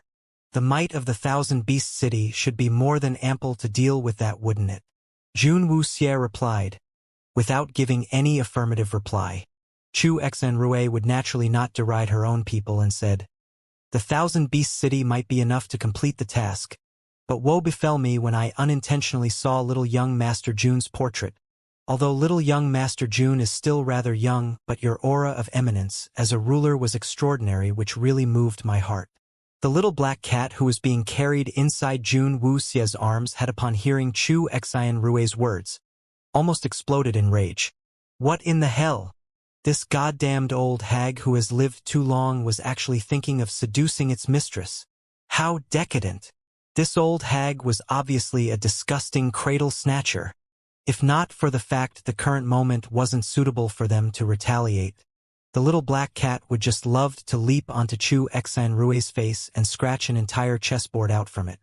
Chu Xinrui had been so blatant and straightforward with her words, and regardless how dense Jun Wuxie could be with these things, she would still be able to detect Chu Xinrui's undisguised hint. In both her past and present life, this was the first time someone had confessed their liking for her, and it had even been an old hag, which did not exactly let Jun Wuxie feel any of the joy one felt from a confession of love. Little young Master Jun, why aren't you saying anything? Don't tell me young Master Jun does not think I am good enough? Chu Xinrui asked, looking forlornly at Jun Xie, the expression on her face showing hurt, but in her heart, she was highly confident of herself. Her looks in the entire Thousand Beast City was one of the most attractive, and Jun Xie was merely an immature and inexperienced little kid. Even though he had ascended to become a ruler, he would still not have much experience, and with the tricks she had up her sleeve, which man could escape her clutches? Jun Wuxie had initially thought of dragging it out with Chu Xinrui, but for some unknown reason, she suddenly felt that she did not want to continue on with these sham gestures of politeness with Chu Xinrui anymore. She stood up suddenly and stared at the limp and languid Chu Xinrui to say, "In regards to Miss Chu's suggestion, I will seriously consider it. I still have some things to attend to, and if there isn't anything else, I'll be going back now." Upon saying that, Jun Wuxie did not wait for Chu Xinrui to reply and wanted to leave. Shin Qi was suddenly blocking her way right in front of her, the same hypocritical smile hanging upon his face. Chu Xinrui was surprised for a moment. She had not thought that with her having tried to seduce the youth so openly and invitingly, Jun Xie still did not react to her in the slightest, and had even showed that he could not wait to a moment longer to avoid her. Having always had complete confidence with her own charms, it was quite a while before Chu Xinrui recovered from the fact of what just happened. She raised her head up and stared at Jun Xie, who had his way blocked by Shin Qi, and a trace of rage flashed in her eyes. Never had a single man even once disregarded her beauty so completely. Chu Xinrui walked slowly to come beside Jun Xie, and both her arms raised up slightly, to fall and hold Jun Xie upon the shoulders. "Jun, my love, you're leaving just like that? Do you really hate talking to me all that much?" Chu Xinrui said, looking sadly at Jun Xie, looking like she would stick her entire body against Jun Xie's back next. She was taller in stature than Jun Xie, and with her having hugged Jun Xie from the back, Jun Wuxie was able to clearly feel the shapely curves of a woman's body. A cold chill shot through Jun Wuxie's body, and she forced herself to calm down. "I have things to attend to," Jun Wuxie said coldly. Chu Xinrui blinked her eyes and leaned upon Jun Xie's shoulder. "Like thunder that hits before you can cover your ears." Chu Xinrui planted a kiss firmly on Jun Xie's cheek. Jun Wuxie froze in her spot at that moment. Chu Xinrui looked at Jun Wuxie's stunned expression, and a smile bloomed in her heart. As she had expected, the kid was still very green. "It's all right, since my man has something to attend to. I shall not hold you back anymore. You should think through it clearly fast, and not make me get too anxious waiting." Immediately upon saying that, Chu Xinrui released her grip and lifted her chin in a gesture to Shin Qi. Finally having escaped from Chu Exine Rue's claws, Jun Wuxia slowly blinked her eyes, her gaze looking a little dazed.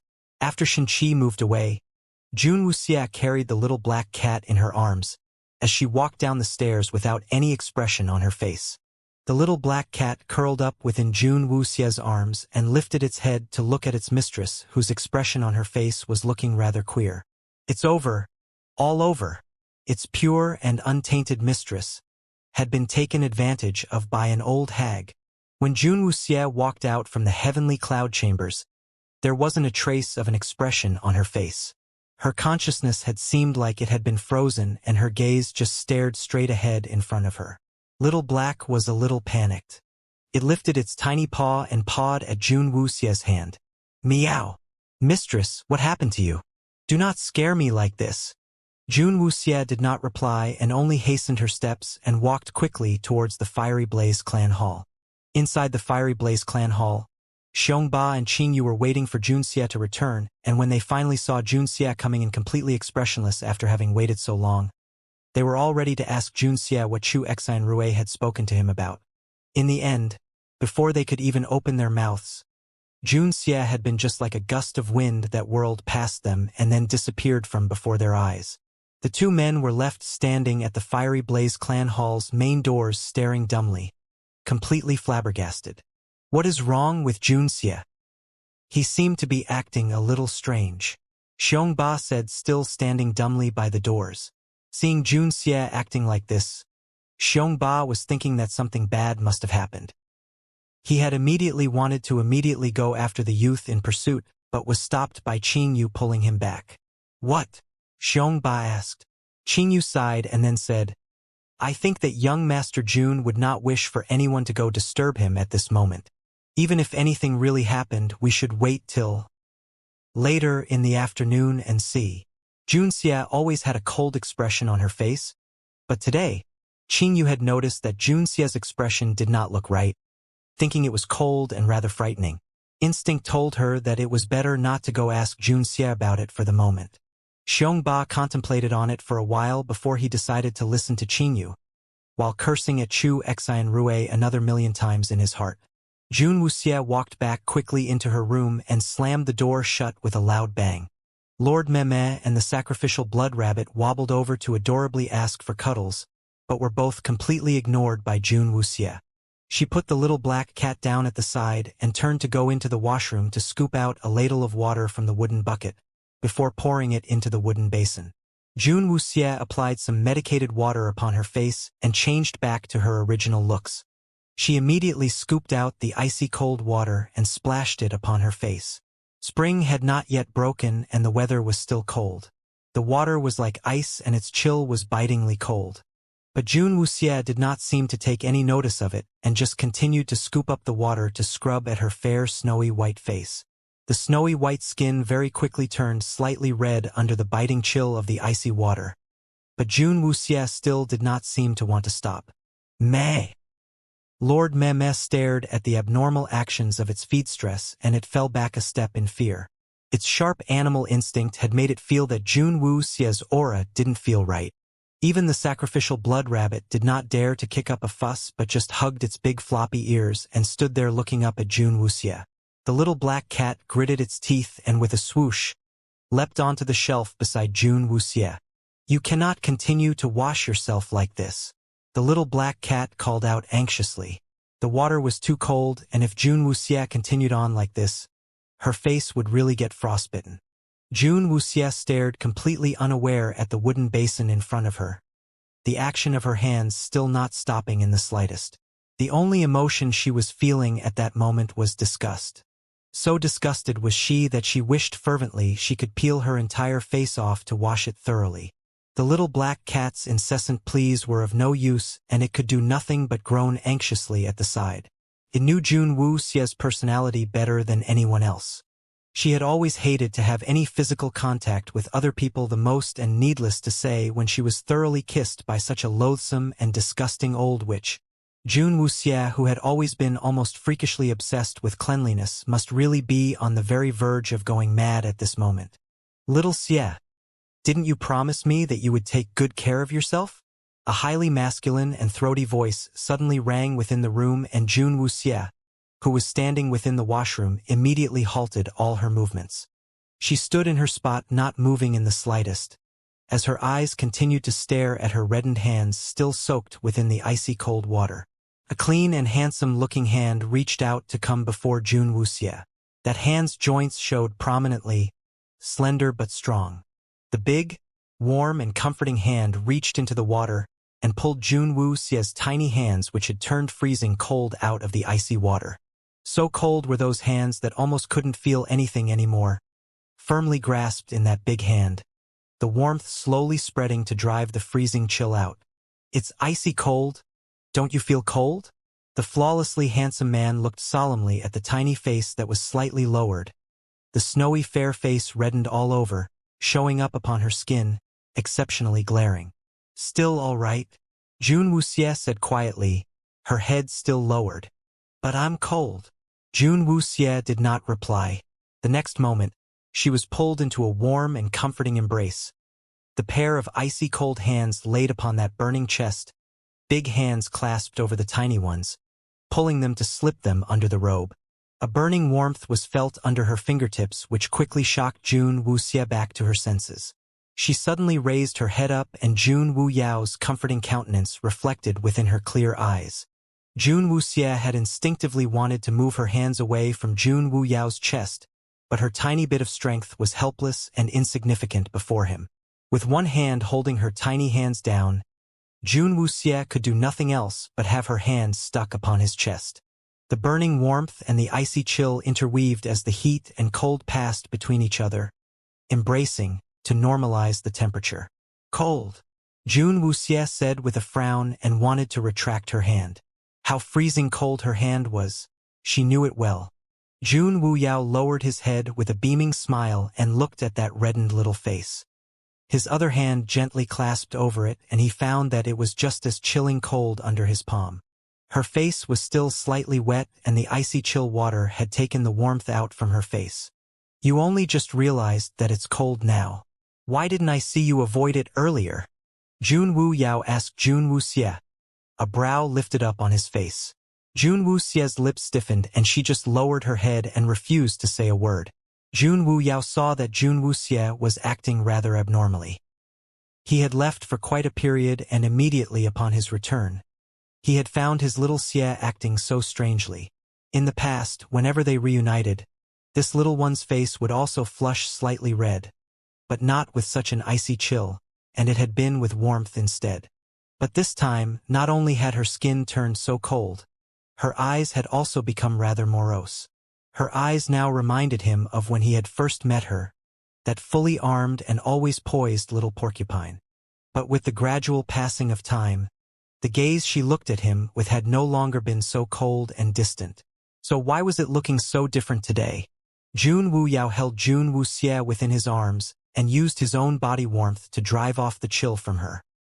He then turned his head slightly, and out of the corner of his eyes, his gaze swept over the little black cat. The little black cat immediately shivered under that sweeping gaze. It saw that Jun Wuyao's gaze had been so gentle and sweet towards its mistress, but why had those eyes so suddenly turned into ones from such a terrifying demon lord when they turned and was looking at it? The sharp chill in that gaze had almost instantly made the little black cat's blood turn to ice. The little black cat had immediately understood what Jun Wuyao's chilling gaze had meant. He would not force Jun Wuxie to tell him, but that did not mean that its little self would be spared from interrogation. Under the great demon lord's tyrannical abuse, the little black cat would have no choice but to spill everything it knew. Just now. An old witch kissed mistress once. Jun Wuyao's eyes immediately lit up with an intense murderous rage. Although the little black cat knew that that murderous rage wasn't directed at it, but it nevertheless caused it to hold its breath, as when Jun Wuyao's gaze swept over its tiny body, it had thought it was going to die for sure. Jun Wuyao's eyes narrowed up dangerously, and he raised his hand to lift Jun Wuxie's tiny face. The instant his eyes turned back, that terrifying murderous gaze had disappeared without a trace, and there was only a faint smile on his face. "It's just only an old hag. Little Xie is a girl after all, and would a mere kiss from a female be able to cause you to be so distraught? Jun Wu Yao teased gently. Jun Wu Xie shook her head. Just feel disgusted. Jun Wu Xie did not know why she was feeling so strongly against it. A kiss was not that unfamiliar to her anymore, as whenever Jun Wu Yao and her met, he would always kiss her on her forehead. With Jun Wu Yao's kiss, she did not feel discomfited in the slightest, but she had felt it to be natural and as it should be. When Chu Xian Rui's lips were planted firmly on her face, she had felt so disgusted that she had almost puked on the spot. The strong urge to want to tear her face off had been just too intense. Jun Wu Yao asked with a laugh, "Kissed you where?" Jun Wu Xie reached out a hand and pointed at a spot on her cheek. Without waiting for her to shift her hand away, Jun Wu Yao suddenly lowered his head to where her finger was pointed at and laid down a faint and gentle kiss, the soft and warm lips brushing over her stinging cheek and fingertip. "Still feel disgusted?" Jun Wu Yao asked, beaming brightly at Jun Wu Xie. Jun Wu Xie was stunned momentarily as she looked at Jun Wu Yao's familiar and comforting smile, and the feeling of disgust instantly disappeared completely from within her chest, replaced by a numb limpness that pervaded her body. She shook her head without a word. Jun Wu Yao held her tiny face and smiled sinisterly in tease as he asked, "My kiss is not disgusting?" Jun Wu Xie considered it a moment and then nodded her head earnestly. Jun Wu Yao immediately broke into a tirade of joyous laughter as he hugged Jun Wu Xie tightly within his embrace. "If it's not disgusting, then I should kiss you a few more times to make you forget the one from before." And Jun Wu Yao took advantage of the opportunity to plant a few more light kisses on Jun Wu Xie's face. Jun Wu Xie's face was still red, but it was no longer cold, but was now instead glowing with a slight warmth. The subtle feeling from before grew in intensity within her heart. She had not thought that the freezing winter's chill had been all that unbearable, but for some unknown reason, she was suddenly feeling that she was actually longing for Jun Wu Yao's warm embrace, and was quite reluctant to leave it. Could it be the harsh, icy chill from the freezing waters just now had gotten to her? Jun Wu Xie thought hard in trying to discern the reason. "I saw the message that Yi Sha sent me," Jun Wu Yao said suddenly. Jun Wu Xie looked at Jun Wu Yao in confusion. She knew that Yi Sha would sometimes relay news of their current situation to Jun Wu Yao via ink snakes, but she seldom received news from Jun Wu Yao. She didn't know what Jun Wu Yao did on a daily basis, and she didn't care about it in the past, but now she felt a little curious about it. "He said that you missed me?" Jun Wu Yao's voice turned a little raspy, his jet-black eyes looking straight and unwavering at Jun Wu Xie, looking deep into her eyes, seeing the reflection of himself in them. At that very moment, there was no one else in her eyes, but only him. Jun Wu Xie's mouth opened, but she was not able to speak, but only slowly nodded, a form of silent consent. Within Jun Wu Yao's jet-black eyes, traces of his emotions surged suddenly, and a shadowy violet shade appeared within his black eyes. "Where have you been?" Jun Wu Xie asked suddenly, her gaze serious as she looked at Jun Wu Yao. A strange look came over Jun Wu Yao's face a fleeting moment. Jun Wu Xie had never once asked anything about him before. Who he was, where he usually went on a daily basis, she had not asked him once. But today she had now asked. Jun Wu Xie was still looking at him earnestly. Jun Wu Yao was not displeased in any way by her inquiry, but the smile lines at the corner of his eyes had instead creased up more deeply. "I had to go deal with some matters, and I have resolved them now." This was the first time Jun Wu Xie has asked him something about himself. Could he in turn then understand it as the little one was finally beginning to become concerned about things relating to him? "Will you still need to go?" Jun Wu Xie could not hold herself back from asking. "Not for the time being," Jun Wu Yao replied as he looked at Jun Wu Xie. His eyes, which had been jet black, completely transformed to violet. His violet eyes fully reflected the figure of Jun Wu Xie, as if wanting to forever brand that image deeply into his soul. Jun Wu Xie did not say anything else after that. Jun Wu Yao carried her up and sat down on a chair, putting her directly upon his lap, a hand holding her tiny face, his eyes carefully scrutinizing every single strand of her brows. "Don't want me to go?" Jun Wu Yao's voice was slightly suppressed, as if treading on untested ground. Jun Wuxia looked at him and hesitated for a while before she very faintly nodded her head just once. "Then I won't go," Jun Wu Yao said suddenly. Jun Wuxia's eyes widened up slightly as she looked upon Jun Wu Yao's face with its immensely wide smile. "You have things you need to deal with." She was only thinking that way, but she never really expected that he would always remain behind. Behind Jun Wu Yao, too many secrets were hidden, and her instructs told her that the matters he was dealing with was way beyond her to be able to interfere. Forcibly making him stay with her would be too selfish of her, and Jun Wuxia did not want to do that. "In my heart, there is no matter that can be more important than you," Jun Wu Yao said, as he held Jun Wuxia's tiny hands, beaming smilingly at her. Jun Wuxia's heartbeat suddenly skipped a beat. She wanted so much to calmly tell Jun Wu Yao that he did not need to do that, as it was merely just her emotions were feeling rather strange today, and he need not take her words seriously. But even she looked into that pair of smiling eyes. Those words seemed to have all lodged up within her throat, where she was unable to speak them no matter how she tried. "There's no need to worry.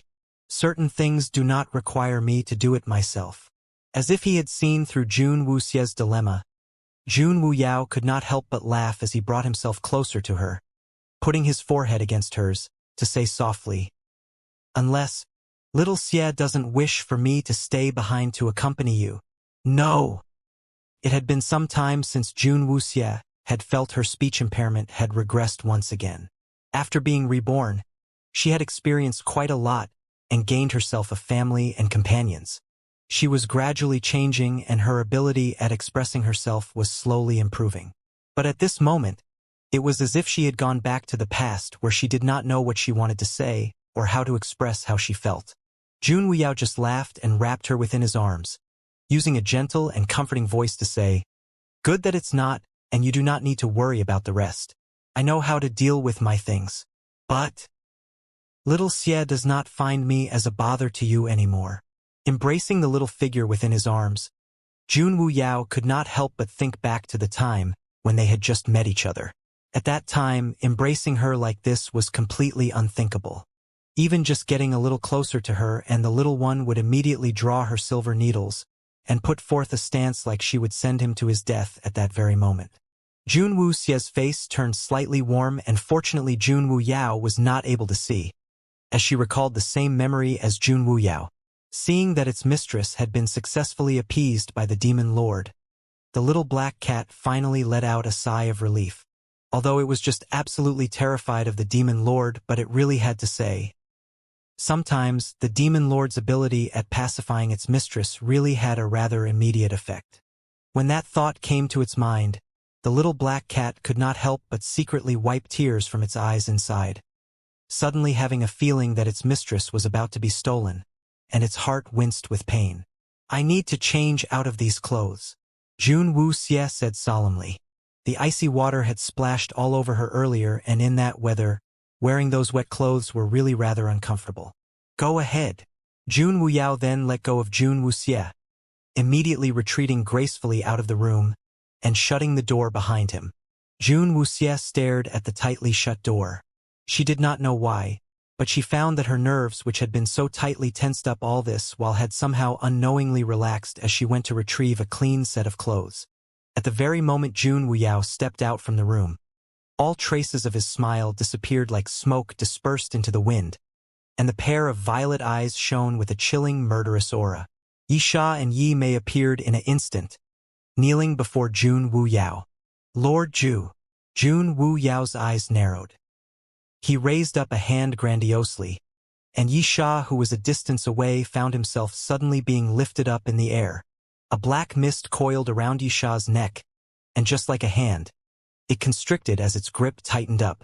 "At that time, you were there?" Jun Wu Yao's voice now, compared to when he was in the room, was at least 10 times more chilling. "Yes." Yi Sha was finding it harder and harder to breathe, and all color had drained out from his face. "And you did not do anything?" Jun Wu Yao's voice narrowed dangerously, the murderous aura within his eyes turning more brutal. Yi Sha's face was completely pale, but he did not dare resist in the slightest. "The young miss left orders," before she opens her mouth to say it. I am not allowed to make any moves. The fingers on Jun Wu Yao's raised hand tightened abruptly, and a very faint sound of cracking could be heard from Yisha's neck. Yi Mei, who was kneeling at the side, was already drenched in cold sweat as he remained unmoving as he knelt on the ground. Jun Wu Yao's rage had never seen anyone able to withstand it. At the very instant just before Yisha's neck was about to snap, Jun Wu Yao suddenly retracted his hand. Having lost the support, Yisha instantly fell onto the ground in a sorry heap, and he did not even let out a single groan. If there's a next time, you will die for it, Jun Wu Yao said menacingly. Yisha was not able to bother with the excruciating pain around his throat as he hurriedly knelt properly, and there were clear and highly visible strangulation marks on his neck. Your subordinate has failed in his duties this time. If it happens another time, your subordinate will answer for the crime with my life. This time, it had really been beyond whatever Yisha had expected. Jun Wuxie had always been calm and resourceful all this while, and when Chu Xian Rui had moved herself close to Jun Wuxie had not given much of a reaction, and Yisha had continued to secretly observe the situation. When Chu Xian Rui kissed Jun Wuxie, Yisha had actually intended to make his move, but he saw Jun Wuxie's indifferent reaction, and he also remembered the orders Jun Wuxie had given him, where he then decided to remain hidden. But when Yisha followed Jun Wuxie to return here, and he saw Jun Wuxie's actions which almost bordered on self-torture, Yisha finally realized that it was not that Jun Wuxie wasn't bothered, but it was just that she did not know how to express what she felt at that moment, and she was only able to give vent to the utmost disgust in her heart with such a base and direct method.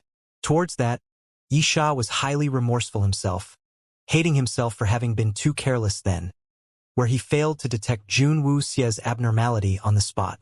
Jun Wu Yao snorted derisively. If not for the fact that you once saved little Xie's life and she feels indebted to you, you would already be dead with this one incident. Yisha did not dare to make a single sound as he knelt there, his mind whirling furiously. In regards to his own previous self, his memories were rather fuzzy. He did not remember having ever saved Jun Wuxie at all. Those fragmented memories had been squeezed into his mind, and without a hint, he would not be able to recall any of it. Those memories seemed to be his, yet not really exactly his. The feeling made him feel rather deranged and made Yisha unable to switch back immediately. It seemed like there was such a scene. Upon the cloudy peaks, everything his eyes saw was through blood. In the courtyard, the pattering of footsteps reached their ears. Yisha and Yi Mei immediately disappeared from their spots. Xiongba was still feeling a little worried and unable to tolerate the nerves gnawing at him any longer. He dragged Qingyu along with him to come to the courtyard that Jun Xie was staying at, although he was hesitant to come disturb Jun Xie. But he felt that he should at least come find out what had happened. In the end, Xiongba's foot had just stepped into the courtyard when he saw an immensely handsome-looking man standing right before Jun Xie's door. Immediately, Xiongba's face showed a sense of caution as he asked guardedly, "Who are you? Why would you appear here within the premises of my Fiery Blaze clan hall?" The man's looks was peerlessly handsome, but it was a face Xiongba had never seen before. The Fiery Blaze clan hall was heavily guarded, so how had this man managed to come in here? Jun Wu Yao turned his gaze around slowly as he looked at the highly nervous Xiongba and Qingyu. In the next instant, he smiled and said, "My humble self is young Master Jun's personal aide." Xiongba's eyes widened and stared, looking like he did not believe a word of it. The air Jun Wu Yao gave out was nothing like that of an aide, and even when he had suppressed his aura, but the feeling he gave people still showed his powerful might clearly. A personal aide like this, who dared to employ him? You lie. Jun Xie had not ever brought any personal aide here with him. Who are you really? And how did you manage to sneak into my Fiery Blaze clan hall? There was no way that Xiongba would be able to see this extraordinary man with the exceptional air he gave out as anyone's aide. Moreover, no one in the clan had known of his coming, and just that one point alone made his presence here very highly suspicious. Jun Wu Yao looked at Xiongba, and his eyes slightly narrowed with a smile. This is a rather sticky situation, Jun Wu Yao thought to himself. From the information Yisha had provided, Jun Wu Yao was roughly able to guess at these two men's identities. If they had been anyone else, he could very well have just killed them. But little Xie seemed to be cooperating with these two, and if he killed them, it might be a little difficult to answer to Jun Wuxie. When Xiong Ba did not get a reply from Jun Wu Yao, he immediately rushed forward, fully intending to capture the man. Jun Wu Yao looked smilingly at Xiong Ba, who was charging straight at him, and he raised one hand slightly, catching the fist Xiong Ba threw at him firmly. "It will be better for you to not strike at me. I am not really in a good mood at the moment," Jun Wu Yao said, looking at Xiong Ba. The only thing he felt like doing now in his heart was to kill people. Only for Jun Wuxie, for any other person, he really didn't feel like suppressing his own emotions. Xiong Ba stared at Jun Wu Yao in shock. He had not held his punch back in the slightest and had used all his powers. But that punch had been effortlessly caught by this handsome and ageless man right before his eyes, and he had not detected the man having summoned the slightest bit of spirit power at all. "As long as you do not die, I guess it should still be fine." Jun Wu Yao was still smiling, but those words were not said to Xiong Ba, but just him talking to himself. Xiong Ba was just about to say something when a crisp crack suddenly sounded in the air, and his hand that was held by Jun Wu Yao was easily broken by Jun Wu Yao as if it was just a lone chopstick. The heinous pain made Xiong Ba immediately break out in cold sweat. Shock filled Xiao Yu's heart when he saw that, and he had wanted to rush up to save Xiong Ba when Jun Wu Yao's chilling eyes with their murderous aura swung over to him, which made him freeze in the spot he was standing. "If you do not want him to die, then remain there obediently." Qing Yu did not dare to make any rash moves at all, as the man before him had so effortlessly contained Xiong Ba's full-powered strike. His own power was inferior to Xiong Ba's, and if he charged at him recklessly, he would not only be unable to save Xiong Ba, he would be putting himself in danger as well. "Who are you really? Why have you come to our Fiery Blaze clan hall? What do you want from us?" Qing Yu asked, the clothes on his back drenched with sweat. Although the man before his eyes was not giving out the slightest bit of spirit powers, the powerful aura exuding from him was already making it hard for him to breathe. What terrified him even more was the murderous glint in the man's chilling pair of eyes. Qing Yu had never felt murderous aura with malice reaching such an extent. It felt as if once those eyes looked upon you, one was immediately shrouded completely in death, and your strength just saps out of you. The Thousand Beast City had no lack of powerful pugilists themselves, especially after Chu Xian Rue returned. Every single person that came here with her possessed the powers of the Purple Spirit. Even when Qing Yu faced all those people, he had never ever experienced such an intense oppression, feeling at that moment that he couldn't no longer be considered to be a human, but just a helpless tiny bug creeping upon the ground, waiting to be crushed. "I've said it. I am young Master Jun's personal aide," Jun Wu Yao repeated, shrugging his shoulders slightly. But nobody would ever believe those words of his. An aide, who possessed such immense power, was just not possible. Even after Xiong Ba's hand had been broken by Jun Wu Yao, the expression on Jun Wu Yao's face had not changed in the slightest. He was looking exactly the same as when Xiong Ba and Qing Yu had first seen him, a devilish smile upon his face, and even the curve at the corner of his lips had not reduced at all. Qing Yu did not dare to make any reckless move. Even Xiong Ba had been taken down by this man so quickly, and he really could not think of anyone within the entire Fiery Blaze clan hall who would be a match for this man. With a creak, the room door behind Jun Wu Yao slowly opened. Upon opening the door, Jun Wuxie was immediately presented with the scene of Jun Wu Yao having a hand clasped over Xiong Ba's fist, and Xiong Ba's wrist was bent at an odd angle. A joint of white bone sticking through the flesh, exposed to the air. "Young Master Jun," Qing Yu called out quickly upon seeing Jun Xie. Jun Wuxie looked at the pale-faced Xiong Ba and then turned her gaze of Jun Wu Yao. Jun Wu Yao almost instantly released his hold on Xiong Ba. Xiong Ba fell back a few steps in a flurry, and Qing Yu quickly stepped forward to catch him. "Young Master Jun, this man," Qing Yu was just beginning to say. Jun Wu Yao turned to look at Jun Wuxie and said with a beaming smile, I was just kidding with him." Jun Wuxie's gaze fell upon the broken joint of bone on Xiong Ba's wrist. "Just kidding, and you broke people's hand? Young Master Jun, you know him?" Qing Yu was no simpleton. When Jun Xie saw the mysterious man, Jun Xie's face had not exhibited any trace of shock or puzzlement, which told him that the two of them knew each other. "Help him over here," Jun Wuxie said as she gave Jun Wuyao a cold glare. Her originally subtle feelings of excitement vanished to nothing. The wide smile on Jun Wuyao's face slowly faded. "You give the orders, I will follow." Upon saying that, he reached out and wanted to help hold Xiongba. Why would Xiongba dare to have the man even touch him at all? The terror in his heart made Xiongba retreat back subconsciously, and even Qingyu was looking at Jun Wuyao guardedly. "Not for you to help," Jun Wuxie said, looking at Jun Wuyao. Jun Wuyao shrugged his shoulders and retreated to stand at the side. The overly terrified Xiongba was helped by Qingyu to go into Jun Xie's room.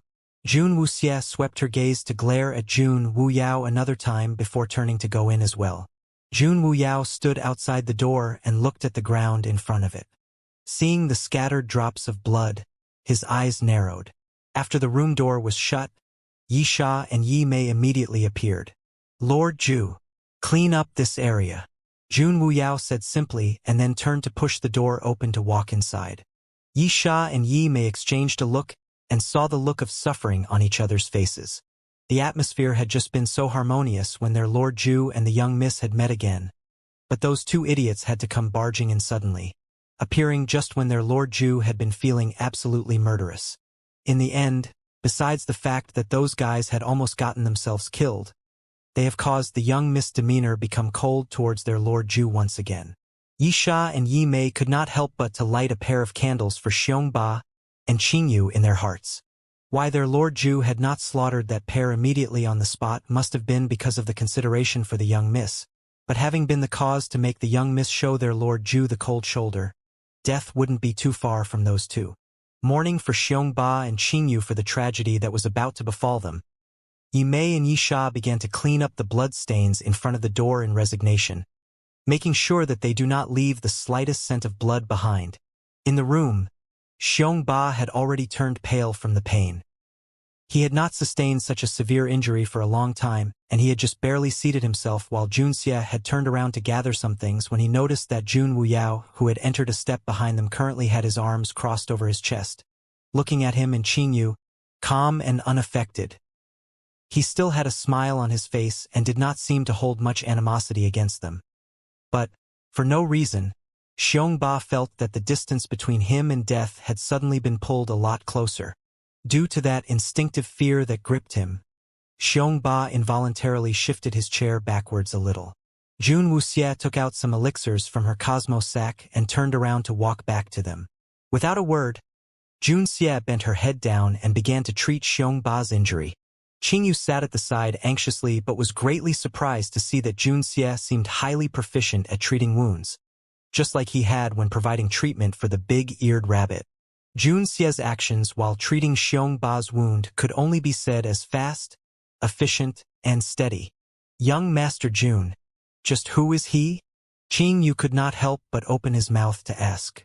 Jun Wuyao then stepped further into the room to stand, and Qingyu suddenly felt as if the air in the entire had suddenly turned thin.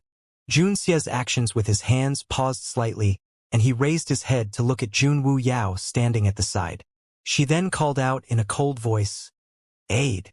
Qingyu's eyes bulged wide open and Xiongba even forgot about the pain on his wrist as he hollered in shock. Really? That terrifying man is really Jun Xie's personal aide. Isn't that a joke? Xiongba felt that his view of the world was being seriously challenged.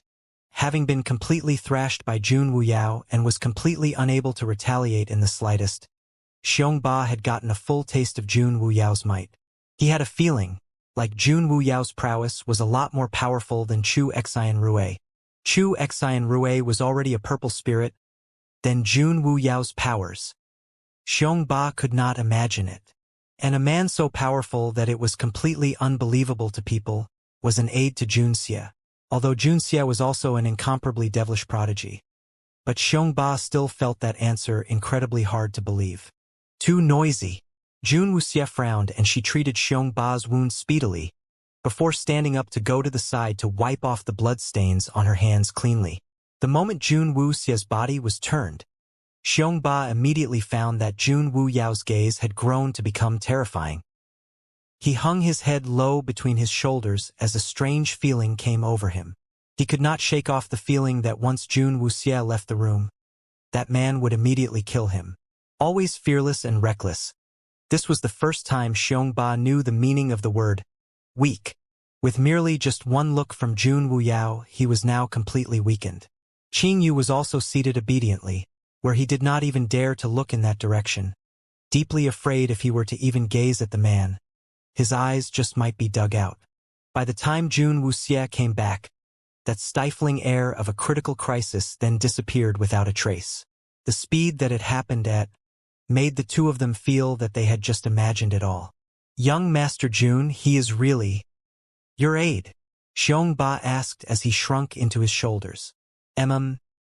Jun Wuxia said as she glanced at Jun Wuyao standing at the side, and Jun Wuyao immediately showed her a dazzling smile, but she turned her head away from him. Jun Wuyao was speechless. The little one seems to be angry. It was after so long that he finally could get along harmoniously with Jun Wuxia and might even have a chance to advance in their relationship, but it was now all ruined. In his heart, Jun Wuyao had already ground the bones of Xiongba's and Qing Yu's into dust and scattered them in the wind. If those two people had not chosen to come barging in at the time when he was in a bad mood, why would the little one be unhappy with him?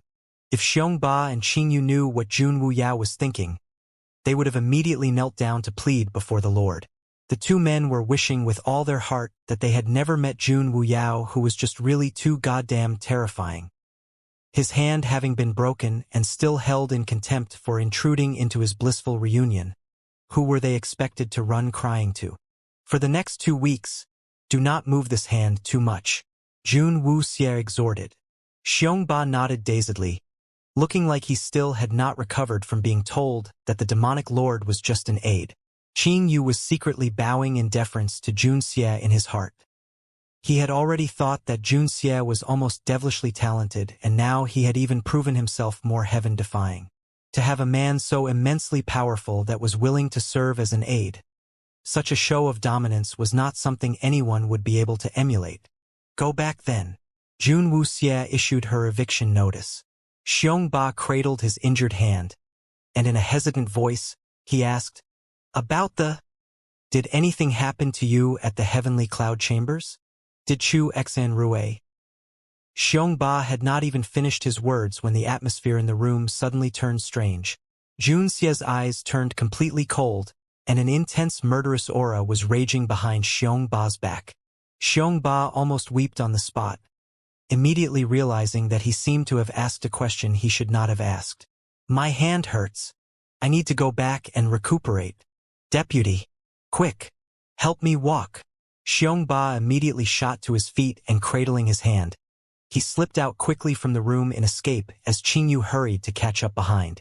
The clan chief and deputy clan chief of the Fiery Blaze clan ran away, in such a panic under the cold glare of Jun Xie and Jun Wuyao's murderous aura that they did not even have time to close the door behind them. Why did you injure them? Jun Wuxia asked, glaring at Jun Wuyao. She did not believe that Jun Wuyao would be unaware of Xiongba's and Qing Yu's identities. With Yi Sha here, every single person around her would be made known to Jun Wuyao. Jun Wuyao looked at Jun Wuxia's darkened little face and he coughed lightly to say, Sorry, I'm not in a good mood, and went slightly overboard in the heat of the moment. Cleaning up the bloodstains just outside the door, Yi Sha and Yi Mei almost choked on their own saliva. That was overboard? They both thought that Jun Wuyao had already held himself back with everything he had. Based on the kind of mood he was currently in, not killing Xiongba and Qing Yu on the spot was already the greatest mercy shown to the two men. If their lord had indeed gone overboard, those two men would by now have their bodies already completely reduced to ashes. Having witnessed their Lord Ju's self-restraint, the two of them were almost moved to tears.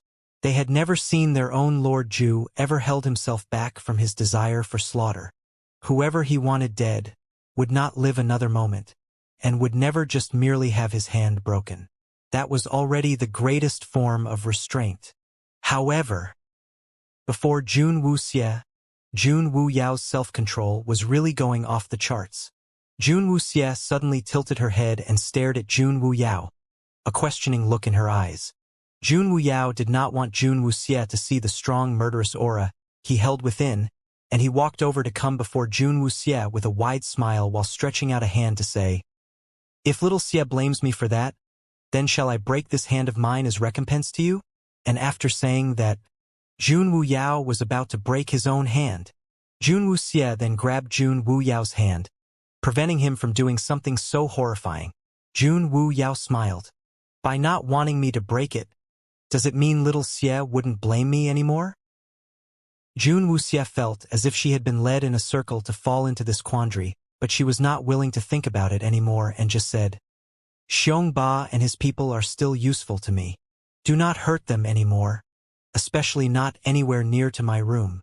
This little bit of injury was really nothing in Jun Wu Xie's eyes, but it bothered her that the faint stench of blood would not disperse within a short period of time. Jun Wu Yao's gaze swung over to the figures of Yi Mei and Yi Sha, who were hard at work scrubbing the floor.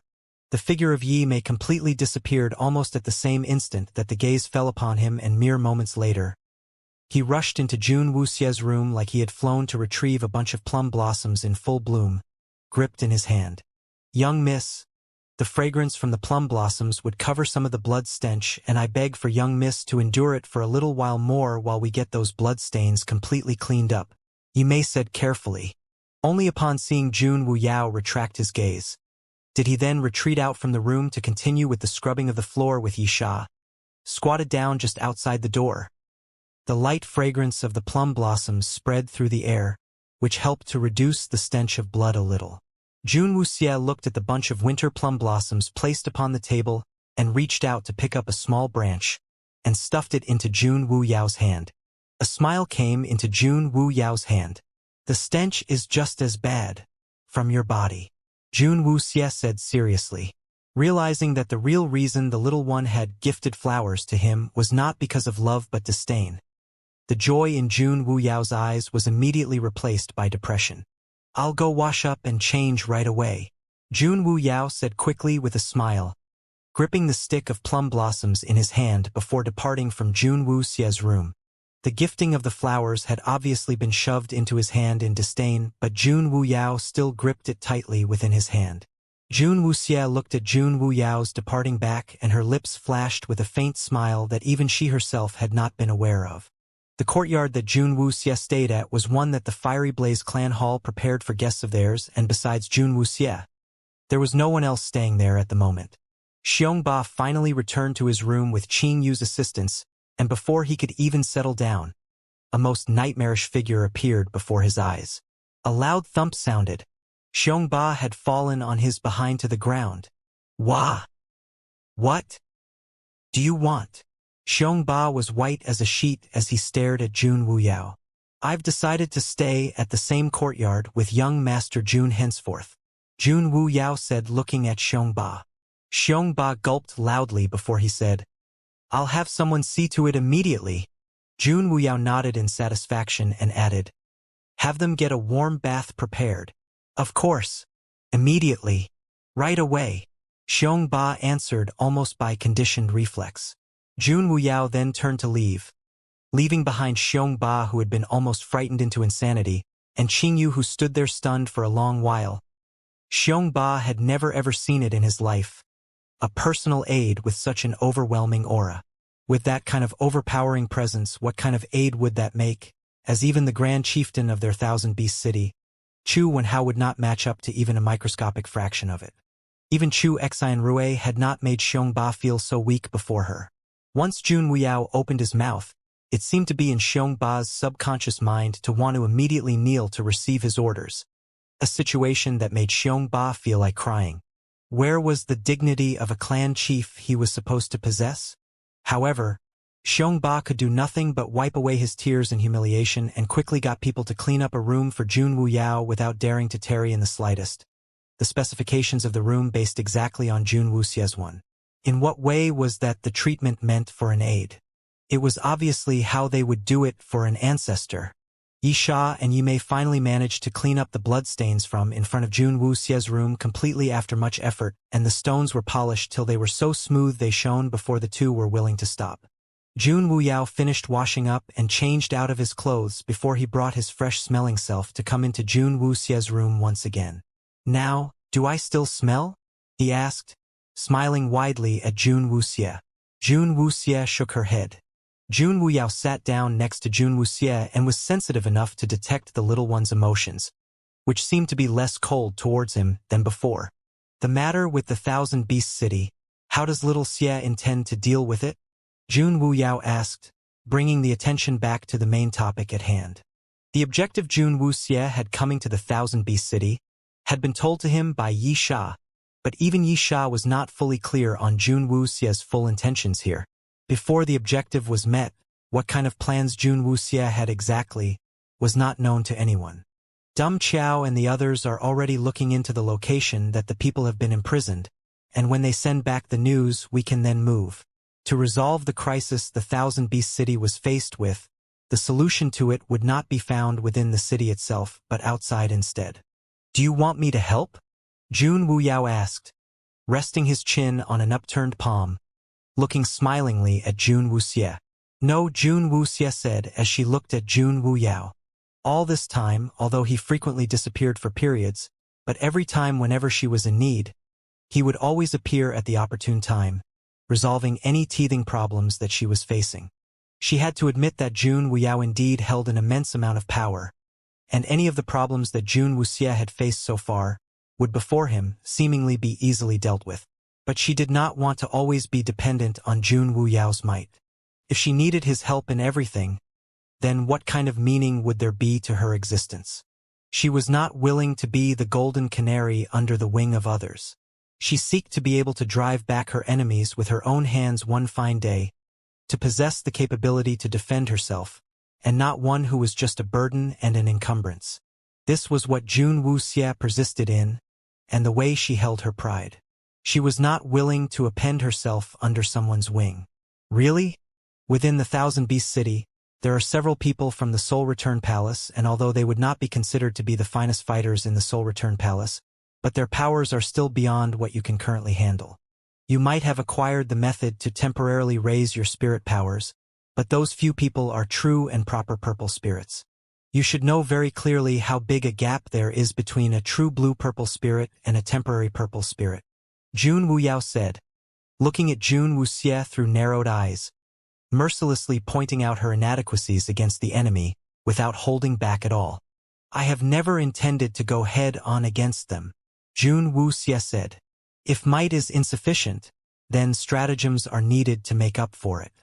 If I am unable to even deal with these few people from the Soul Return Palace, would I still dare to say that I would be taking on the 12 palaces in future?" If she chose to seek Jun Wuyao's help against these enemies right before her, then all that she had promised before would turn to become a joke. If she chose to seek Jun Wuyao's help against these enemies right before her, then all that she had promised before would turn to become a joke. And if the ploys turn out still insufficient? Jun Wuyao's eyes were fixed on Jun Wuxie. "Utilize all that I am able to summon, use all that I am able to make use of. If that still does not work, I will retreat from the vanguard and bide my time as I build my strength, and when the time is ripe, I shall then stride forth to crush the enemy," Jun Wuxie's eyes said, as her eyes flashed with the light of steely determination. The journey she needed to embark on to go back home had to be completed by herself in order for her to gain enough strength to face all her enemies. Only when her own powers grew would she be able to deter all those powers who seek to snatch her ring spirit from her. That was the only way she would be able to, with her own hands, protect her family she held so dear from any harm. She had been the same in her past life. When she escaped from hell, she had only herself to depend on. The only path to survival for her could be carved out only by herself, and she was used to fighting her battles all alone, gotten used to facing challenges on her own. Even when the opponent was 100 times stronger than she had to stake everything she had and fight with everything she got. Retreat from the vanguard. Buy time to build strength. Jun Wuyao mumbled the words Jun Wuxia said, and he suddenly laughed aloud. Whatever you want to do, don't back at all. If you don't need me to help, I will not make any moves.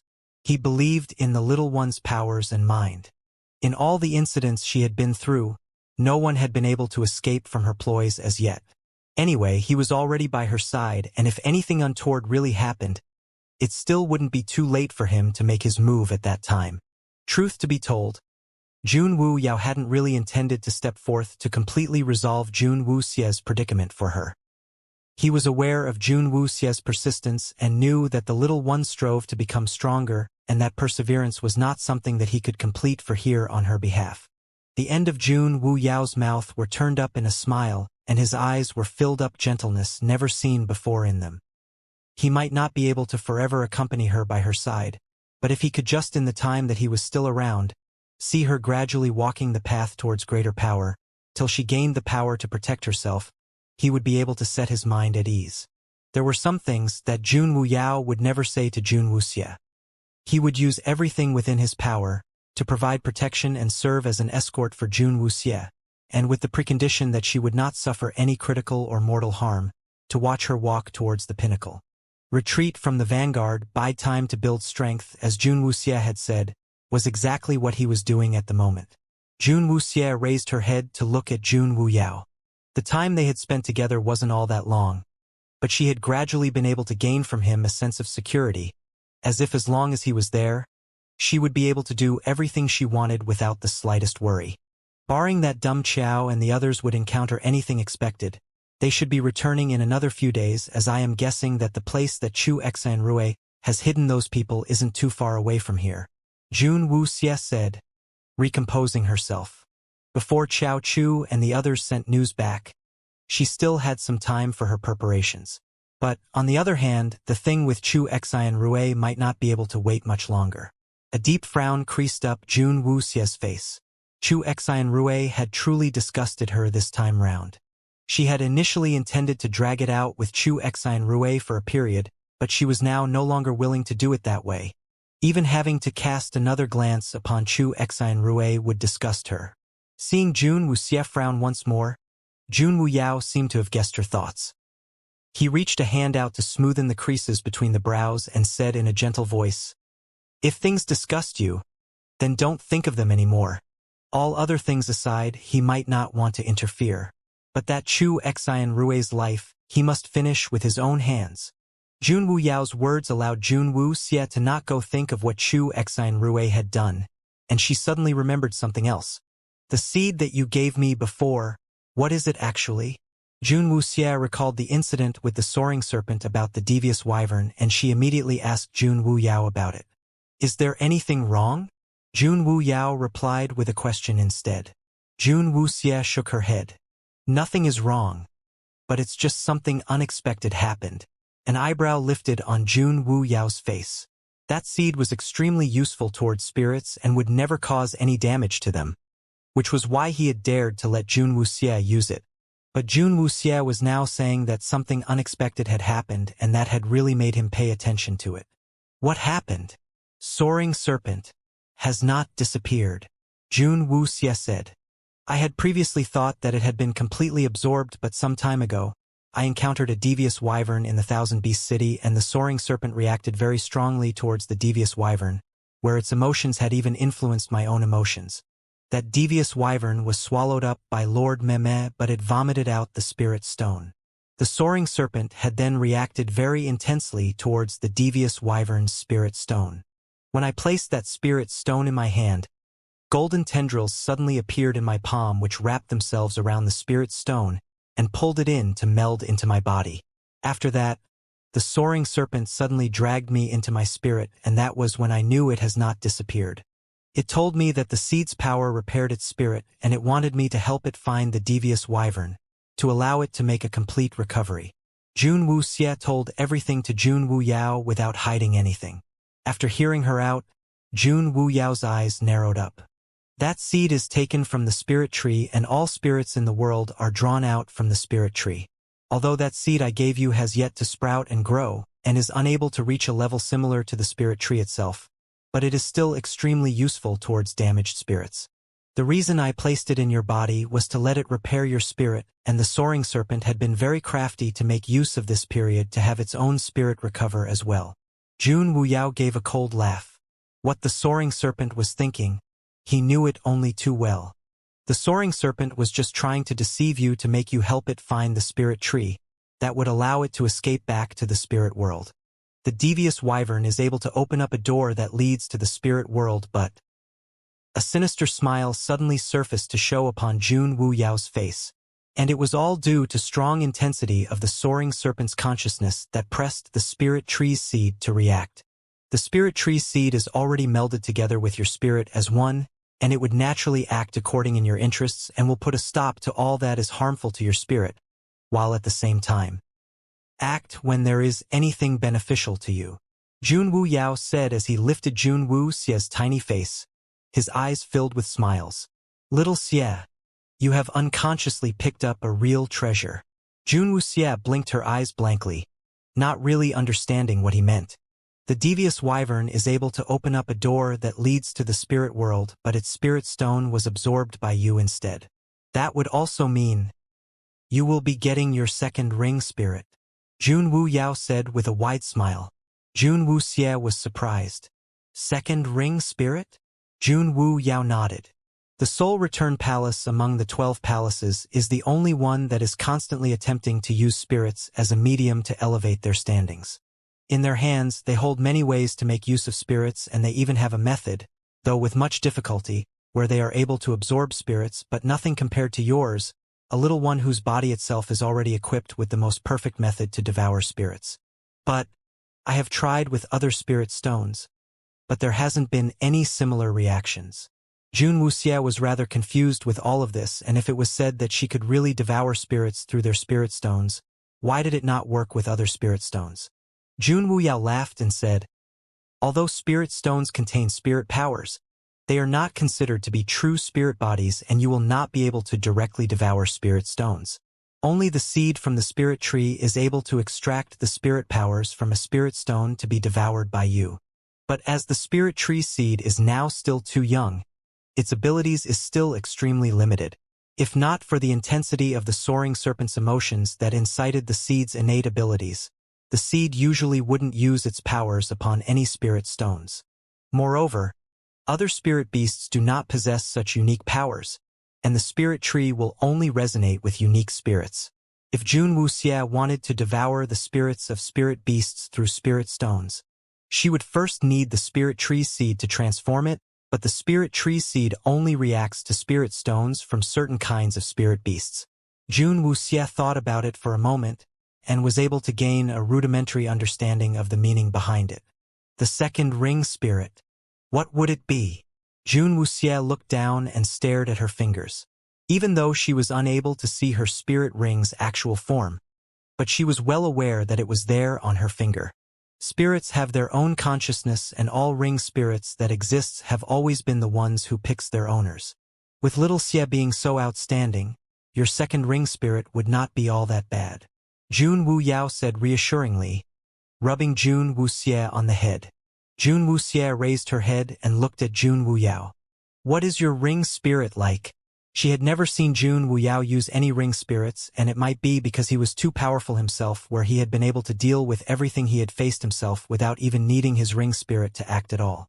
The smile on Jun Wuyao's lips grew slightly lighter as he looked at Jun Wuxia with his eyes fixed upon her, looking like he was thinking about something.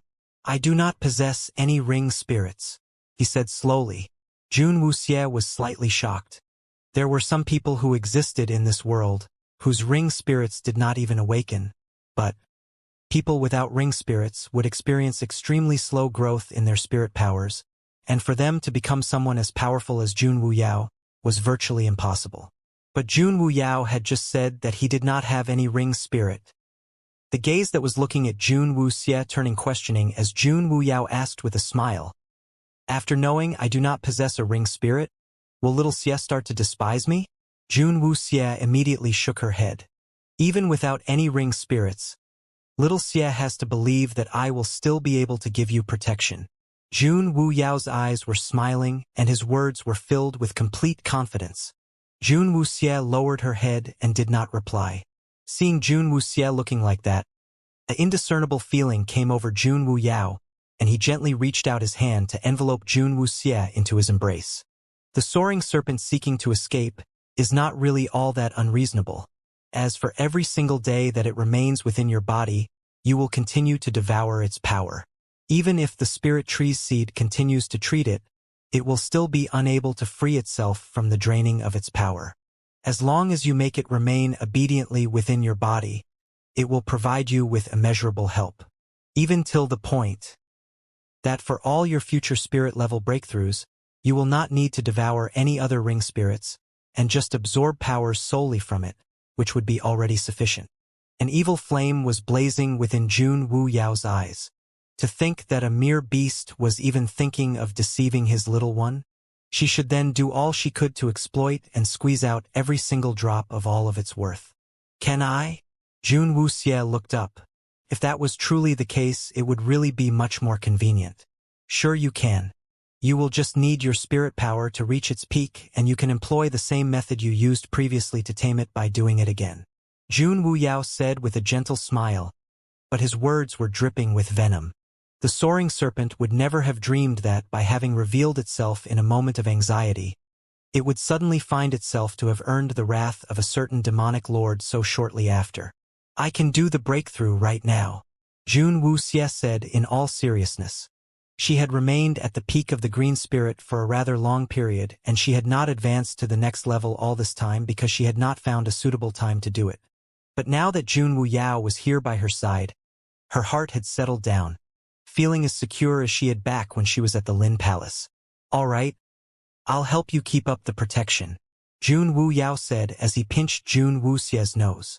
Although her looks were now different after having altered them, but the pair of eyes that shot right into one's soul looked just like they had before, and just a single glance from them was unforgettable for life. And they worked on it immediately. Jun Wuxie did not hesitate in the slightest and immediately climbed onto the bed to sit in a half-lotus position, preparing herself for the advancement. Jun Wu Yao sat quietly on one side to stand guard. Jun Wuxie sent her consciousness into her spirit, and within the vast darkness, she saw the same pair of snake eyes that lit up like flames. Kid, you're here? Did you manage to find the devious wyvern? The soaring serpent's enormous body peeked out within the darkness, its pair of eyes filled with greed and anxiety. Jun Wuxie stared at the soaring serpent and did not say a word, but just went on to repeat the actions she had done when she had absorbed the soaring serpent's spirit the first time. Suddenly, the soaring serpent felt it. The feeling it had once felt before enshrouding over its spirit. It had just managed to recover some of its spirit powers after so much hardship, and it was now being stripped out from it bit by bit. Kid, what are you doing? Its spirit powers was flowing out continuously, which greatly startled the soaring serpent. It wanted to escape from Jun Wuxie in horror, but being trapped within Jun Wuxie's spirit, there was nowhere it could run to. The surrounding darkness was stripping away at its spirit, and its strength was decreasing at an alarming rate. Jun Wuxie raised her head slightly and stared at the highly flustered soaring serpent. Apologies, before you make use of me, I have to continue to make use of you. The soaring serpent's heart jumped, and it was feeling highly distressed. It had thought that Jun Wuxie would continue to use other ring spirits to raise her own powers and had not expected Jun Wuxie would turn her attention back onto it. Compared to other ring spirits, the soaring serpent was without question stronger.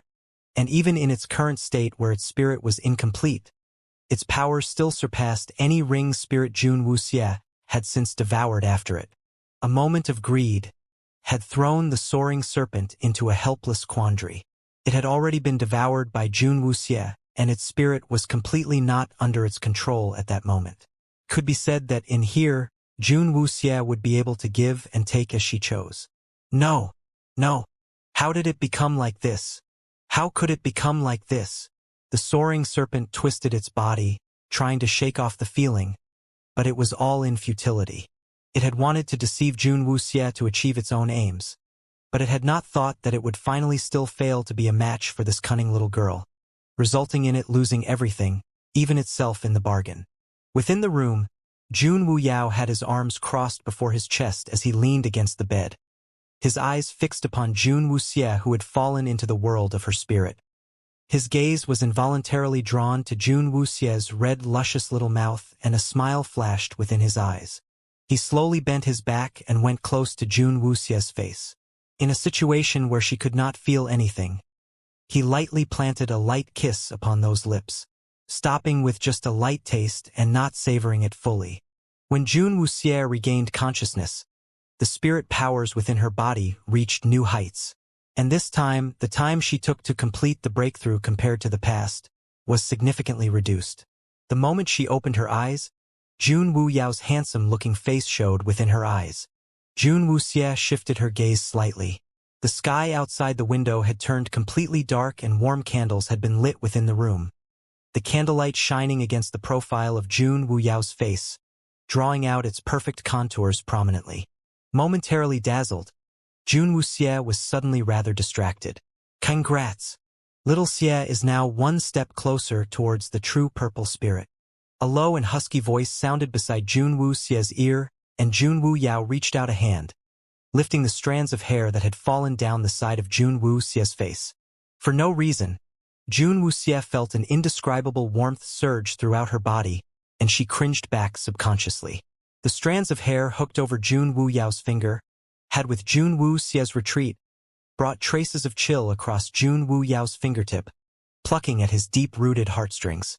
Do you feel strange in any way? Jun Wu Yao's eyes reflected the candlelight, seemingly not understanding. It was much easier than before.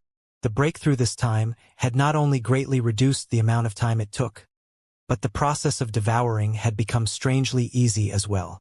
Jun Wu Yao said with a smile, "That would naturally be the case.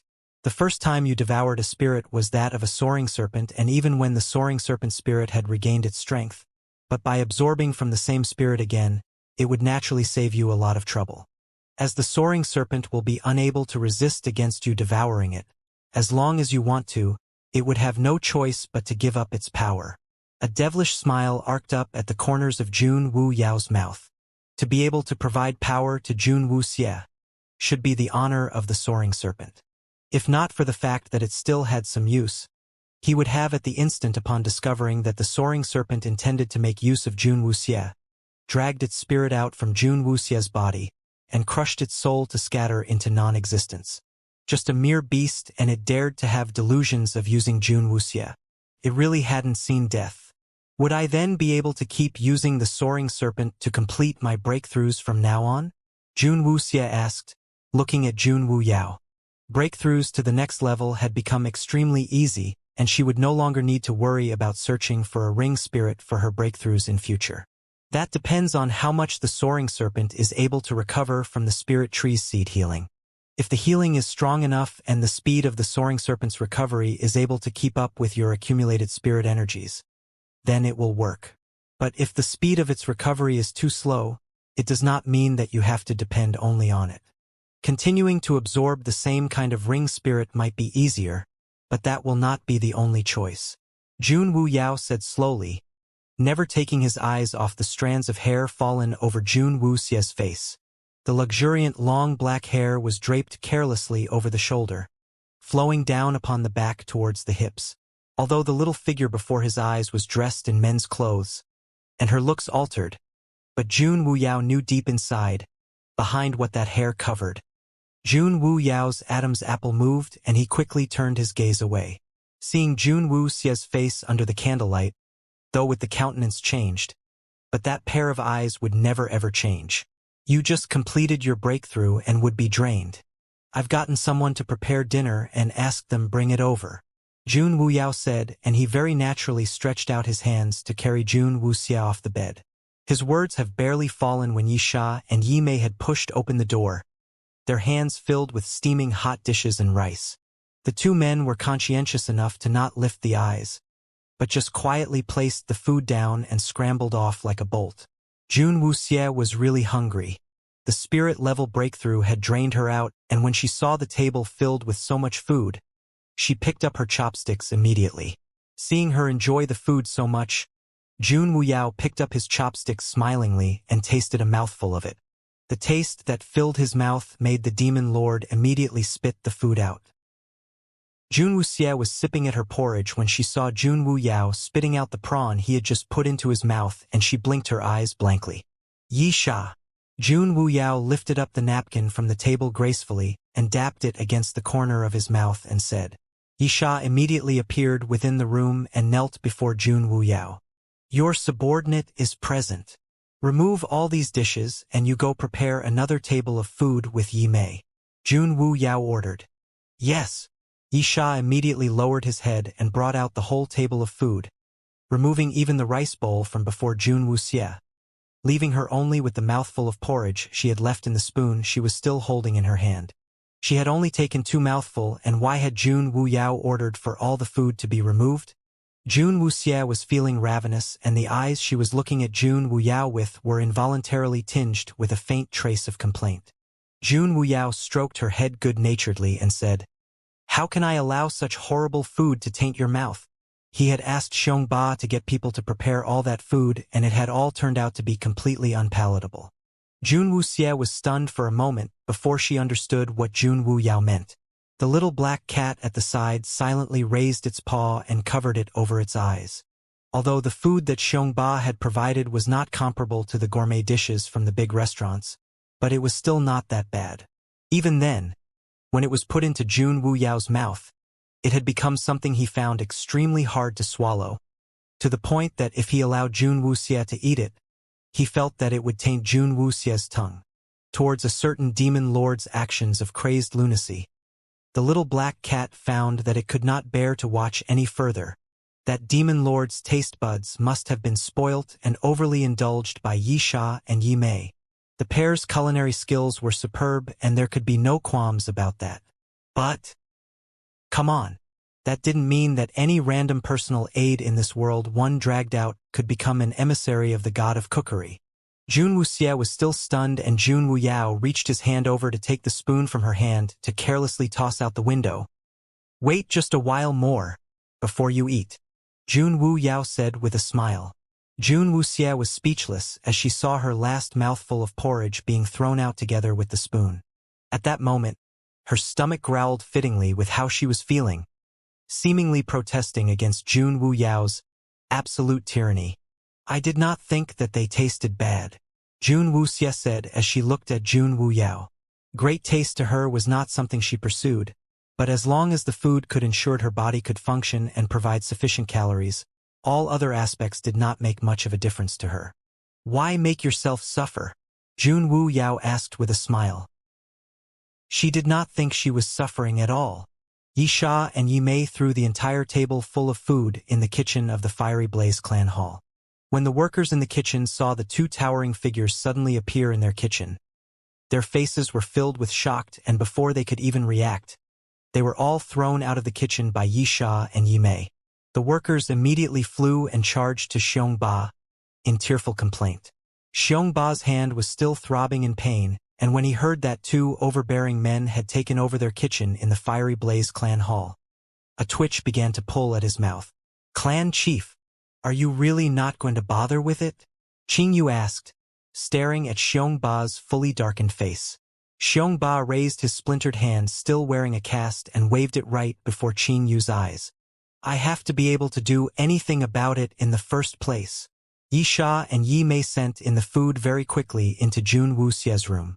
Compared to that pair's culinary skills, the food brought in earlier from the Fiery Blaze clan hall's kitchen could really only be described as totally unpalatable. Finally being able to eat, Jun Wuxie did not say a single word. Jun Wuyao looked at Jun Wuxie's profile as she enjoyed the feast, and even before picking up his chopsticks, he already felt full. Before they had even finished the meal, a knock sounded on Jun Wuxie's door, and Jun Wuyao got up to open the door.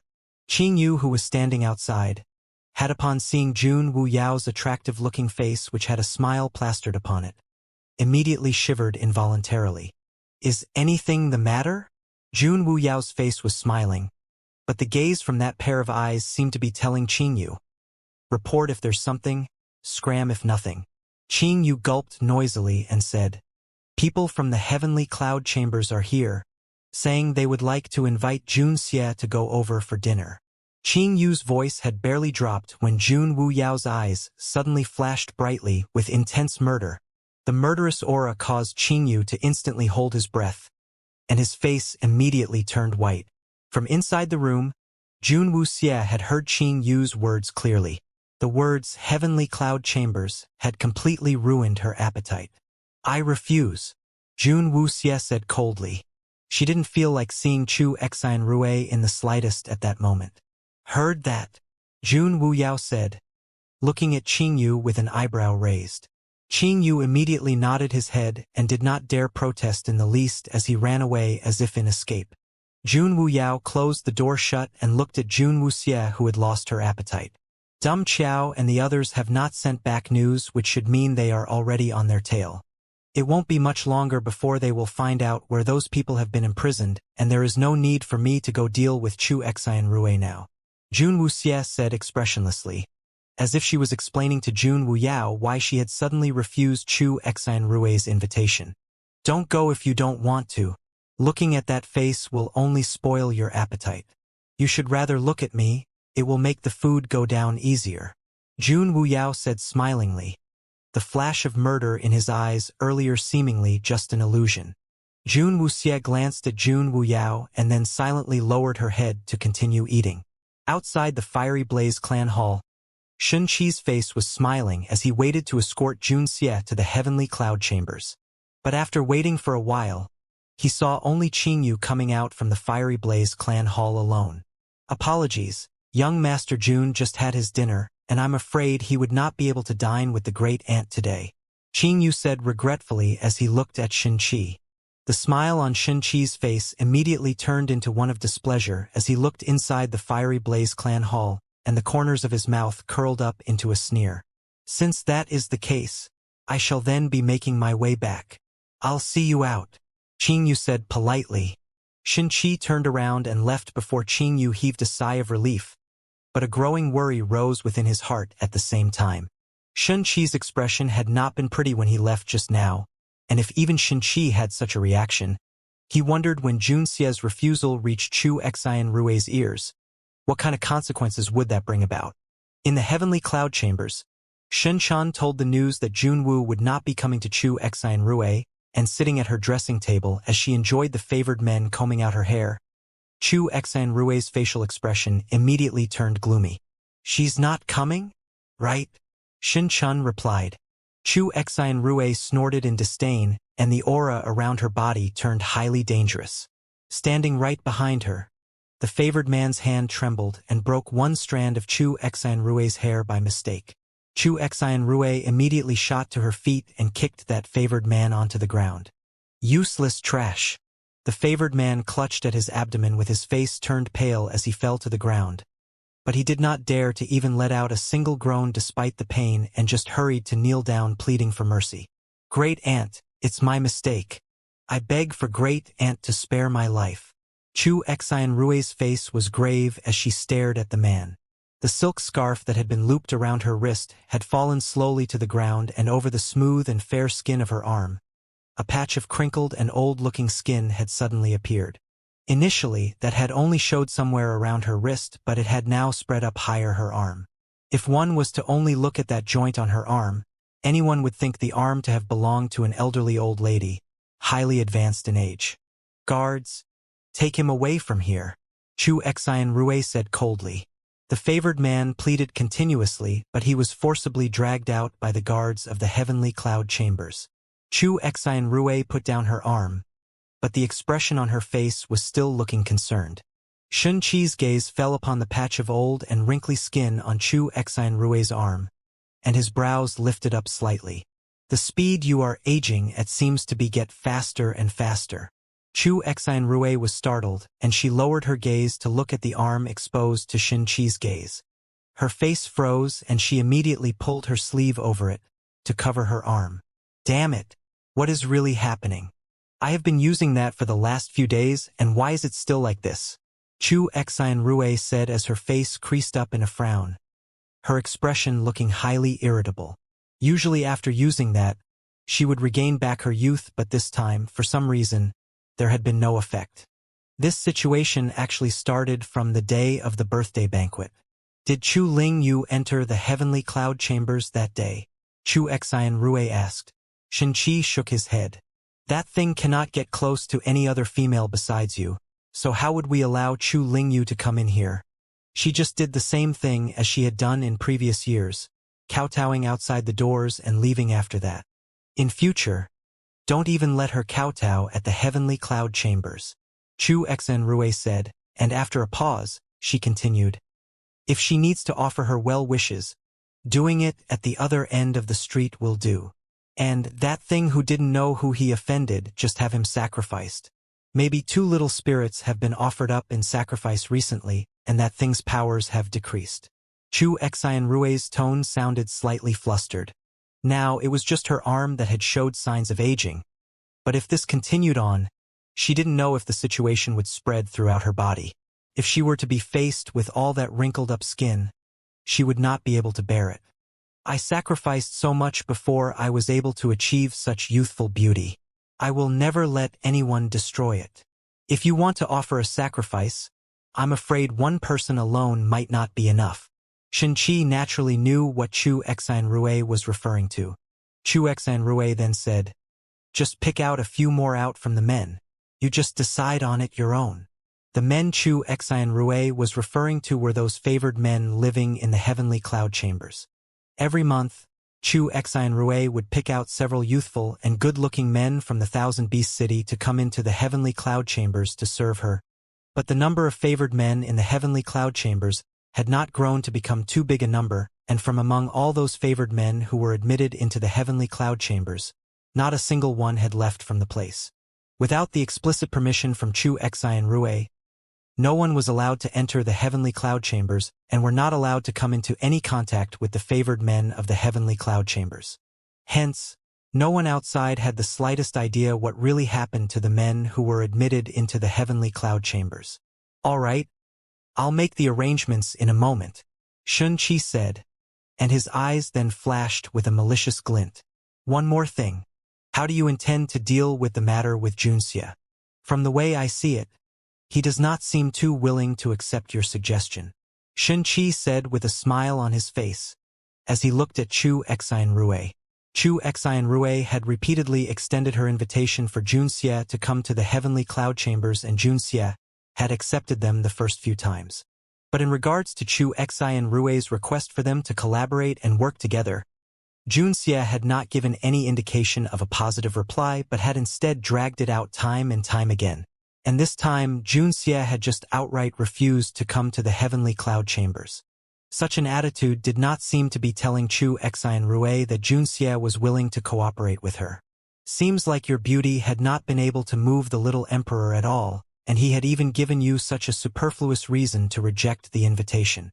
If my guess is correct, I'm afraid he will not be coming here to see you anymore, Shin-Chi said. Chu Xian Rui clenched her jaw tightly. It wasn't that she had been oblivious of Junxia's perfunctory responses, but it was just that she had not expected, even after she had employed all her charms, there could actually be a male that could still remain so calm, who had not only not been mesmerized, but had even been able to completely disregard her allure. This was the point. Against the high regard and absolute confidence Chu Xian Rui had towards her own beauty, took to be the most serious humiliation.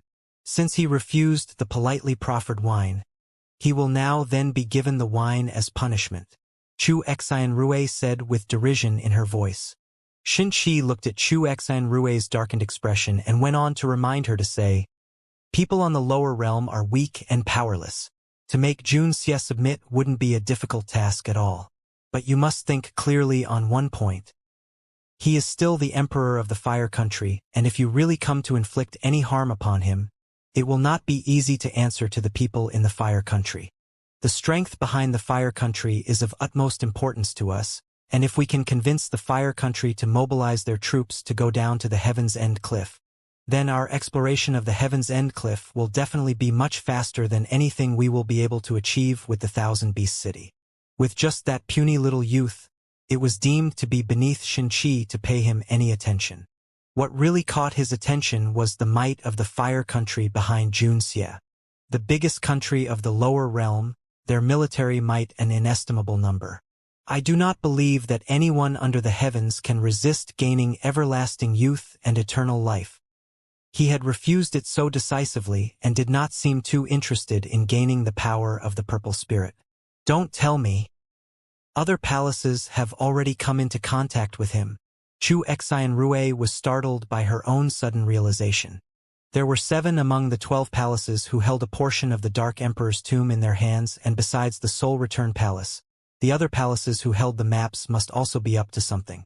The Fire Country might not be even worth mentioning in the Middle Realm, but as a sacrificial lamb, they would be the best choice in the Lower Realm. Xin-Chi had considered the same worry that Chu Xianrui had, but he quickly shook his head. If it is said that other palaces wanted to make use of the Fire Country, I will not be surprised in the least.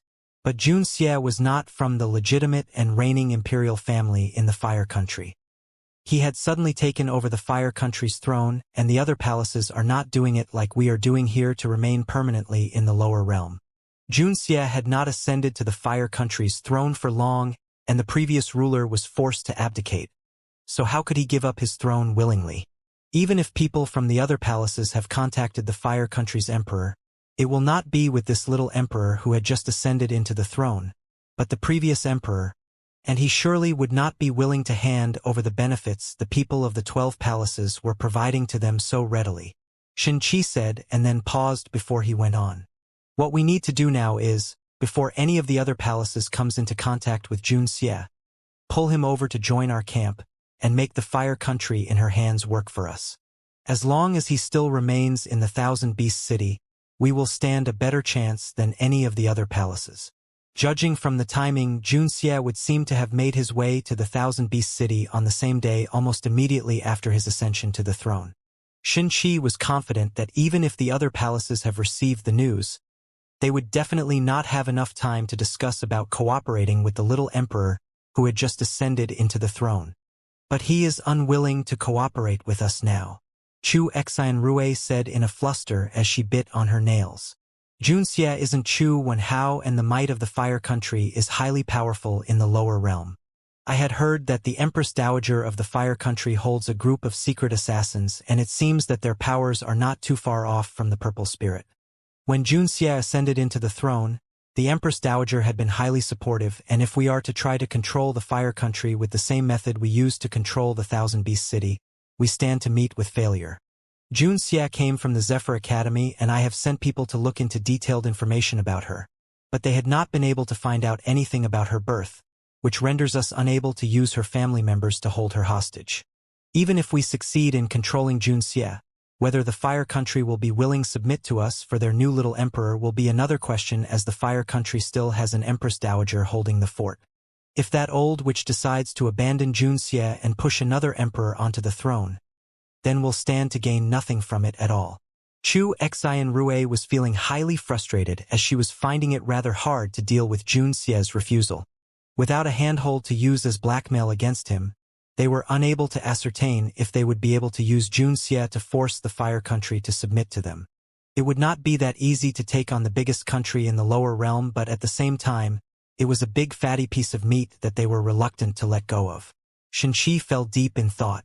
How to force Jun Xie to submit to them was the most impertinent question they needed an answer to. Suddenly, Chu Xianrui seemed to have thought of something, and she opened her mouth to say, "Maybe Jun Xie isn't really without any weakness that we can exploit." "Oh? Have you really thought of a plan?" Xin-Chi asked with an eyebrow raised. Chu Xianrui's lips curled up to smile sinisterly as her gaze turned alluringly to Xin-Chi to say, "Didn't Lin Kei tell me before that the devious wyvern of mine was swallowed up by Jun Xie's spirit beast? To be able to swallow up the devious wyvern, it must be a guardian-grade spirit beast. Don't tell me you are going to target his spirit beast?" Xin-Chi asked. Chu Xianrui laughed aloud. "Why not?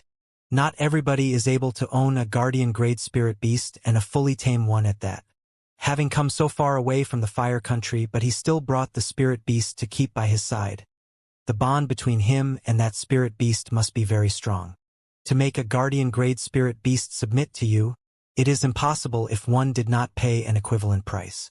Even though Jun Xie has a very cold and indifferent personality, but I am somewhat inclined to believe that he treasures that guardian grade spirit beast quite a lot. Since I am unable to locate her family members, just maybe, that guardian grade spirit beast will be able to give us the help we need. Shin-Chi's heart jumped slightly in shock. Seeing the deceitful and cunning smile on Chu Xianrui, he had to say although Chu Xianrui was a woman, but when it came to such deep and exploitative scheming, the viciousness and merciless methods, none among the other three of them could compare to her. For a person who climbed up from the lower realm, and was still able to remain in the Soul Return Palace to achieve her current position today, it must be said that Chu Xianrui's methods were beyond the average person. That is still a guardian grade spirit beast.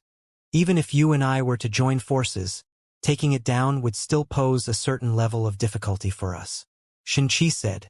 Chu Xianrui looked at Shin-Chi with an eyebrow arched high up. Have you forgotten where this place that we are at is? Shin-Chi was stunned for a moment, and a smile of understanding immediately came to show on his face. The spirit-taming bone flute is held in the hands of Chu Wenhao, and with that thing, besides the Grand Chieftain of the Thousand Beast City, no one will be able to use it. Although Chu Wenhao could still be considered to be rather obedient these few years, his resentment against you shouldn't be overlooked. I'm afraid that he might just not be willing to undertake the risks of danger that comes with trying to control a guardian-grade spirit beast.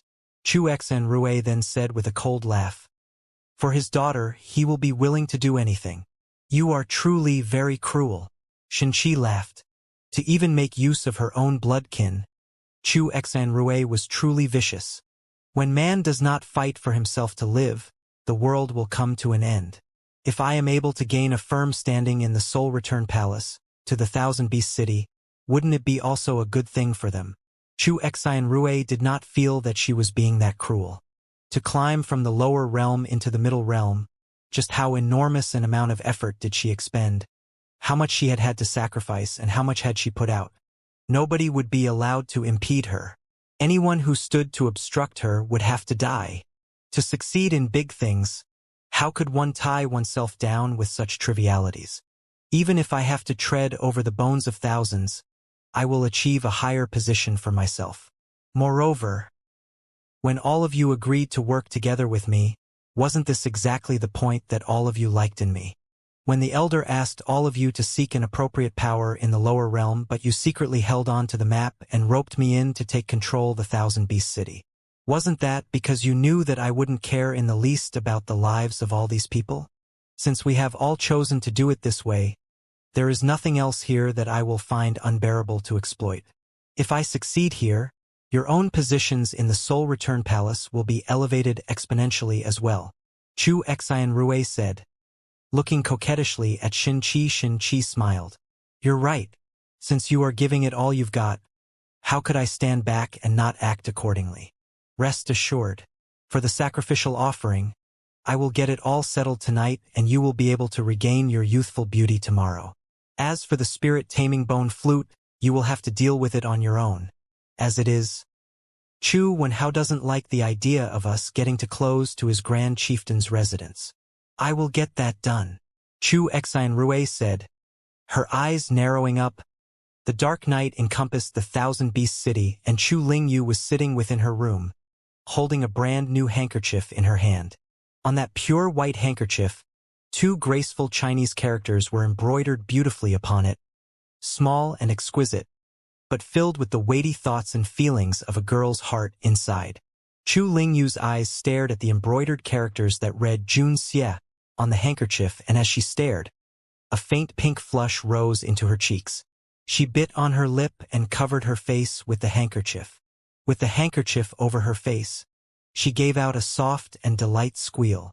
The thought of a young girl was always so tenuous and unpredictable. Alone in the room and just by looking at the person's name, she was suddenly overcome with a feeling of bliss, as if the person was currently seen through that layer of thin gauze, smiling at her with a gentleness she had never seen before. Lost in that moment of bliss, a shadow blocked out the candlelight, shrouding Chu Lingyu in darkness. Chu Lingyu was suddenly shocked as she sat up hurriedly. In her shock, she saw a figure dressed in red, and realized it was the amorous Chu Xianrui standing before her as the cotton handkerchief slipped off her face onto the floor. Great-grand-aunt.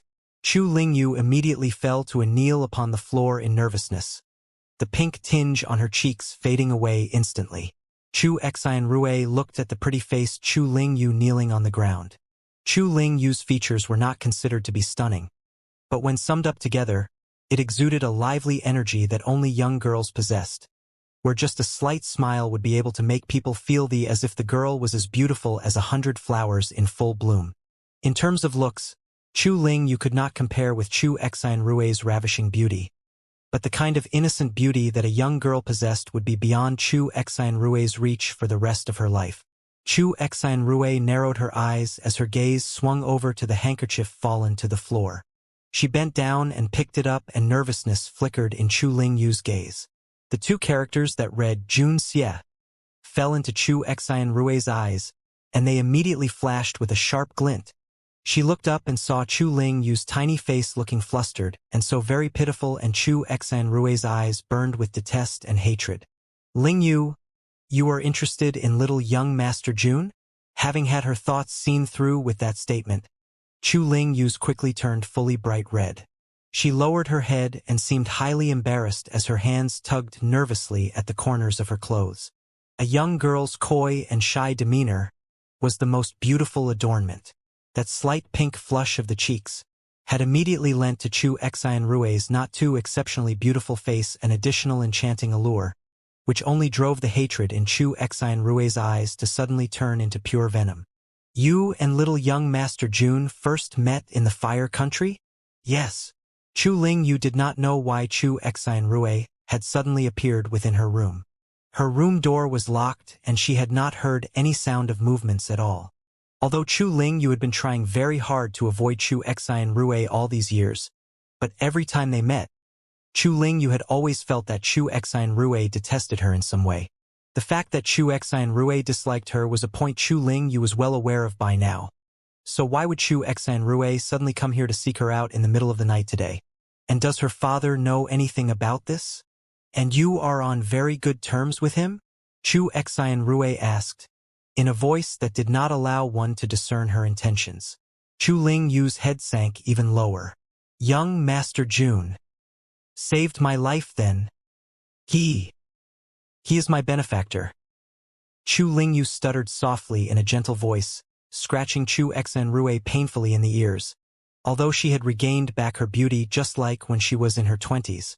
But her demeanor and mannerisms would never once again be as moving and enchanting as the naive innocence of a little young girl.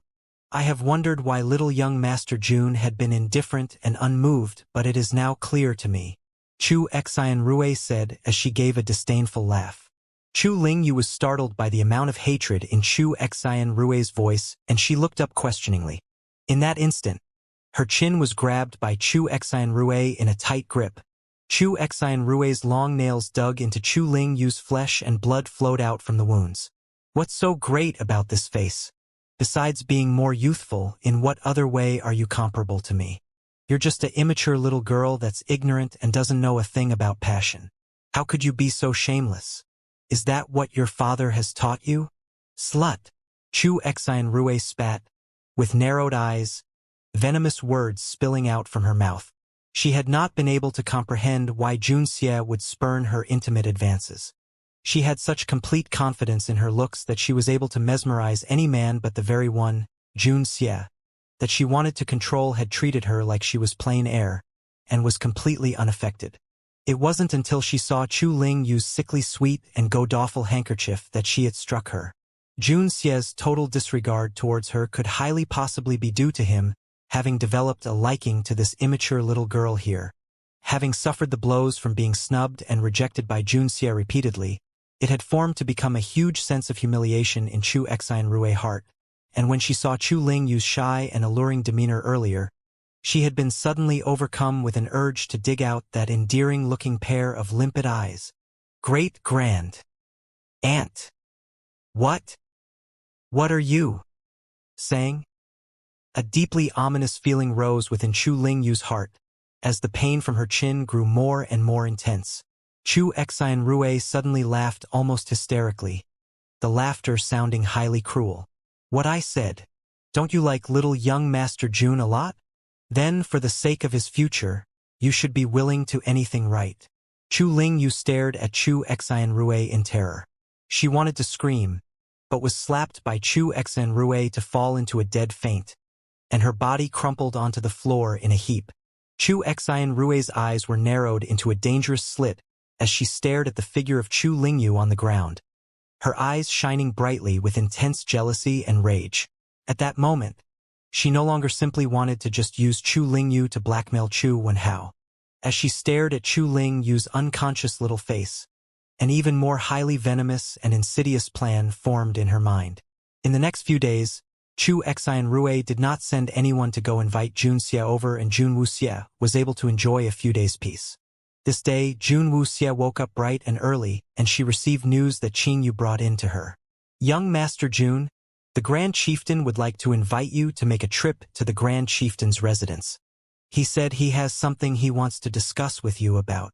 Qing Yu said as he stood in front of the door to Jun Xie's room, but not daring to take a single step inside. As in that room at that moment, a great demon lord sat. Jun Wuxie was smoothing out Lord Mem's wool, and suddenly hearing Qing Yu's words, she lifted her head and asked, "Chu Wenhao?" "That's right." Qing Yu nodded.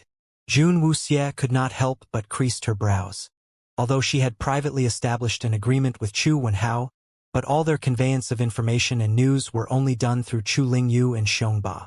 Besides that day at the birthday banquet, she had never directly communicated with Chu Wenhao, and all that was done to avoid Chu Xianrui from becoming suspicious. That was a point that she knew well, and Chu Wenhao as well. But today, Chu Wenhao had suddenly extended an invitation to her, and it was after she had rejected Chu Xianrui, which made Jun Wuxie can't help it but to feel that it was all rather strange. "Is it mentioned what this is about?" Jun Wuxie asked. Qing Yu shook his head. "It was not mentioned, but I was told that it was about something important and he needs to speak to you personally." Jun Wuyao had his chin rested in his upturned palm as he looked at Jun Wuxie. In regards to the situation in the Thousand Beast City, he had gained a better understanding of everything in the past few days. "Going?" he asked. Jun Wuxie was silent a moment before she nodded her head. Chu Wenhao's invitation was definitely strange, but she still had to go find out what it was. "I'll go with you." Jun Wuyao stood up gracefully. When Qing Yu at the door saw Jun Wuyao stood up, he was so shocked that he fell back 2 steps. In the past few days, Jun Wuyao had not shown up much within the Fiery Blaze clan hall, but every time that he saw Jun Wuyao, Qing Yu would always be so terrified to become like a terrified little chick. Xiongba had simply decided that he would not even take a single step into this courtyard himself, wishing that he would never ever have to see that devilish demonic lord ever again. "All right." Jun Wuxie nodded. Qing Yu then hastily retreated. Jun Wuyao saw the room door close before he said, "It's Chu Xianrui's doing?" Jun Wuxie put Lord Meme on the floor and then said slowly, "Chu Wenhao would not initiate such direct contact with me, as that would only cause Chu Xianrui to be alerted. I had just refused Chu Xianrui's invitation a few days ago, and although things have been calm and uneventful since, I'm thinking there's still trickery up her sleeve. Today's invitation must be the work of Chu Xianrui. If someone is seeking her own path to death, I wouldn't mind granting her wish." Jun Wuyao said as a smile slowly blossomed at the ends of his mouth. He had promised Jun Wuxie that he would not interfere with this, but if Chu Xianrui was in such a hurry to seek her death, he thought it wouldn't be nice for him to refuse her. Jun Wuxie glanced at Jun Wuyao, but did not comment. They tidied up a little and went out the door. The guards sent from the Grand Chieftain's residence were waiting outside the doors of the Fiery Blaze clan hall. Jun Wuxie carried the little black cat in her arms and left with the guards with Jun Wuyao beside her. Xiongba waited till the figures of Jun Xie and Jun Wuyao had completely disappeared from before the doors of the Fiery Blaze clan hall before he came out sneakily from inside. Qing Yu was speechless as he looked at his own clan chief, the look on his face showing contempt for the cowardly act. Why is the Grand Chieftain suddenly looking for young Master Jun? Xiongba was feeling rather puzzled. If the person who brought the news to them was not Chu Wenhao's trusted aide, he really would have assumed that it was just a fake information that Chu Xianrui had ordered people to come give them. Qing Yu couldn't understand the rationale behind it as well. Just as the two of them were still cracking their heads over it, a towering figure suddenly came to the main doors of the Fiery Blaze clan hall. While still struggling in his mind, Xiongba had, upon getting a clear view of the person who just came in, immediately stared with his eyes so wide, they almost popped out of his head. He then said in utter disbelief, "Grand Chieftain? Why? Why are you here?" Coming towards the Fiery Blaze clan hall was not anyone else, but the one who should be at the Grand Chieftain's residence waiting for Junxie, the Grand Chieftain of the Thousand Beast City, Chu Wenhao. Chu Wenhao's complexion was rather pale, and his demeanor seems rather different from usual. He came walking with his face dark and gloomy to stand right before Xiongba. Xiongba immediately exclaimed, "Didn't you invite Junxie?" "Arg, it's Chu Xian Rui. That Chu Xian Rui sent fake news. Quick! Send someone quickly to bring them back." If Chu Wenhao was here, then the news they received earlier must have been fake, and Xiongba had immediately thought that all of this could very possibly be a ploy by Chu Xian Rui. Qing Yu was just about to go chase them back, but Chu Wenhao suddenly raised up a hand to block Qing Yu's way forward. "Grand Chieftain?" Qing Yu asked, looking in great puzzlement at Chu Wenhao. Chu Wenhao's eyes were dark-ringed and his demeanor felt strange. "No need to go," he said softly. "WH. Why?" Chu Wenhao lifted his eyes and looked at Xiongba's and Qing Yu's puzzled faces. "I was the one who sent people here to invite young Master Jun to go to the Grand Chieftain's residence." Qing Yu and Xiongba were immediately stunned. Chu Wenhao had really invited Junxie to go to the Grand Chieftain's residence. But why had Junxie just barely left the Fiery Blaze clan hall and Chu Wenhao had appeared here? Shouldn't he be waiting at the Grand Chieftain's residence for Junxie to arrive? The two men were suddenly feeling highly confused. "Where is Junxie's room?" Chu Wenhao asked suddenly. Xiongba was further shocked as he replied, "The eastern little yard. Did he bring along her spirit beast when he left?" Chu Wenhao asked again.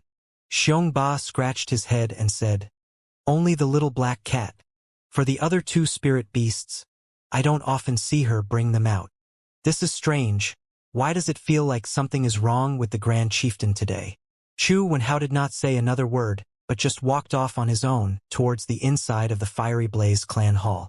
Xiongba stared at the back of Chu Wenhao and he was still feeling rather confused. What is the Grand Chieftain trying to do? Why am I getting more confused as I watch him?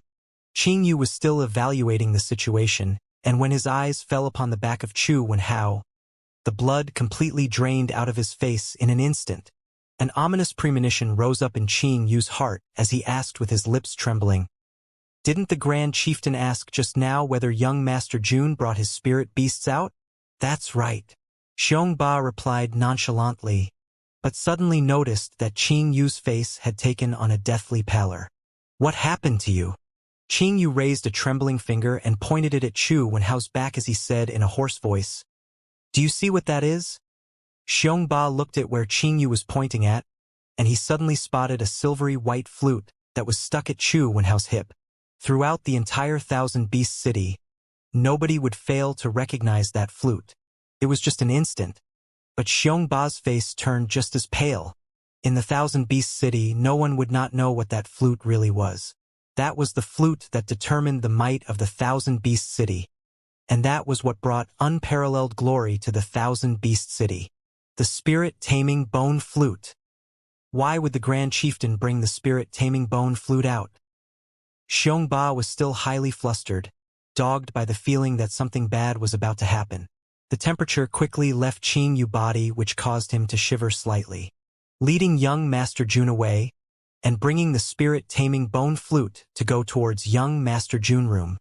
The Grand Chieftain is thinking to gain control over young Master Jun's guardian grade spirit beast.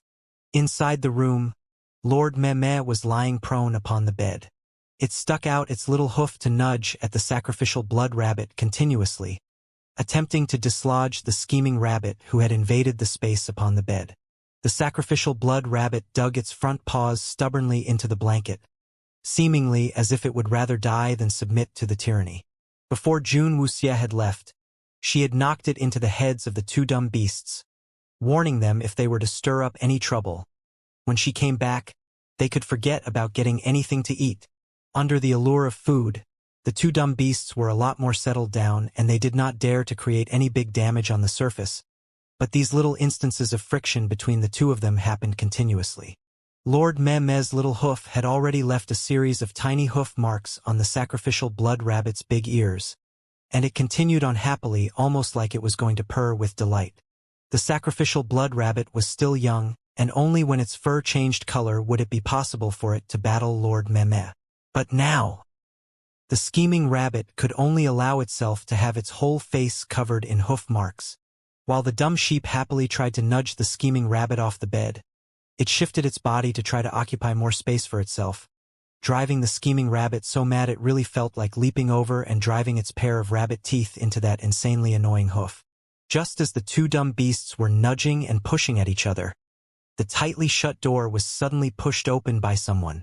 Lord Mehmed and the scheming rabbit immediately ceased with their battle, and as they had immediately assumed the person who pushed the door and came in was Jun Wuxie, they quickly scooted onto separate sides, wiggling their tails as they put forth their most innocent faces. However, the person who appeared through the door was not Jun Wuxie, but a tall middle-aged man they have never seen before. Pooh! The scheming rabbit tilted its head and looked at Chu Wenhao standing in front of the door. The dumb sheep took the opportunity to kick the scheming rabbit off the bed with one swing of its hoof. It saw the furry little rabbit tumble off the bed entirely and fall onto the floor with a splat. Lord Mehmed wiggled its tail delightedly and turned itself in circles with all four of its hooves, bundling up the blanket together in a coil, before finding the softest spot within it and snuggling into it. Lord Mehmed is the cleverest one. Humph! Chu Wenhao's face was dark as he stared at the two spirit beasts in the room. His gaze passed right over the sacrificial blood rabbit fallen onto the floor and was hopping mad in indignation to fix onto the highly pleased-looking Lord Mehmed. A trace of an inner struggle appeared in his eyes as his hands reached behind his back stiffly. His hands could feel the cold, smooth surface of the spirit-taming bone flute, that slight icy chill, quickly driving out all the warmth from those hands. Grand Chieftain! Xiongba rushed in puffing and wheezing as his horrified gaze stared at Chu Wenhao's hands upon the spirit-taming bone flute. Chu Wenhao's body froze suddenly, but he did not turn back, and just ordered in a deep voice, "Get out!" Chu Wenhao acting like this was a sight that Xiongba had never seen before, gloomy and repressed. Even when the Thousand Beast City had been going through its most difficult times, Chu Wenhao had never exhibited such gloominess. Faced with such a strange Chu Wenhao, Xiongba was suddenly feeling highly nervous. Grand Chieftain, that is Jun Xie's spirit beast. What are you really going to do? Xiongba was feeling torn as he stared at Chu Wenhao. He believed in the Grand Chieftain and was willing to devote his whole life to the Thousand Beast City because Chu Wenhao was worth his unwavering loyalty. But with what Qing Yu had earlier hinted, and he began to realize what Chu Wenhao might possibly do here, he found himself refusing to believe it as fact. Although Chu Wenhao did not have much direct contact with Jun Xie, but the cooperation between the two people was already in progress, and every action that Jun Xie carried out within the Thousand Beast City had been tacitly accepted by Chu Wenhao. From what the facts were at that time, Jun Wuxie was already an ally of the Thousand Beast City. No matter what, Xiongba could not make himself believe that Chu Wenhao would act against his own ally. "I asked you to get out," Chu Wenhao bellowed in a deep voice angrily, his tone revealing a tinge of impatience. "Chieftain, what are you really going to do? Young Master Jun is a friend of ours." Xiongba was unwilling to leave, and he just remained there to stare at Chu Wenhao's back, his fists clenched up tightly. Chu Wenhao was silent, and the hand clasped over the spirit-taming bone flute still did not pull it out, looking like he was struggling within, deeply hesitant. "Chieftain, young Master Jun's companions are already investigating into where Madame and the others have been imprisoned, and it won't be much longer that Madame and the others will be rescued back here, and will all be finally free from Chu Xian Rui's blackmail. The freedom we have all longed for so many years, the reunion that everyone will enjoy uninterrupted, is about to be realized." Xiongba pleaded, starting at Chu Wenhao. He could not understand why Chu Wenhao was suddenly doing something like this, but he was not going to stand back and allow Chu Wenhao to continue to err like this. Chu Wenhao's body rocked once, and the fingers locked over the spirit-taming bone flute moved slightly. Xiong Ba's alerted senses detected the movement, and regardless of the reason why Chu Wenhao would commit such indiscretions, he still firmly believed that the Grand Chieftain he had pledged allegiance to was never one who goes back on his word, or a hypocrite who sets up his allies. It will all happen very soon. Just wait a little. Wait for just a few days and it'll all work out, and Madam will come back to be reunited with you and young Mississippi. Xiong Ba persuaded gently, without anyone knowing how tightly tensed up every single muscle on his body was at that moment. But, just at the moment that Xiong Ba's voice dropped, Chu Wenhao, who had initially still been highly hesitant, suddenly pulled out the spirit-taming bone flute from his hip. Grand Chieftain! Xiong Ba slightly jumped in shock. Chu Wenhao then said loudly in rage, "As the Grand Chieftain of the Thousand Beast City, I hereby order you, get out."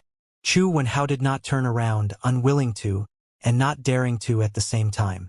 From Xiong Ba's voice, he had been able to detect the shock and utter disbelief under the undying loyalty Xiong Ba held towards him. But he had been left with no other choice. Chu Wenhao raised the spirit-taming bone flute to his lips, his narrowed eyes staring at the befuddled-looking Lord Meme lying upon the bed. "Chieftain!" Xiong Ba shouted out in shock. No matter how much he refused to believe it, Chu Wenhao's actions had clearly revealed his intentions. He was really thinking to use the spirit-taming bone flute on Lord Meme. Lord Meme was Jun Xie's spirit beast, and what Chu Wenhao was doing was as good as turning hostile against Jun Xie.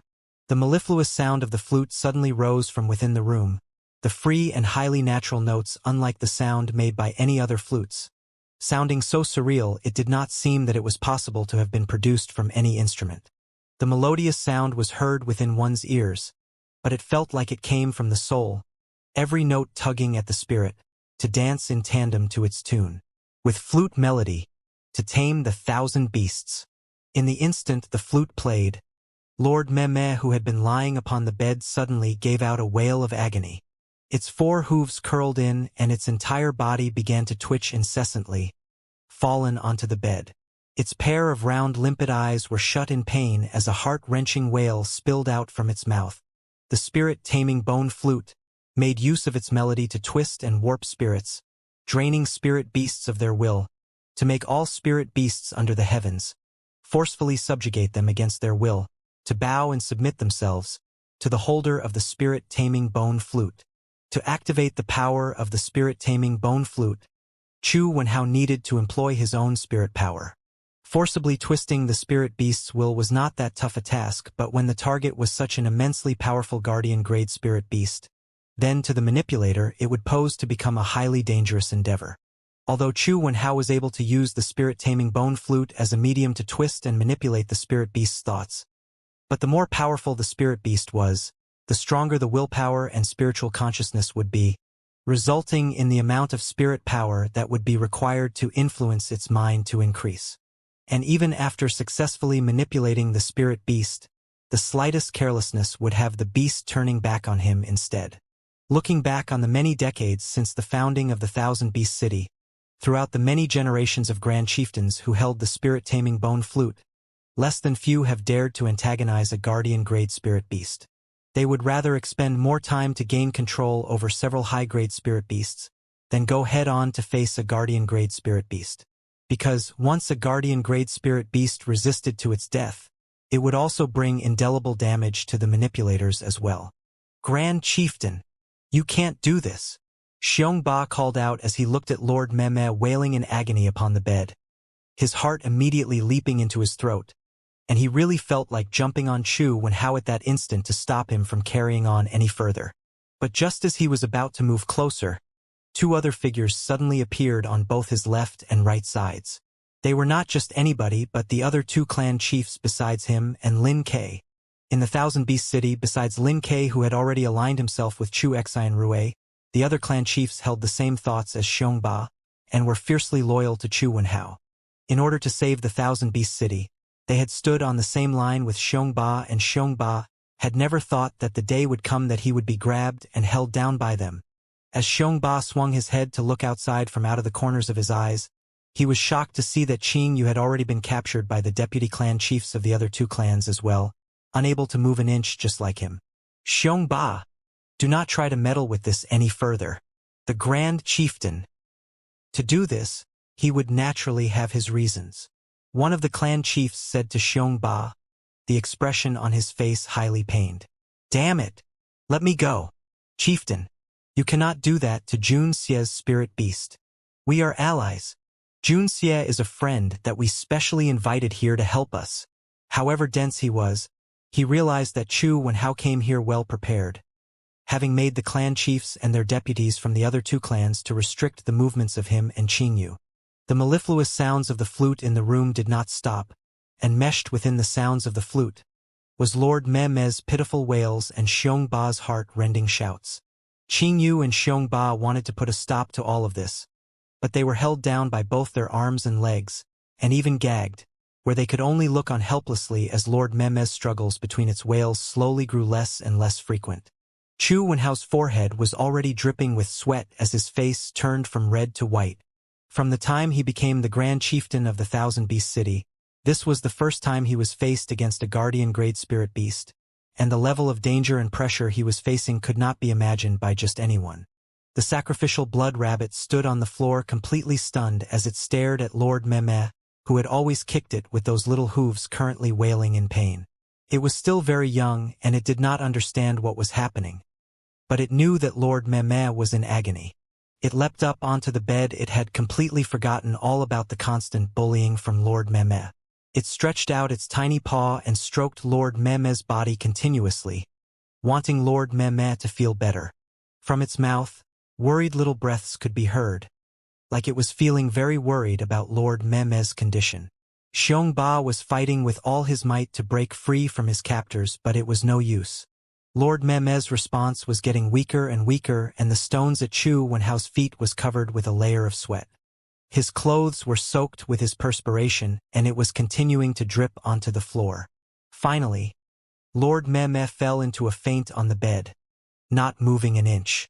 Chu Wenhao had at the same time ceased with the flute, and when he put down the hand that held the spirit-taming bone flute, his body fell back weakly a step, and fortunately for the clan chief at the side who rushed to prop him up.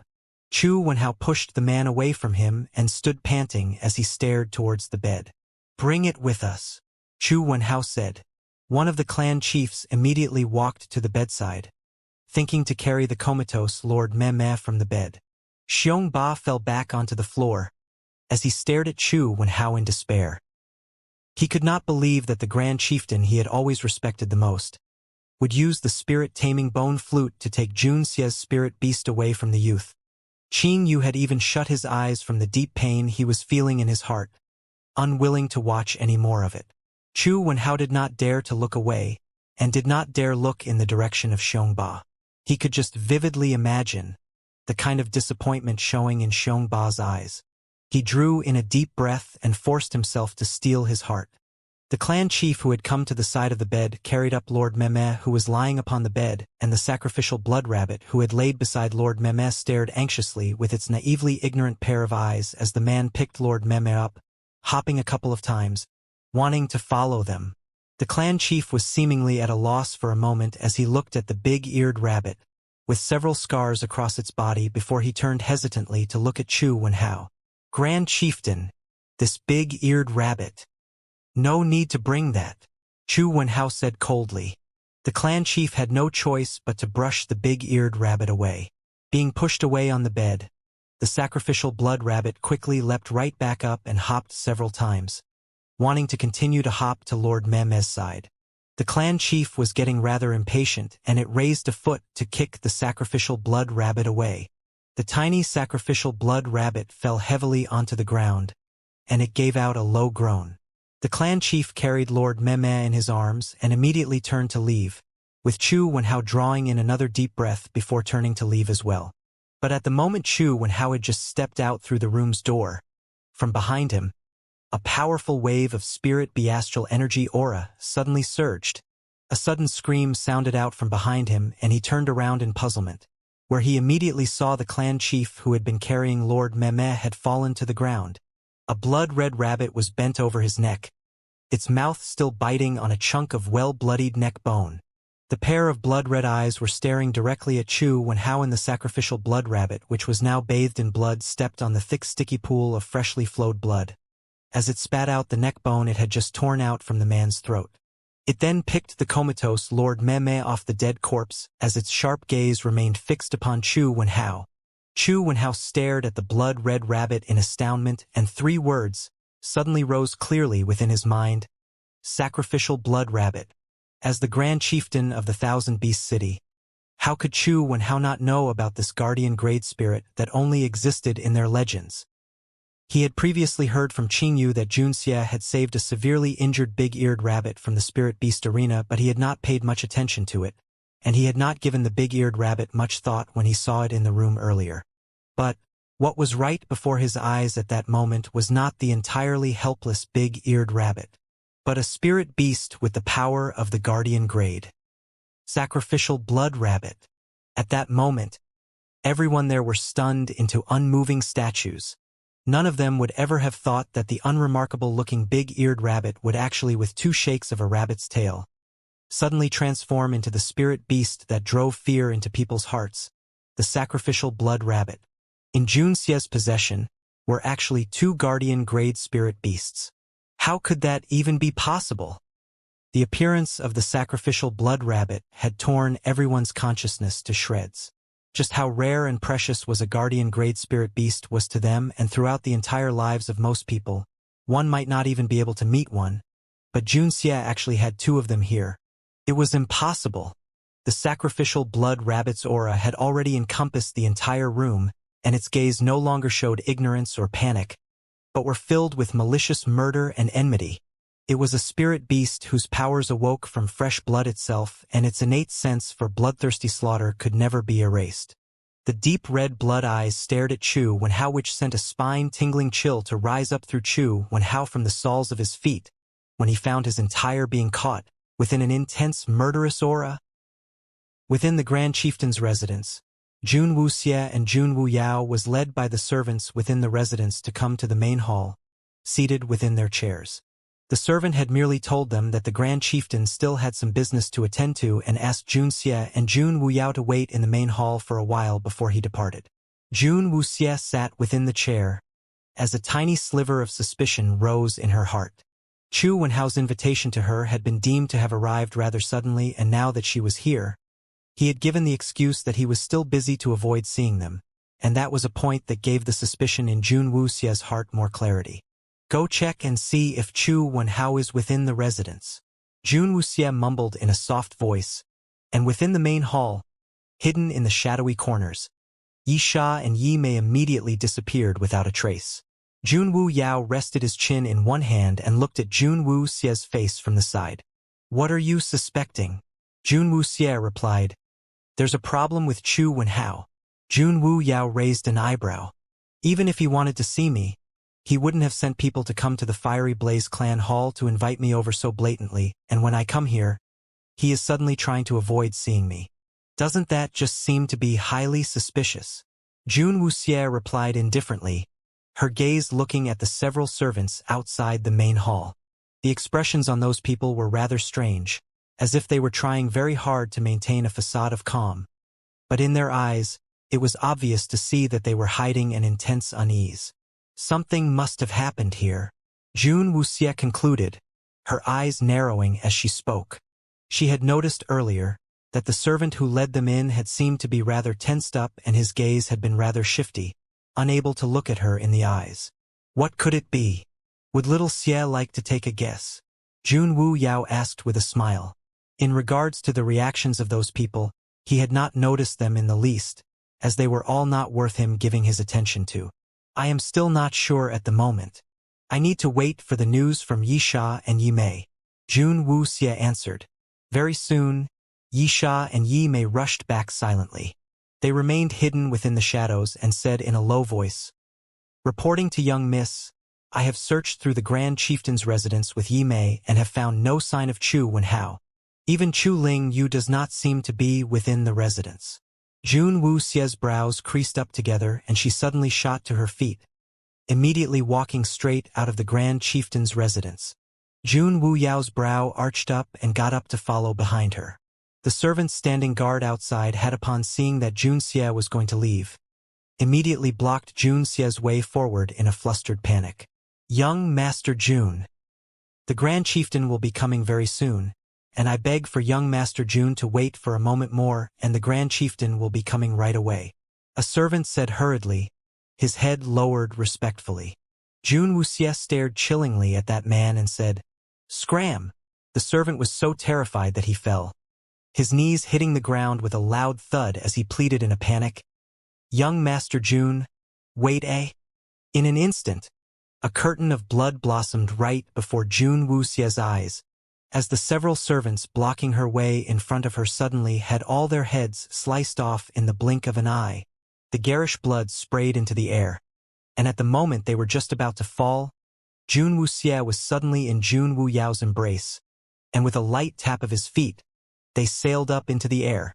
"Whatever little Xie wants to do, just go do it. There's no need to waste your breath on those people," Jun Wu Yao said, looking smilingly at Jun Wuxie. "Whoever dares stand before her and gets in her way, he wouldn't mind sending them all to hell." Jun Wuxie's eyes narrowed up and she said, "Back to the Fiery Blaze Clan Hall." "All right," Jun Wu Yao replied, his voice highly indulgent. When Jun Wu Yao arrived back at the main doors of the Fiery Blaze Spirit Hall with Jun Wuxie in his arms, before Jun Wuxie had even stepped into the clan hall, she could already smell the faint stench of blood. There wasn't a single guard outside the Fiery Blaze Clan Hall. The two Fiery Blaze Clan disciples who usually stood guard at the doors were nowhere in sight, and the doors into the Fiery Blaze Clan Hall were wide open, but not a single shadow of a person could be seen within. Jun Wuxie lifted her foot and stepped inside, and the blood stench grew more and more pungent. Her steps quickened subconsciously as she followed the stench of blood to come to the eastern little courtyard. A series of terrified screams suddenly reached Jun Wuxie's ears. She had just stepped into the eastern little courtyard when she was met with a scene filled with blood and chaos that encompassed her entire vision. She saw a whole group of men, having fully surrounded the sacrificial blood rabbit who was completely bathed in blood, holding Lord Meme in its mouth while standing atop a high ledge at the edge of the room. Its paws were fully covered in sticky blood stains, and its originally blood-red fur, having gotten soaked in blood, to now appear a brilliant bright red. The disciples of the Fiery Blaze clan were all standing outside Jun Wuxie's room door, swords gripped in their hands, pointed at the sacrificial blood rabbit at the top of the room. Many among them have been gravely injured and their blood flowed all over, the entire little yard shrouded with the heavy nauseating stench of blood. And among that group of people, Chu Wenhao stood with his face deathly pale, an arm broken by the sacrificial blood rabbit as it hung limply by his side. Xiong Ba and Qing Yu were standing nervously beside him, their heads raised up to look at the sacrificial blood rabbit. The sacrificial blood rabbit was surrounded by a mass of people from the Fiery Blaze clan, its mouth still holding the completely unconscious Lord Meme. Faced with the countless number of swords and blades before it, it did not exhibit the slightest fear, its incisive murderous aura, truly reflective of its resplendent fame as a guardian-grade spirit beast. When the portrait of that scene burned into Jun Wuxie's eyes, an unexplainable fire immediately lit up in her heart. "What are all of you doing?" she asked, her eyes scanning over them in a dangerous slit, looking at the bunch of disciples of the Fiery Blaze clan pointing their swords and knives at the sacrificial blood rabbit and Lord Meme. Jun Wuxie's voice was just like sudden thunder, which crushed out all the shouts of alarm and wails of pain in the chaotic courtyard, as everyone instantly shut their mouths, their heads turning in pure and utter shock, to look at Jun Xie and Jun Wu Yao standing at the entrance into the little courtyard. In regards to Jun Xie, he was no stranger to the disciples of the Fiery Blaze clan, and since Jun Xie had first arrived at the Fiery Blaze clan hall, they had all been warned by Xiong Ba to treat this esteemed guest cordially. Added to the fact that Jun Xie had never once given them any trouble and had never asked for anything from them, even though they had not interacted much with Jun Xie all this while, the disciples of the Fiery Blaze clan were rather fond of this undemanding and unpretentious guest. But now, They had let Jun Xie see this scene where they had all surrounded the sacrificial blood rabbit to kill it. Almost every single disciple of the Fiery Blaze clan immediately felt a sense of guilt rise within their heart the moment they saw Jun Xie, and they all subconsciously tried to hide their weapons they held in their hands behind their backs, unable to look Jun Xie straight in the eye. Xiong Ba and Qing Yu raised their heads in astonishment as they turned to look at Jun Xie. But with that one look, it made their hearts chill by half. Although they knew Jun Xie had a cold personality, but the gaze he looked at them with had never held any animosity. Though that had never let them feel like they were very close, but it had not made them feel Jun Xie to be distant or callous. But this time, they could see the intense enmity in Jun Xie's eyes and the icy chill that made one turn cold. That gaze was one they had never seen in the eyes of Jun Xie before. At that moment they knew the cold personality that Jun Xie truly had was never like anything he had shown to them before. In that one instant, a feeling of despair immediately crept into the hearts of the two of them.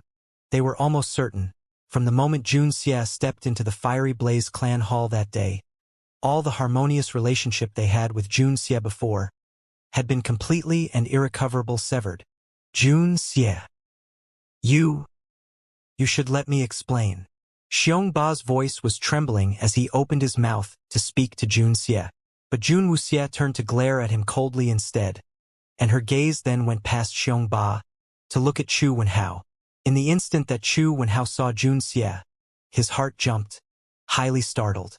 According to his calculations, for Jun Xie to discover all that was happening, and to come back to the Fiery Blaze clan hall, it should have taken at least another hour or two, and he had not once thought that Jun Xie would manage to rush back here so quickly.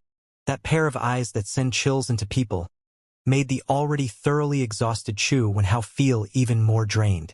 If not for Qing Yu holding him up beside him, he really wouldn't be able to even stand. Jun Wuxie's gaze fell onto the spirit-taming bone flute in Chu Wenhao's face, and the icy glint in her eyes flashed at that moment. Come here. Jun Wuxie did not look at Chu Wenhao or anyone else among them another time but just raised her head to look at the sacrificial blood rabbit who had been heavily surrounded and attacked, and made to suffer endless panic and hurt. The sacrificial blood rabbit, which had been highly murderous, suddenly lost quite a bit of its malicious aura in its eyes immediately upon seeing Jun Wuxie. It stared warily at the disciples of the Fiery Blaze clan below before it hunched its feet and leapt, its blood-red body suddenly drawing a blood-red arc in the air, to land into Jun Wuxie's arms in a blink, and throughout the entire process, it had not released Lord Meme from its mouth. Jun Wuxie caught both the sacrificial blood rabbit and Lord Meme firmly in her arms.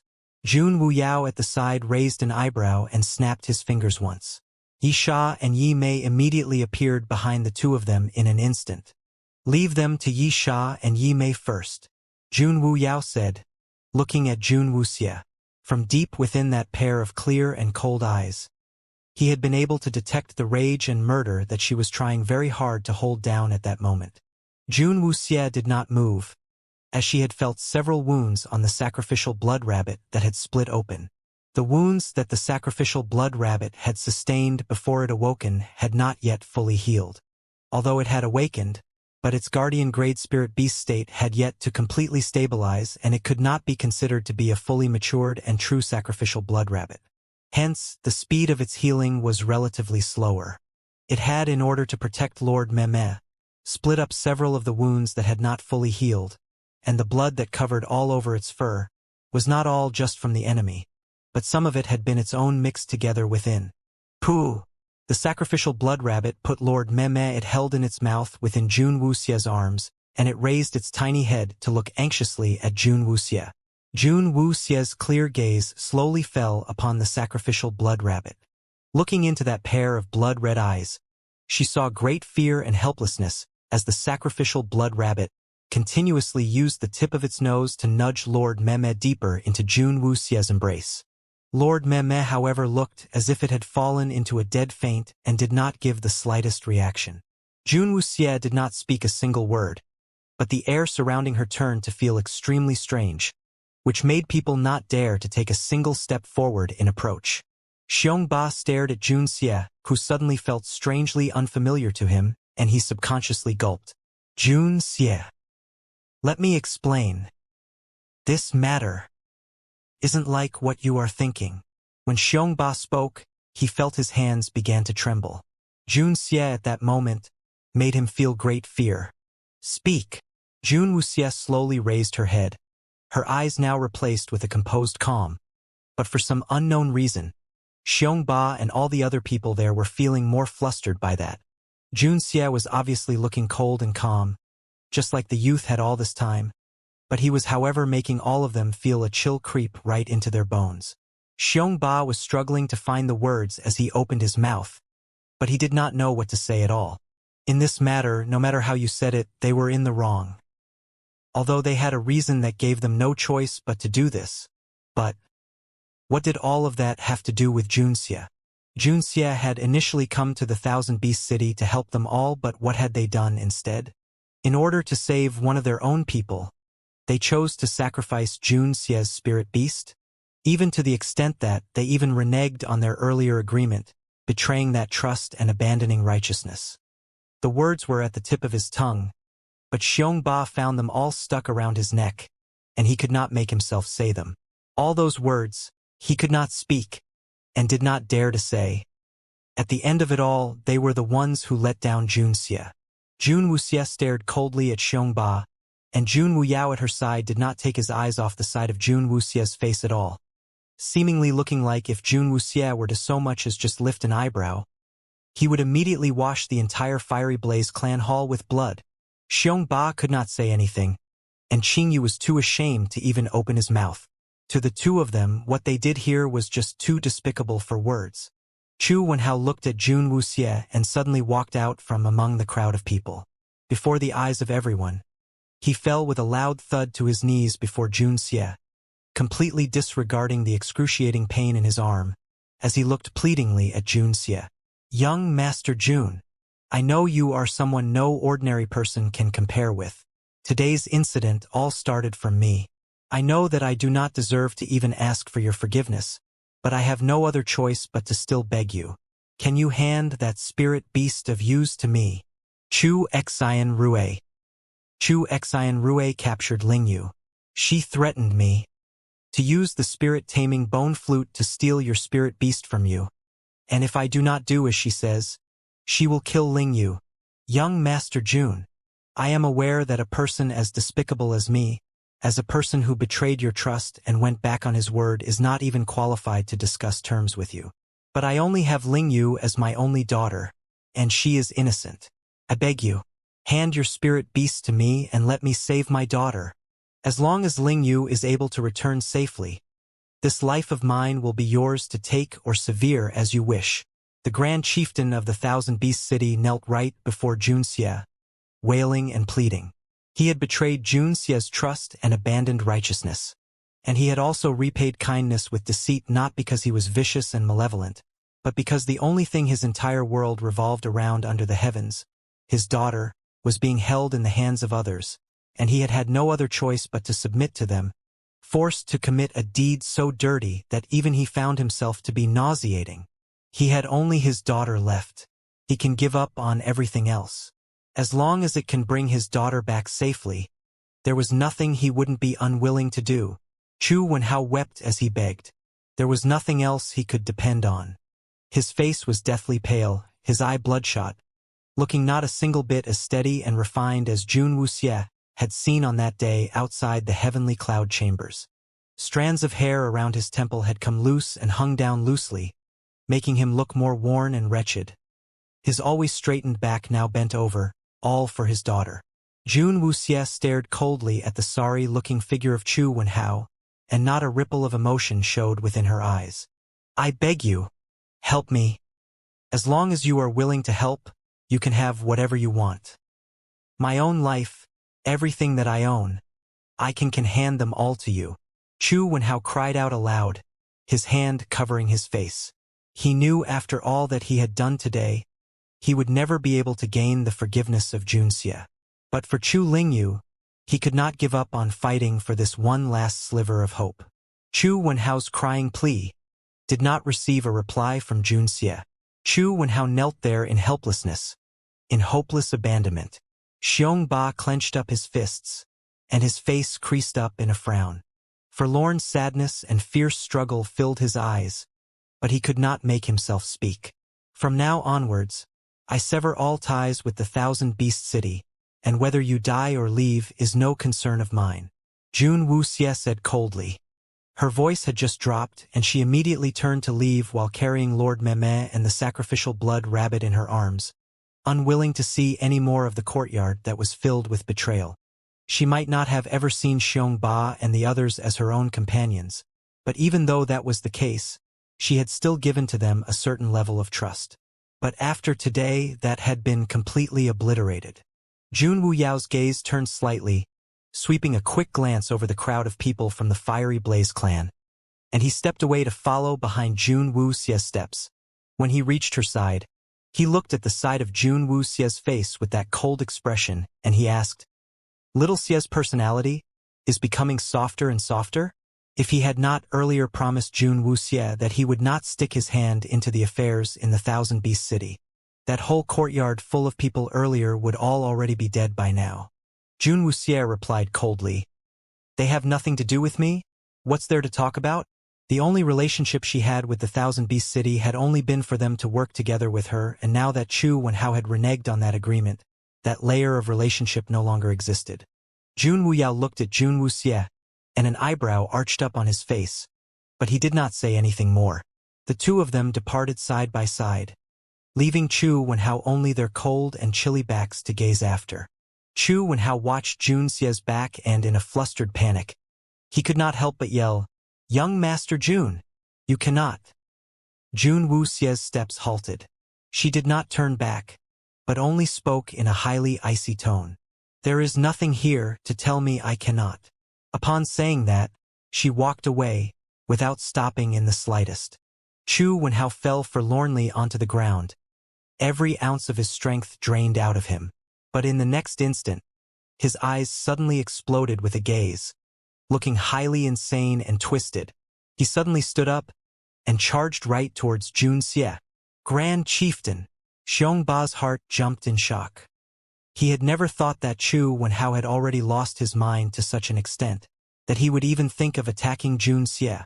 In the instant just as Chu Wenhao was about to get close to Jun Xie, Jun Wuxie suddenly lifted a leg and executed a roundhouse kick behind to send Chu Wenhao flying away, and that one kick that had been like a wild gale that passed showed a trail of glittering blue spirit power energy that spread as they dissipated in mid-air.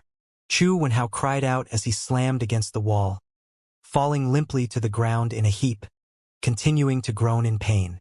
At that moment, the entire Fiery Blaze clan hall fell incredibly silent, as everyone stared wide-eyed in disbelief, their gazes fixed upon the seemingly still undispersed glowing blue spirit energy. Blue spirit. How is it possible?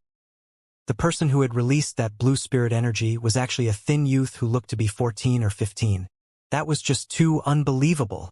Xiong Ba was even more surprised, his gaze in shock as he gaped at Jun Xie. He remembered when they were in the Fire Country's capital city, Jun Xie had only had powers of the green spirit. But in less than a month since then, the youth had become a blue spirit? Such speed for spirit power level breakthroughs was truly unprecedented from ancient times and won't be replicated in the future, which smashed the perception of everything all the people in the crowd had ever known. At this current time where the purple spirit was almost extinct, the indigo spirit was considered to be the most powerful existence, and just one step below the indigo was the blue spirit. Casting their eyes to see throughout the world, had there ever been a blue spirit as young as this? Chu Wenhao clutched at his chest, as he stared at the back of Jun Xie's determined back, his heart filling up with hopeless despair. The other clan chief of the Thousand Beast City suddenly stood forward and against the back of Jun Xie. He shouted, Jun Xie, with you being so powerful, why are you unwilling to help the young miss? Don't you and the young miss know each other? The young miss had been captured by Chu Xian Rue, and whether she is dead or alive now is not even known. You have 2 guardian grade spirit beasts in your hands. Why can't you sacrifice one to save a person's life? If you are willing, you will forever be the Thousand Beast City's benefactor. Jun Wuxie turned her head back slightly, and she looked coldly at the clan chief who spoke. Just because you are weak, it makes you right? The clan chief was immediately stumped. As things stood, Jun Wuxie and the Thousand Beast City were initially not linked to each other in any way, and the reason she had come here was because of her agreement with Chu Lingyu to cooperate. Besides that, Jun Wuxie was not bound by anything to give up anything for the Thousand Beast City at all.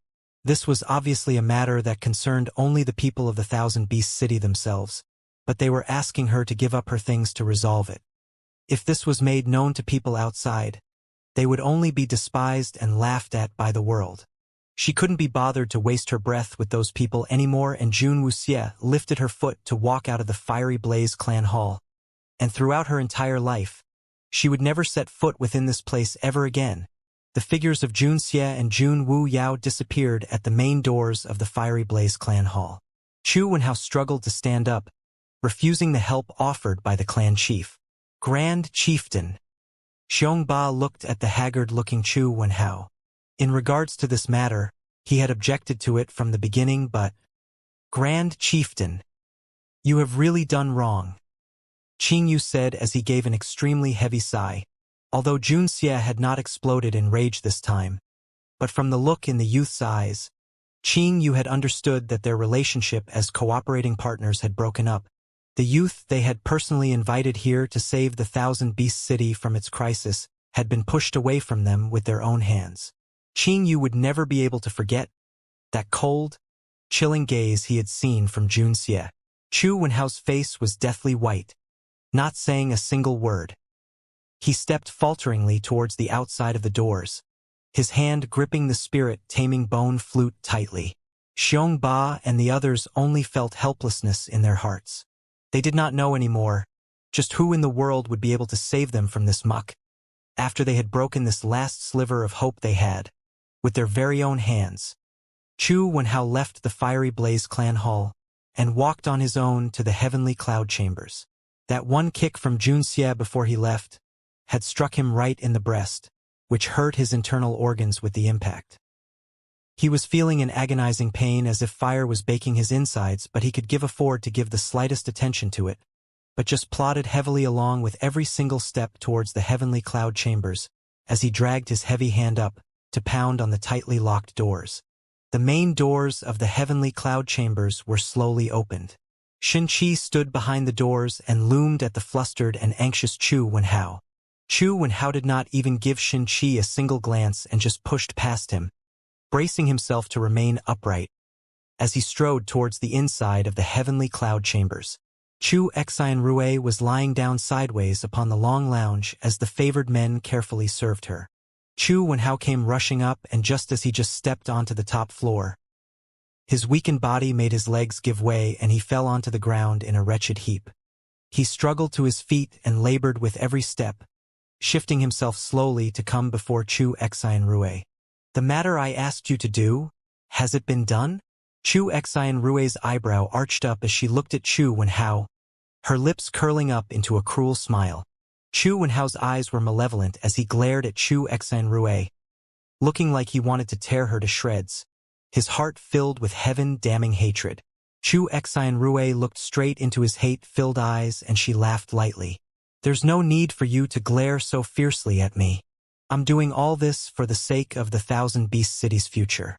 The might of the Fire Country is so much stronger than the Thousand Beast City, and if we can ally ourselves with the Fire Country to the Thousand Beast City, it would naturally bring us more benefits than drawbacks, and this was what you as their Grand Chieftain must have longed for as well. Where is Lingyu? Chu Wenhao asked through gritted teeth as he glared at Chu Xianrui. Chu Xianrui raised her hand and shooed the group of fawning favored men back as she sat up slowly. I've said it before. If you want to see your daughter, then bring Jun Xie's spirit beast here in exchange.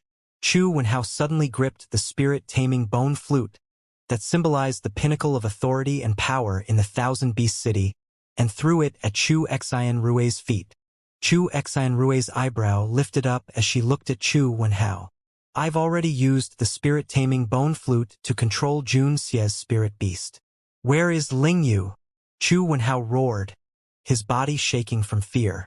Chu Exanrue gestured with her hand, and one of the favored men kneeling by her foot obediently picked up the spirit-taming bone flute and wiped it clean on his sleeve before carefully presenting it to Chu Exanrue. "Oh? Then where is that spirit beast now?" Chu Exanrue asked as she toyed with the spirit-taming bone flute. Her eyes narrowed up. Jun Xie came back in a rush midway and brought it away. I wasn't a match for Jun Xie and could not stop him. But the spirit-taming bone flute has already gained control of that spirit beast's consciousness, and once it awakens, it will listen to my commands and it will come back here on its own. Now, you must honor your end of the bargain and return Ling Yu back to me. Chu Wenhao shouted with his fists tightly clenched. Ha ha ha! Chu Exanrue laughed aloud in curious delight. She looked on with pity at the wretched-looking Chu Wenhao, laughing as she shook her head and said, "Why are you being so anxious? No matter what, the Chu family's blood flows within Ling Yu, and how would I, as a member of the Chu's bloodline, treat her badly? You just rest assured. When she is here with me, I will naturally look after her properly. When that spirit beast comes back to look for you, I will then return Ling Yu back to you." Chu Wenhao heart panicked, and he did not care about anything else but just charged straight at Chu Exanrue. Chu Exanrue's face creased up into a frown, and with a palm strike, she sent Chu Wenhao flying. Chu Wenhao crashed onto the floor, and a mouthful of blood spewed out. His hair had fallen into a mess, and his eyes were red and bloodshot as he glared angrily at Chu Exanrue. The pair of eyes were like those of a demon, and Chu Exanrue was feeling rather displeased with the staring as she asked with a frown, "What's your hurry? Or are you worried that in a few months, you will have a few additional grandchildren?" As she spoke, Chu Exanrue suddenly laughed loudly. "Don't worry. Those I sent over are the most good-looking men I have carefully picked. Even if she becomes with child, I believe it will be a beautiful baby." "Arg!" Chu Wenhao knelt on the floor, his hands clutching onto the fox skins in agony, his eyes brimming with tears, his wail deeply heart-wrenching to people. Desolate, rage, despair. Chu Exanrue's laughter, accompanied by Chu Wenhao's anguished wail, reverberated within the heavenly cloud chambers. The weaving of the tears and laughter, clash of despair and cruelty, made the maid in the entire heavenly cloud chambers fill with a suffocating oppression. Jun Wuxie left the Fiery Blaze clan hall with Jun Wuyao. They did not immediately leave the Thousand Beast City, but had instead settled themselves in an inn within the Thousand Beast City.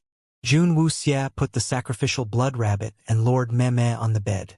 It had been the first time the sacrificial blood rabbit had experienced battle after its powers awoke, and although its guardian grade spirit beast powers had allowed it to save Lord Meme to remain with them, it had nevertheless drained out its strength. It lay on the bed, looking up at Jun Wuxie with exhausted eyes, allowing Jun Wuxie to treat its wounds, so obedient that it pained people even more to look at it. "Are you going to just forget about the matter like this?" Jun Wuyao asked, his arms crossed before his chest as he stood at the side, watching as Jun Wuxie tended to the sacrificial blood rabbit's wounds, the traces of blood falling from the sacrificial blood rabbit's flesh and fur onto the clean bedsheets, scattering red blooms of blood upon it. The actions by Jun Wuxie's hands did not stop, and not a ripple of emotion showed upon her face, as she just used a strangely calm tone of voice to say, "Things I should take. I will not give up. Vengeance that is due. I will neither forget." The cooperation with Chu Wenhao had been terminated, but that did not mean that she would be giving up on the human skin map in the Thousand Beast City. Without help from the Thousand Beast City, she would just have to use other methods to get what she seek to have. "I had thought that you would have annihilated everyone back at the Fiery Blaze clan hall," Jun Wuyao said with an eyebrow raised. Jun Wuxie's personality was one that hid a trait where she exacted revenge for all grievances suffered, and for anyone who showed her kindness, she would return with 10 times in reciprocation. But if anyone thought to harm her in the slightest, she would definitely crush their bones and scatter the dust.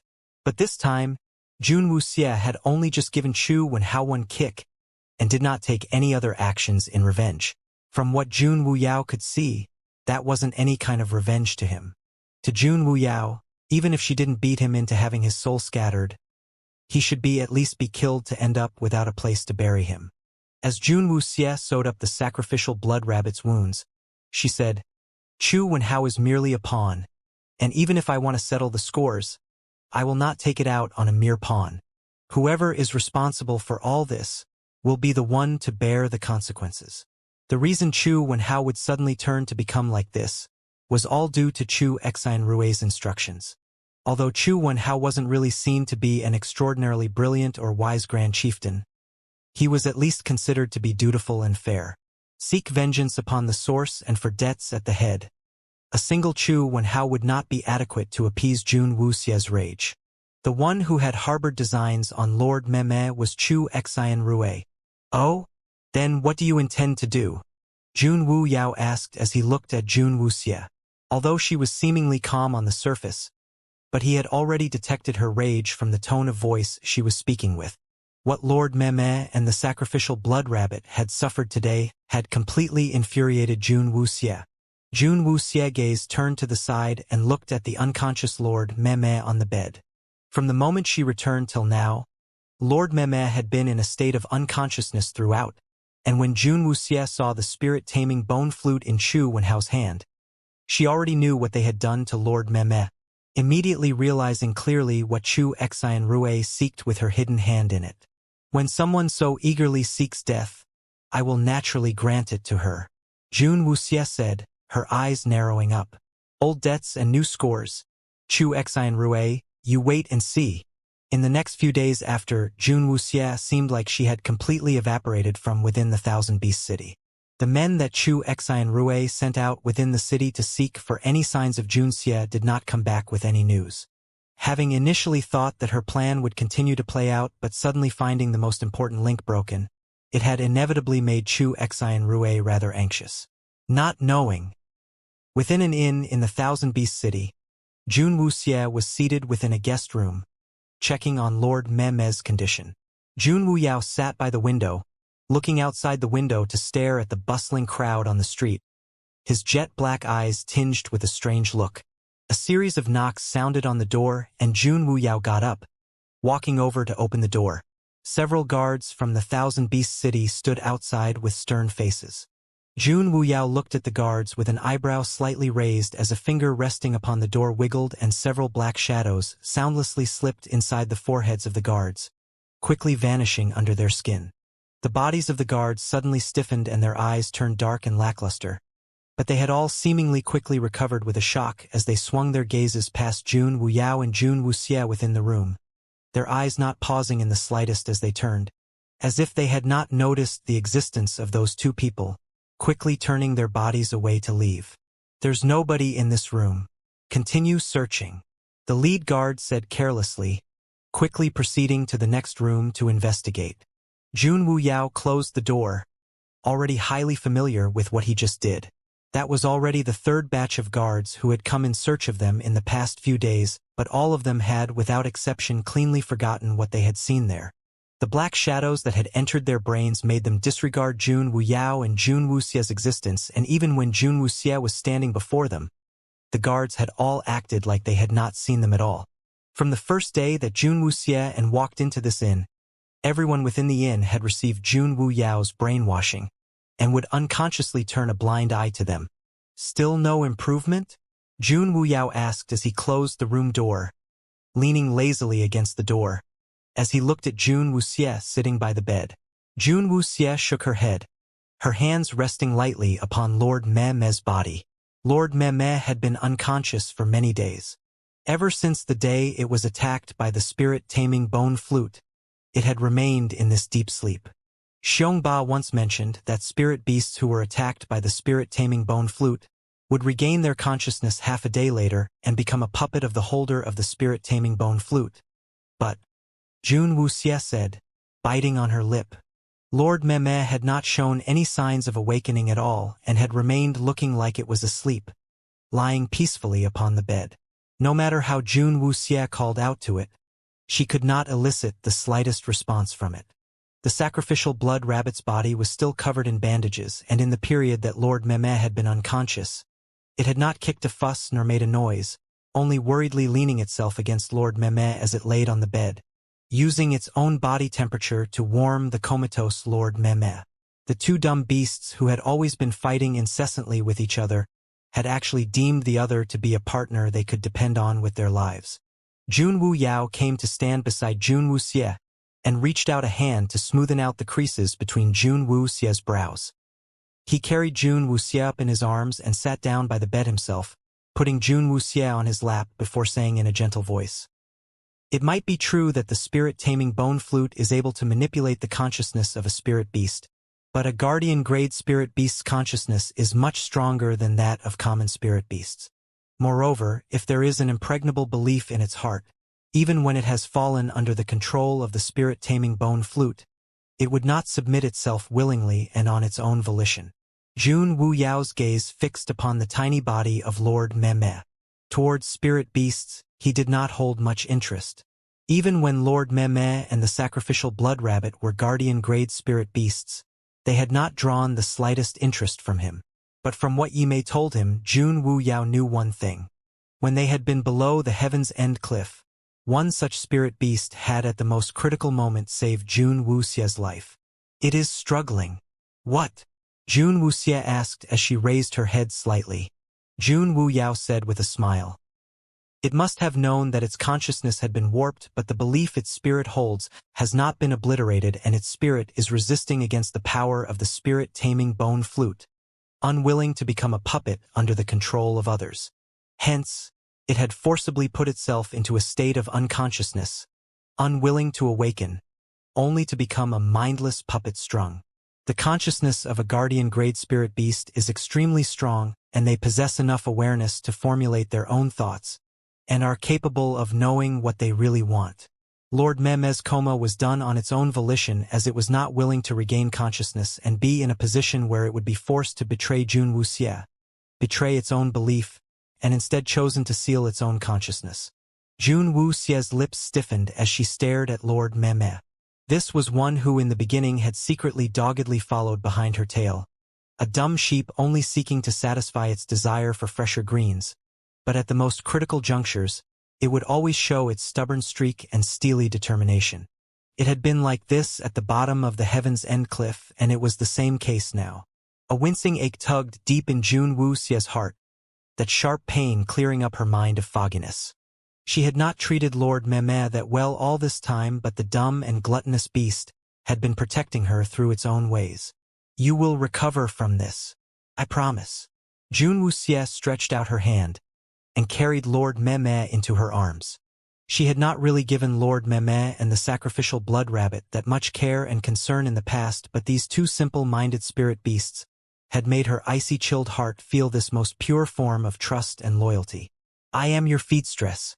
You have got to believe that you have not chosen the wrong person to follow. Leave the rest of this to me. I will definitely snatch you back from them, so you do not have to force yourself so much."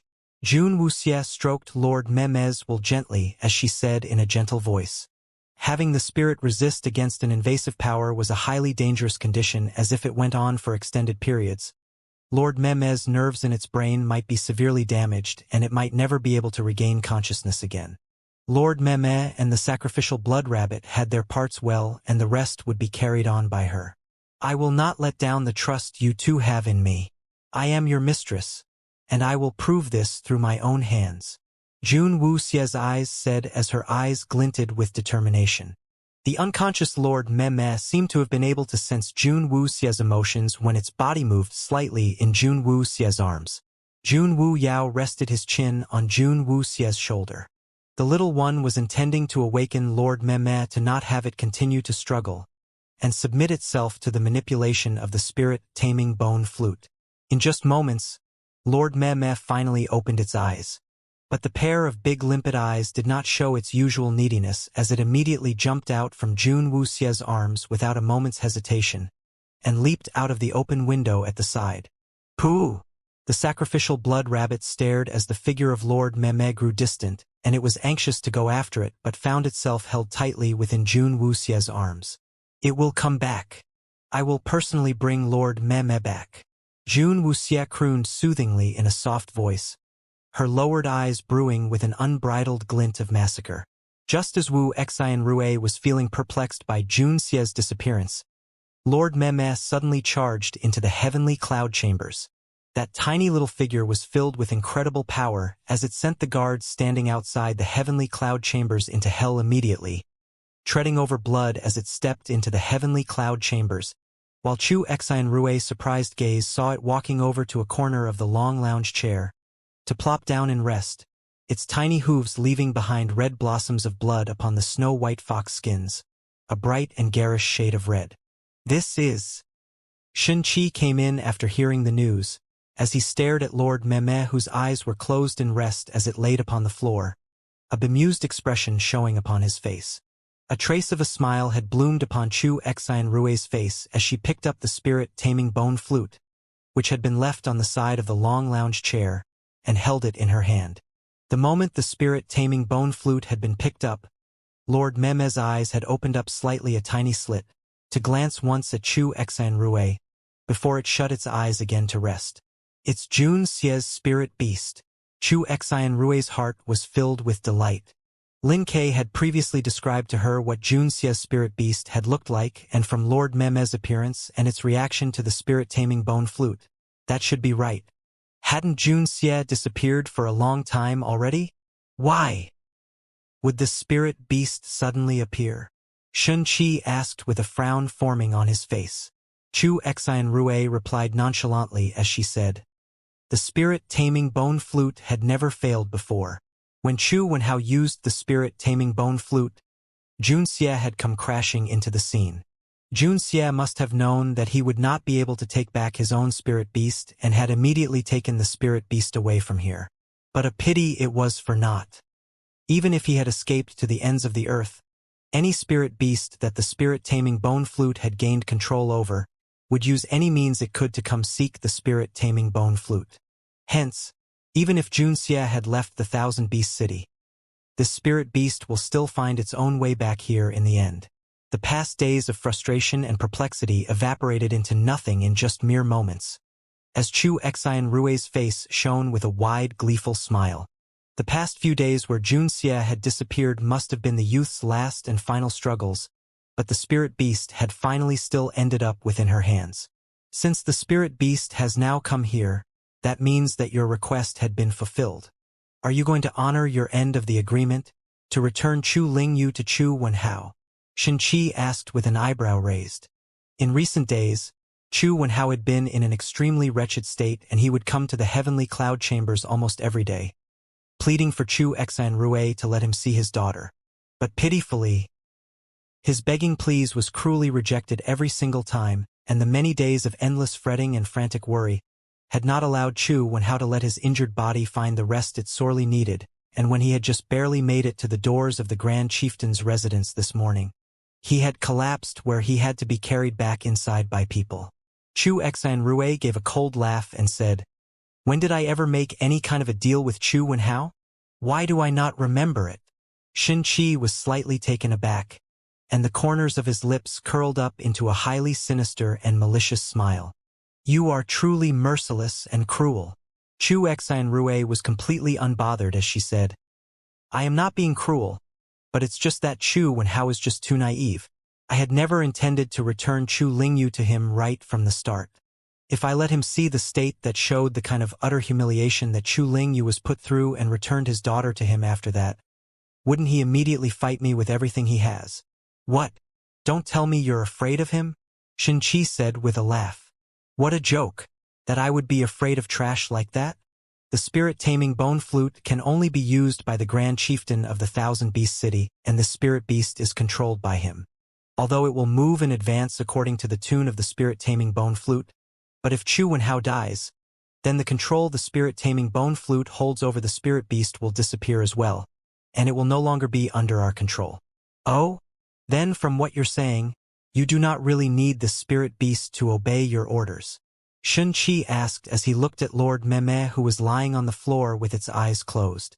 He had just been thinking that it was rather strange that the spirit beast was being a little cold towards Chu Xian Rue. Now, it seemed that there was an explanation for that.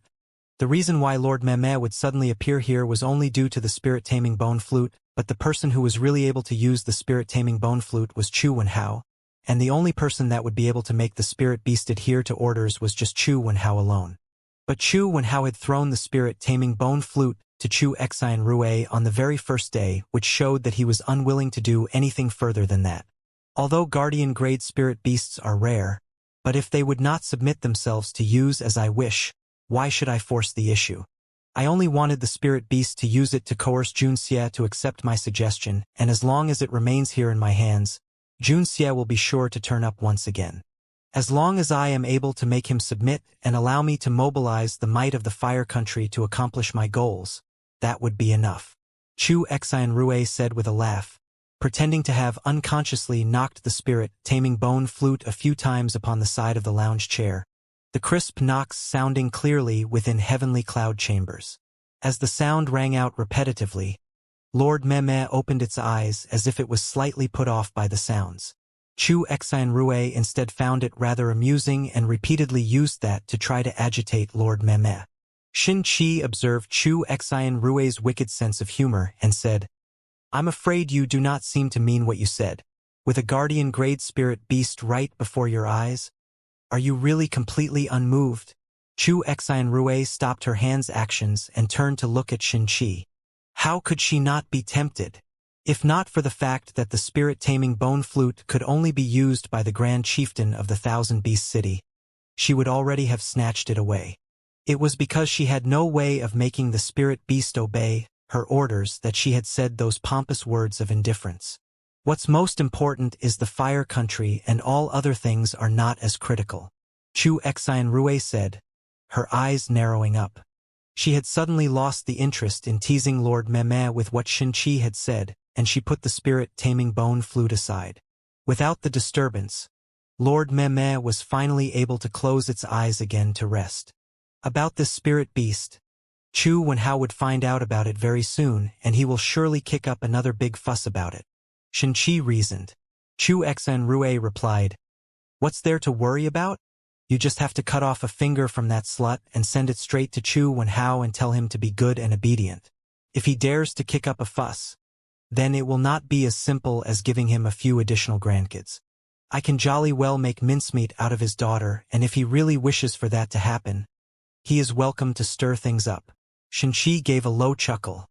Towards Chu Xian Rui's highly cruel and extreme methods, he was not going to discourage her in any way but was in fact more than happy to agree with it. All right, I'll go do it now. Upon saying that, Xin Qi immediately turned and left. In the basement level of the heavenly cloud chambers, Xin Qi's hands were held behind his back as attendants behind him held up fire torches to throw light into the dark dungeon cell. Within a metal cage, faint sounds of metal chains dragging against the floor reached them, and under that harsh dragging noise, pitiful wails of utter despair were mixed inside.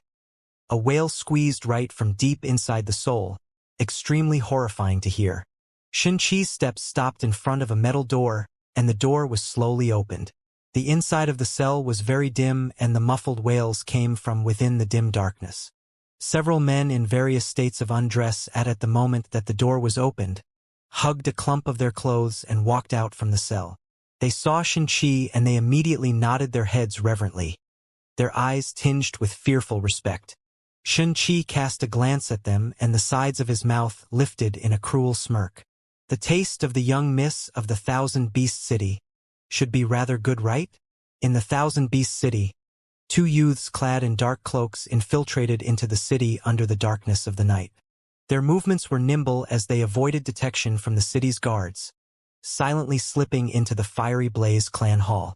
Standing before the main doors of the Fiery Blaze Clan Hall, a youth pulled out a crude and simple map from his robes and said to his companion beside him, "This should be the Fiery Blaze Clan Hall, right? Little Xia told us previously to look for her here after we come into the city. This couldn't be wrong, could it?" The dim moonlight shone upon the other youth beside him, and the mole of beauty at the corner of the youth's eye was especially eye-grabbing. "It won't." The youth holding the map immediately stuffed the map into his robes and whispered in a soft voice, "We had really done well on this job, and if Xiongba doesn't treat me to a good jar, I will not tell him where the people of the Thousand Beast City have been imprisoned." His companions threw him a glance but did not say anything more. The two slender figures then disappeared in an instant under the pale moonlight. Inside the Fiery Blaze clan hall, Xiongba was seated beside the table, as several wine jars lay haphazardly around his feet. His face was all red from drink, but the wine in his cup had not been able to ease his sorrows in the slightest. The deep frown on his face had not relaxed at all. Qingyu sat opposite Xiongba, his complexion pale, dark rings showing under his eyes. The stench of wine filled the interior of the room, the oppressive air within making it hard to breathe. Sigh! What is happening here? That the Thousand Beast City, would actually be reduced to such a sorry state. To think that for so many years we were seen to be so mighty in the eyes of the people throughout the world, but now. Betrayal of trust, abandonment of morals, repaying kindness with ingratitude, actions of completely despicable minions. Xiongba was drunk enough that his awareness was already slightly fuzzy. He lifted the wine jar in his hand and took a long draw with a bitter laugh, the cold wine spilling over his clothes, but failing to awaken him from his depression. Qingyu stared at Xiongba with a complicated expression on his face. How many days has it been?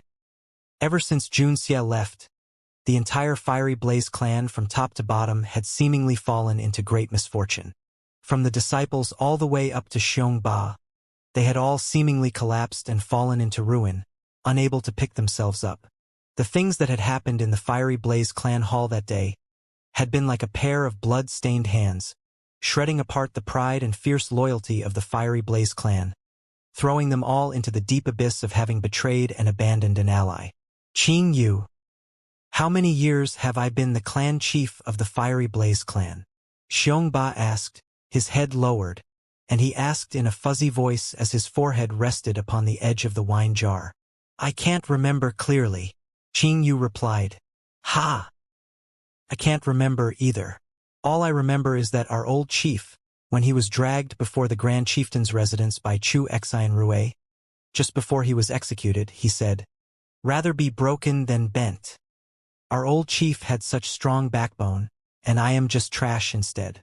Now that the Thousand Beast City had fallen into such a state and I am still helpless to do anything about it. I can't help the people, can't help the Grand Chieftain, can't save the young miss. I am now so useless that I had not even been able to protect a single spirit beast. What a clan chief. What bullshit. I am just a spineless piece of trash. An ingrate who's just a self-serving useless trash. Compared to Lin Ke, how different am I to him? Xiongba suddenly sat up straight-backed, his laughter so filled with despair and hopelessness. We were the ones who invited Junxie to come. We were the ones who asked him to lend a hand against the predicament the Thousand Beast City was facing. And now, in order to save our own people, we had actually taken his spirit beast and sent it into the hands of that old hag. Qingyu, in my chest. I feel so infuriated. It's choking me so bad. Xiongba lifted his head to look up, to stare up at the roof bathed in the candlelight, and two trails of hot tears flowed down from the corners of his eyes. Qingyu clenched his jaw tight, not daring to say a word, but just downed the wine in his cup silently, seeking to use the alcohol to dispel the guilt and shame that wrenched at his heart. If that old hag had not committed a deed so vile and demented, I will not have let the Grand Chieftain do this. I really won't. Xiongba suddenly started weeping, the deep struggle within his heart and the guilt he felt towards Junxie that ate at him, made this almost 8-foot towering giant crumble and falter. Qingyu, I really do not know what I should do. I've watched the young miss grow up to become such a big girl. The Grand Chieftain was forced to witness her being brutally humiliated by those beasts. I really cannot bear it. No one knew what had really happened in Junxie's room that day, although Chu Wenhao was the Grand Chieftain that Xiongba had sworn undying allegiance to, but in the face of that loyalty, Xiongba's unbending character was such that he would not be able to submit himself to anyone. And when Chu Wenhao had suddenly told them with his face in a deathly pallor all that he had experienced, Xiongba's heart was not able to remain as steadfastly resolute. Although Chu Wenhao's character wasn't considered to be stalwart and unwavering, but he still held his own principles firmly. Even when his wife had been captured, and he had to submit himself under others, he still did everything he could to protect the people in the city. But the extent of Chu Xianrui's viciousness had exceeded anything all of them had expected. In this world, where would you find a father who could bear to tolerate witnessing his own daughter being humiliated like that? Xiongba did not dare imagine what Chu Wenhao must have been forced to go through, just how horrifying and traumatic it could be to cause such a steadfast man to bend his back and submit, surrendering up his conscience. Qing Yu downed the wine one cup after another in quick succession, not saying even one word. The biting wine burned his throat as it went down, bringing about a throbbing pain, not enjoying the wine one bit, but more like a form of punishment. Self-inflicted punishment. Oh, enjoying yourselves on such a great night. It just so happens that I am feeling really thirsty. The clear voice of a youth rang out candidly within the room suddenly. Xiongba and Qing Yu turned their heads in confusion to look, and saw Qiao Chu leaping into the room through the window, with Hua Yao's face appearing right behind him. "Hurry up! I am dying of thirst here," Qiao Chu said with a guffaw as he walked over, while utter shock showed upon the faces of Xiongba and Qing Yu. They watched as Qiao Chu nonchalantly picked up a jar of wine from the side, to tear the seal open and tilting it back with his head to pour its contents into his mouth. Hua Yao walked over in an unhurried manner as his gaze swept over the faces of Xiongba and Qing Yu, but did not find anything suspicious. "That really hit the spot," Qiao Chu exclaimed with a laugh as he wiped his mouth, looking at Xiongba and Qing Yu. "You don't need to be so alarmed. We were afraid that the people of the city would discover us, and that was why we sneaked ourselves in here. We have really tired ourselves out really badly throughout this period. In order to tail those people, we have not been able to get any shut-eye at all for the past few days. So you wouldn't mind it if we grab a couple of sips of your wine, would you?" Qiao Chu teased, winking his eyes meaningfully at the completely stunned Xiongba. Xiongba's mouth gaped open and did not know what to say at that moment.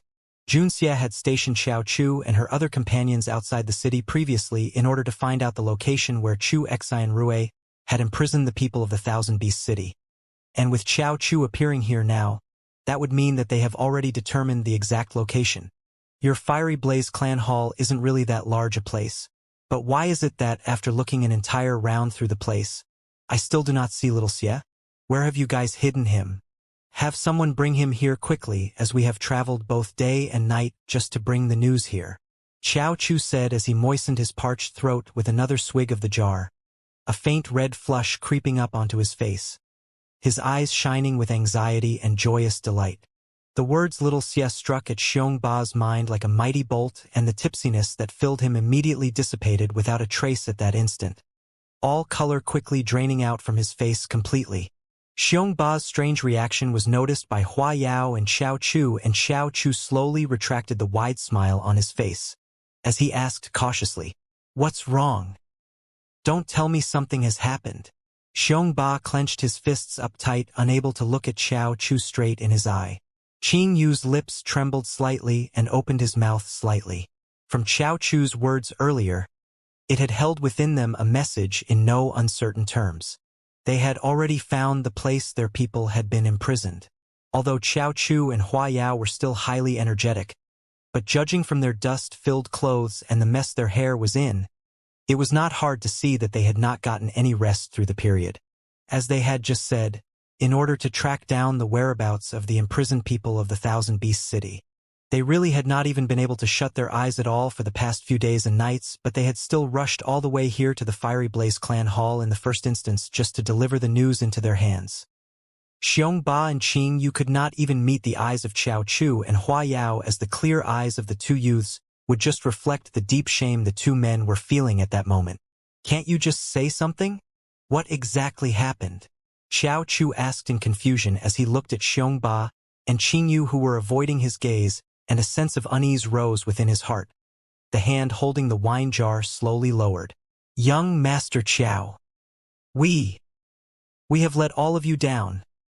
Qing Yu squeezed out those few words in a trembling voice, sounding like every single word took all his courage to say. The confusion in Xiao Chu's eyes deepened, and he was about to ask more about it, when Hua Yao at his side suddenly raised a hand and stopped him from asking. Little Xie is not at the Fiery Blaze clan hall? Hua Yao asked, his eyes narrowing up. Xiong Ba and Qing Yu were reacting strangely, and that had given rise to an uneasy guess to creep into his mind.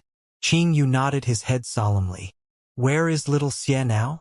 Hua Yao asked in a chilling tone. We don't know. Why did he leave? Hua Yao's voice was turning icy. Qing Yu fell silent and hung his head, his hand holding the wine cup tightening its grip, and a clear crack sounded, a line suddenly appearing upon the wine cup in his hand. Brother Hua. Xiao Chu was feeling rather nervous as he stared at the side of Hua Yao's face. The two of them have been close for many years, and he could see the rage currently brewing deep within Hua Yao's eyes. Qing Yu clenched his jaw tight and did not know what to say, while Xiong Ba, after a momentary struggle within his heart, finally spoke. We've let down young Master Jun. The Thousand Beast City owes him just too much. Chu Xanrui abducted our young miss and forced the Grand Chieftain to use the spirit-taming bone flute to snatch young Master Jun's spirit beast away from him. Your uncle! With a loud crash, Xiao Chu smashed the wine jar in his hand by Xiong Ba's feet, and his attractive countenance immediately twisted up with a surge of unbridled rage. The clear and crystalline wine exploded with the smashing of the wine jar, splashing all over Xiong Ba, but he did not react in the slightest. It was you guys who had so persistently begged little Xie to help you. In the end, without batting an eyelid, you have sold us out. What does this thing that happened in the Thousand Beast City have anything to do with all of us? Just because all of you are unable to save the person, what right do you have to make little Xie sacrifice his own spirit beast? Xiao Chu shot forward to come before Xiong Ba and picked up the towering Xiong Ba in his hand, his face contorted with rage. This is what you mean by cooperation? Selling out your ally without the slightest hesitation? If we had known that the Thousand Beast City was like this, we shouldn't have agreed to come help you right from the beginning. Xiao Chu was exploding with rage. He never would have dreamed that when they came here into the Thousand Beast City, what greeted them would be a result like this. All this time we have been risking our lives out there for your people, and you have proven yourselves to be so vicious. Because of your very own young miss and all of you forced little Xie to give up his spirit beast? When we were spending sleepless night out there trying to resolve the Thousand Beast City's crisis, what were all of you doing? This is the goddamned reward you are giving back to us? Xiao Chu slammed his fist onto Xiong Ba's face, a mighty big one, that made Xiong Ba immediately see stars. Although it was true they needed the human skin map, but if Xiong Ba and his group had not invited them here, they would still seek other avenues to get what they wanted in their hands, and Xiong Ba wasn't the only route they could take. They had chosen to trust Xiong Ba, but what had they gotten in return? When they had been outside toiling for the sake of the Thousand Beast City, these people from the Thousand Beast City had instead pushed Jun Wuxie right into the fire. What kind of an ally was that? Xiao Chu's heart was filled with regret. They shouldn't have agreed to collaborate with the Thousand Beast City right from the start. With just Jun Wuxie's ploys to get the human skin map, they wouldn't have needed any outside help. They had done all this just because Xiong Ba and Chu Ling Yu had pleaded with them. Xiao Chu's fist rained down upon Xiong Ba's face, but it did not reduce any of the rage he had pent up inside. That feeling of being betrayed was completely unacceptable. Xiong Ba did not resist in the slightest, but allowed Xiao Chu to give vent, and even when he was coughing out blood, he did not utter a single sound of complaint. Hua Yao suddenly pulled back on Xiao Chu's next punch he was about to deliver, and Xiao Chu's fist froze in midair, his entire body fully tensed up from the rage within. Enough, Hua Yao said. Brother Hua, let go of me. I want to kill this treacherous, betraying scoundrel, Xiao Chu said through tightly clenched teeth. I said it's enough, Hua Yao said coldly. Finding little Xie should be the key. All the strength seeped out of Xiao Chu at that moment, as he tossed Xiong Ba to the side. Hua Yao's chilling gaze fell upon the wretched-looking Xiong Ba, and there wasn't the slightest trace of sympathy in those eyes. From now onwards, Whether the Thousand Beast City lives or dies, it does not concern us. Our cooperation is henceforth terminated. Hua Yao said icily, immediately turning to walk out the doors. Xiao Chu glared at Xiong Ba and Qing Yu and quickly followed. Xiong Ba remained lying weakly upon the ground, the pain all over his body seemingly reminding him of his incompetence and shame. Hua Yao and Xiao Chu came out of the Fiery Blaze clan hall, and they stood on the main street under the night sky. The street was cold and cheerless. The pale moonlight shone upon it, showing its emptiness. Brother Hua, where could little Xie have gone? Xiao Chu was seemingly a little perplexed. She would still be within city, Hua Yao said with absolute certainty. The night air was cool, but Xiao Chu and Hua Yao could not calm their hearts. They had rushed all the way here but had been met with such a result, which wouldn't be acceptable in anyone's mind. Suddenly, a black shadow appeared right before the two youths. When the two torn and perplexed youths saw the face of the person, their eyes immediately lit up in joy. Yi Sha. Xiao Chu stared in surprise at Yi Sha, who had appeared so suddenly in front of him. Yi Sha nodded slightly. Did little Xie ask you to come look for us? Where is she now? Xiao Chu asked excitedly. As under the heavens, the only person besides Jun Wu Yao who was able to give orders to Yi Sha would only be Jun Wu Xie. Yi Sha answered. The young miss had ordered for me to wait for the two of you here. I will now bring you to go see her. Under Yi Sha guidance, Xiao Chu and Hua Yao came to the inn that Jun Wu Xie was staying at. When Xiao Chu pushed the door open to enter, his face was still slightly tinged with resentment against the Thousand Beast City's betrayal. And as the door opened and he saw the person inside the room, he was completely stunned. Jun Wu Yao sat gracefully upon a chair by the window, the moonlight spilling over his body that streamed in through the window. He was supporting his chin in one hand as he watched Jun Wu Xie at the side, a faint smile playing across his lips, a sight so beautiful it looked as if it was from a painting. The moment Xiao Chu saw Jun Wu Yao, his mind went completely blank. Big brother Wu Yao. Jun Wu Yao lifted his head slightly to look at Xiao Chu and Hua Yao at the door and smiled at them. You're back already, Xiao Chu said, scratching at his head. He had not thought that he would see Jun Wu Yao here. He had been worried that Jun Wu Xie would be suffering after the matter with the Thousand Beast City, but at the moment he saw Jun Wu Yao, he immediately felt relieved. With Jun Wu Yao here, he will not allow Jun Wu Xie to suffer any injustice. That's right, Jun Wu Yao said with a smile. Hua Yao glanced at Xiao Chu, who was standing at the door gaping stupidly, and he raised a foot to kick Xiao Chu inside. Almost having fallen onto the ground, Xiao Chu turned his head towards Hua Yao with an aggrieved look, but Hua Yao was too stingy to even spare him a glance out of the corner of his eyes and had turned to Jun Wu Xie instead. What actually happened? Hua Yao asked, his brows creasing up together. Jun Wu Xie looked up and asked nonchalantly, You guys went to the Fiery Blaze clan hall? Yes, Hua Yao nodded. The you should already know what has happened.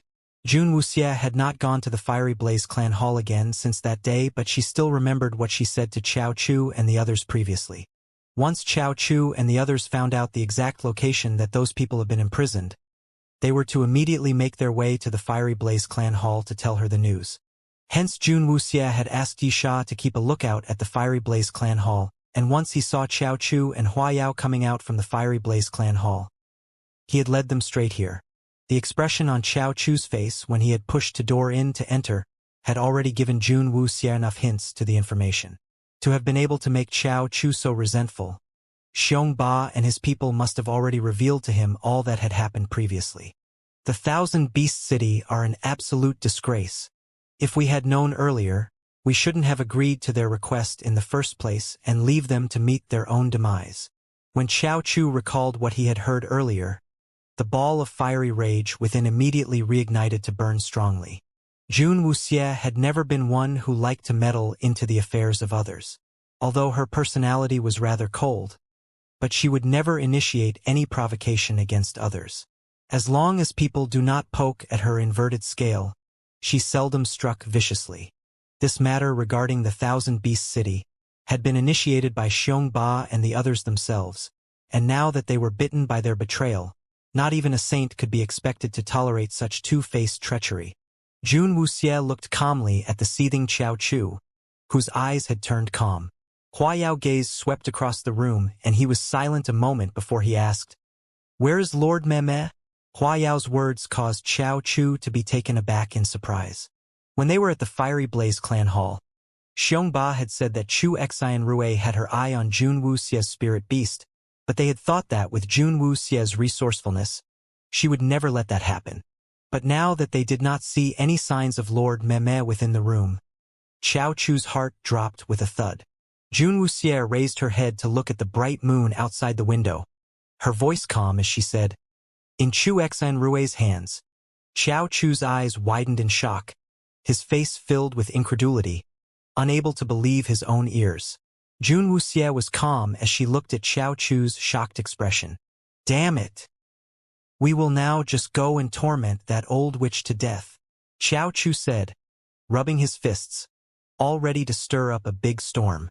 If they had known that Jun Wuxie would be put through all these in the Thousand Beast City, they wouldn't have let Jun Wuxie come here alone even if you beat them to death. "No rush," Jun Wuxie said, shaking her head. She turned to Hua Yao at the side and said, "Have you guys managed to find out where those people have been imprisoned?" Hua Yao nodded. "The place they have been imprisoned is not too far away. It is an underground dungeon, and the people guarding the place are not exceptionally powerful. But as most of the prisoners are weak and helpless ladies, so they were not able to resist against the guards much. The guards that Chu Xian Rui sent there were not too wary and alert, and it was thought that it might have been because this had gone on for many a number of years, and they have never encountered anyone who dared to resist them, which made them complacent and relaxed their guard." Jun Wuxie nodded. Qiao Chu's eyes widened. "That scoundrel of a grand chieftain had already done something so treacherous, and you are still thinking of helping him to save his people? Have you gone mad?" Qiao Chu was of the thinking that after Chu Wenhao had committed such a blunder, the fact that Jun Wuxie had not killed him was already being very merciful, and continuing to help him save those abducted ladies who were from the Thousand Beast City was something completely unthinkable. "I'm doing this not for the sake of the Thousand Beast City," Jun Wuxie said expressionlessly. "I would naturally have my own reasons for doing this." The cooperation with the Thousand Beast City had already been terminated, and all that she was doing now was only for the sake of getting the map as soon as possible. The plan has already come to this stage. Regardless of what Chu Wenhao and his people wants to do, I will not discontinue with my plan. Since we are unable to continue with the cooperation, then I will just let them move according to my plan. Jun Wuxie said, her eyes narrowing up. Qiao Chu was rather astounded, and he asked, "What do you intend to do?" Jun Wuxie answered, "Get the map, take back Lord Meme, and send Chu Xian Rui on her way to hell." "Where are Fei Yan and the others now?" Jun Wuxie then asked. "Keeping watch at the place, in case anything unexpected happens," Hua Yao said. "Tell them to act as soon as possible. I want to push Chu Xian Rui over into the abyss little by little," Jun Wuxie said with a chilling smile. She had initially only sought to get the map, but as Chu Xian Rui had chosen to take Lord Meme, she wasn't about to be nice about it. "All right." After some discussion, Jun Wuxie asked Hua Yao and Qiao Chu to first go get some rest, but because of what happened within the Thousand Beast City, the two of them refused to rest and took advantage of the cover of night to slip out of the city, to bring the news to their other companions. Watching the night sky, Jun Wuxie stared at the darkness that enveloped the Thousand Beast City, her eyes chilled with an icy glint. At the beginning of the month, a new batch of hostages from the Thousand Beast City was sent back into the city to be reunited with their family. Bright and early, the people were already gathered at the gates of the Thousand Beast City, watching in anticipation to see whether their family members were among those who returned this time. In the heavenly cloud chambers, Chu Xian Rui was highly agitated as she sat in front of her dressing table. The transformation had spread to her entire right arm, and the originally smooth and fair skin had now been replaced with one that was old, aged, and wrinkled. The affliction had only been about the size of a palm previously, and it had now spread throughout her entire arm, slowly going towards her shoulder. "What is really happening? Shinchi, Haven't you already completed the sacrifice?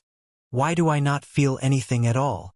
Chu Xianrui asked in exasperation as she threw the bronze mirror onto the floor. Seeing the traces left from the passage of time showing up and becoming more and more obvious upon her skin, Chu Xianrui was getting more and more agitated. The predicament one was cornered into by the changes that came with time's passing was one thing she did not want to experience again. Shun Qi's brows creased together slightly and said, I have completed the offering and its power has been fully restored. Why are you still afflicted with this condition? According to reason, Chu Xianrui should now be able to retain her youthful looks that would not fade. But for some unknown reason, ever since the birthday banquet, the speed of her body's aging had suddenly been highly accelerated, making it seem as if that the young and youthful skin on her body was slowly being peeled off bit by bit. You are sure that having that slut Chu Ling you locked up within the dungeon will not affect me in any way? Chu Xianrui asked. Shen Qi shook his head. The underground dungeon and the heavenly cloud chambers are not linked directly, so that should not affect you at all. Chu Xianrui gritted her teeth and said, Once the matter with the fire country is confirmed, I will be making a trip back to ask the elder to help me see what is happening. I have not gone back for many years, and could it be that the effects from that thing is losing its efficacy on me? Shin Qi said, Maybe, but it has already been quite a few days and Jun Xie still has not appeared. Are you really confident that he will accept your terms for the sake of one spirit beast? Upon saying that, Shun Qi's gaze fell upon the figure of Lord Meme at the side. Ever since that day when Lord Meme had come to the heavenly cloud chambers, it had just quietly laid at that spot, not eating nor drinking and not making a single sound. If not for the aura still emanating from the beast, one would really think that it had fallen into a deep sleep. Chu Xianrui had firmly believed that with Lord Meme in their hands, they would be able to force Jun Xie to submit. But they have waited a few days and they had still not seen any sign of Jun Xie, which inadvertently caused her to develop a sense of unease. Wait a while more. If he still doesn't appear, I will come up with another plan. Shin Qi shrugged and did not say anything more. Very soon, a guard of the heavenly cloud chambers came running over. Chu Xianrui was already in a foul mood, and when she saw the flustered guard, she asked with a frown on her face, Why are you being so flustered? Don't tell me you saw a ghost. The guard started to stammer. Reporting to Great Aunt. Today, the batch of people have been sent back. Chu Xianrui's lips stiffened and she said impatiently, So what if they have been sent back? Let those fools be happy for a few days, and when the end of the month comes, just send them out again. What is there to be so flustered about? The monthly exchange of hostages had never been a thing she cared about. But the guard continued to stammer, But. Inside the Fiery Blaze clan hall, Xiongba was suffering from a splitting headache as he sat in his room. He had consecutively drunk himself into unconsciousness the past few days, and he was finding himself unable to differentiate between reality and his dreams. Everything before his eyes seemed to be moving, which brought about bouts of nausea. The disciple who came in with hangover tea just set it down and did not dare say anything but just threw Xiongba a worried glance before retreating out from the room. These days, the atmosphere within the entire Fiery Blaze clan hall had become extremely strange, and although no one dared to bring up the incident that happened on that day, that incident had been burned and branded into their hearts, an indelible memory. Although the disciples did not know everything about the matter, but from the conversation between Jun Xie and Chu Wen how that day, they were able to roughly feel something from it. They, the Thousand Beast City, must have done something that let young Master Jun down greatly. Clan Chief Qing Yu was panicky and highly flustered as he came rushing into Xiongba's room. Xiongba held his head in agony as he looked at Qing Yu. What's wrong? Go quickly to the city's gates and see, Qing Yu said as he stepped forward to pull Xiongba up.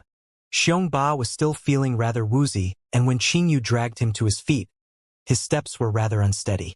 At the Thousand Beast City's gates, the mass of people congregated there had fully filled several of the main streets. Qing Yu dragged Xiongba along as they squeezed past the crowd, and when they reached the front of crowd of people, what he saw before him made his eyes widen up in shock.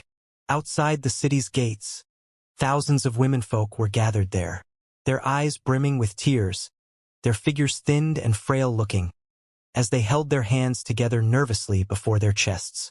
The Thousand Beast City had more than 1,000 of their people in total abducted by Chu Xian Rui, and they were standing right before their eyes. Xiong Ba's mind exploded with that realization. All those people who had been captured by Chu Xian Rui had actually returned. That was just something outright impossible. Those women who have been separated for so long with their families were all crying at the same time, shrouding the Thousand Beast City in a sorrow that made people's hearts wince to hear. Many people have upon hearing the news rushed to the scene and saw their wives and mothers. They could not be bothered with anything else and just rushed forward to wrap their loved ones into their arms. The Thousand Beast City's gate broke out in a clamor of wails and sobs, the people weeping in tight embrace, not even able to ponder upon what was really happening. Chu Xian Rui would bring a batch of people back every month, but the numbers were always few. But this time, all the people she had abducted have been released, and that had been highly shocking to everyone. Xiong Ba stared with his eyes widened, and looking at the womenfolk who have returned, his mind was a complete blank. Chu Xian Rui would never be so kind, to release everybody all at once. And behind all the highly emotional women, at the foot of the city wall, Xiong Ba suddenly spotted a familiar figure. He recognized it to be Chao Chu, who had just come rushing back to the Thousand Beast City several days ago. It's Jun Xie. Jun Xie rescued all of them. Like a bolt of lightning had struck him, Xiong Ba fell back in a stagger as Qing Yu rushed to hold him up, his eyes filled with the same shame and guilt. The return of all their womenfolk was definitely not due to Chu Xian Rui being merciful. When Chao Chu and Huayao had come to them a few days ago, telling them that they had found the location where their people had been imprisoned, Xiong Ba and Qing Yu had wanted so much to ask them for the exact location, but were too ashamed to open their mouths then. They had then thought that Jun Xie had totally abandoned them after that and would not help them any further. But today they were looking at all these people returned to them. Xiong Ba and Qing Yu immediately felt their faces begin to burn with a stinging pain. Jun Xie had still saved all these people held hostage. Even after they had betrayed the youth, he had not let the rage in his heart implicate these innocent hostages. The return of the hostages had inadvertently delivered one tight slap onto Xiong Ba and his people. The deep shame and the prick to their conscience made them suddenly find it hard to breathe. Compared to Jun Xie, they were all just a bunch of ungrateful beasts, standing within the joyous and highly emotional atmosphere surrounding them. Xiong Ba and Qing Yu hung their heads in shame. They had noticed, among the crowd, a flustered Chu Wenhao was staring blankly at everything before him. Chu Wenhao's gaze was lifeless. His originally dashing looks had seemingly aged more than 10 years over the past few days. His shoulders were trembling slightly, like he was trying to hold back the emotions he held suppressed within. Other people in the Thousand Beast City were not aware of the reason why their family members were able to return safely. But for Xiong Ba, Qing Yu and Chu Wenhao, it couldn't have been more clear. The return of their people was all due to the credit of the youth they had all betrayed. Endless guilt and shame coupled with self-admonishment wrecked at their hearts, like an enormous rock that crushed upon them, making it hard for them to breathe. Chu Wenhao was in a daze, the past few days a fuzzy memory to him like he had been living in a dream. He walked staggeringly, searching anxiously among the women who had returned, yearning to see that one familiar figure that he had missed and had always been on his mind for so many years. But as his gaze swept over the crowd of people again and again, he still did not see his wife. Did anyone see my wife? Terror and unease swam within Chu Wenhao's heart, as he stood helplessly among the crowd swimming around him, his voice all choked up. The women who just returned wiped the tears from their faces, and they turned to look sorrowfully at Chu Wenhao. Their gazes made the sense of unease within Chu Wenhao grew stronger and his highly nervous hands began to shake. No, it can't. His wife will be fine. Those people who have returned every month had all said she was still fine. Nothing could have happened. Madam, the rescued women bit on their lip and lowered their heads. They had all been captured by Chu Xian Rui at the same time and imprisoned together at the same place. What really happened then they all knew clearly. Where is she? Why did she not come back? Chu Wenhao was acting like he had lost his mind as he clutched at a woman's shoulders, asking anxiously for information whether his wife was still safe and sound. The woman could not bear to look at him and turned her head away, avoiding Chu Wenhao's eyes. None of them wanted to tell Chu Wenhao what really happened to Madam, and they were all avoiding his eyes. What are all of you doing here? Who allowed you to come back? Suddenly, a shrill voice rang out from behind the crowd. That ear-piercing voice tore through all the sounds of weeping, and everyone turned their heads at the same time. Chu Xianrui had brought Shin Qi and his men, and they were now standing at the back of the crowd. Where she stood, everyone stepped back in fear and parted to open up a path before her. Chu Xianrui clenched her jaw as she stared at the chaos before her. She could not believe what her own eyes were seeing. All the sluts she had imprisoned in the dungeon had all been released to return here. When she had received the news from the guard, Chu Xianrui had not believed that it was true. But when she saw all of this before her eyes, she finally realized. Something had gone wrong. These people had been imprisoned in a place out of the Thousand Beasts city. Why had they all suddenly appeared here? Chu Xianrui did not see the guards she had stationed to take charge of watching these people among the crowd, and a shadow of unease began to grow within her heart. Chu Xianrui's appearance had forced all the people who had been immersed in the joy of their sudden reunion to immediately wake up. All the women who had finally been able to reunite with their family after so long hid in terror behind their family members, their pale hands gripping tightly the hands of their family, not daring to let go for a single moment. Their faces were filled with fear towards Chu Xianrui, staring at Chu Xianrui as if they were looking at the devil. The family members standing at their sides were their very last hope to save them, and they did not dare to let go of it a single instant. Damn it! Bring all these people back now. Just who was it that dared to do something like this? Who allowed all of you to come back here? All the rest of you leave immediately. Get the hell out of here obediently, or I am sure all of you know what the consequences will be. Chu Xianrui screamed in rage. With Chu Xianrui roaring scream, the women were overtaken with fear and terror. They were shaking uncontrollably as they subconsciously pressed themselves against their family members. The citizens at the city's gate moved to shield the womenfolk behind them, an obvious sign that they were not going to hand their women over again. Chu Xianrui stared at the stance the citizens were taking, and her face grew dark and ominous. She swung her eyes over to the haggard-looking Chu Wenhao and shouted at him coldly, "Chu Wenhao, aren't you going to gather up the prisoners?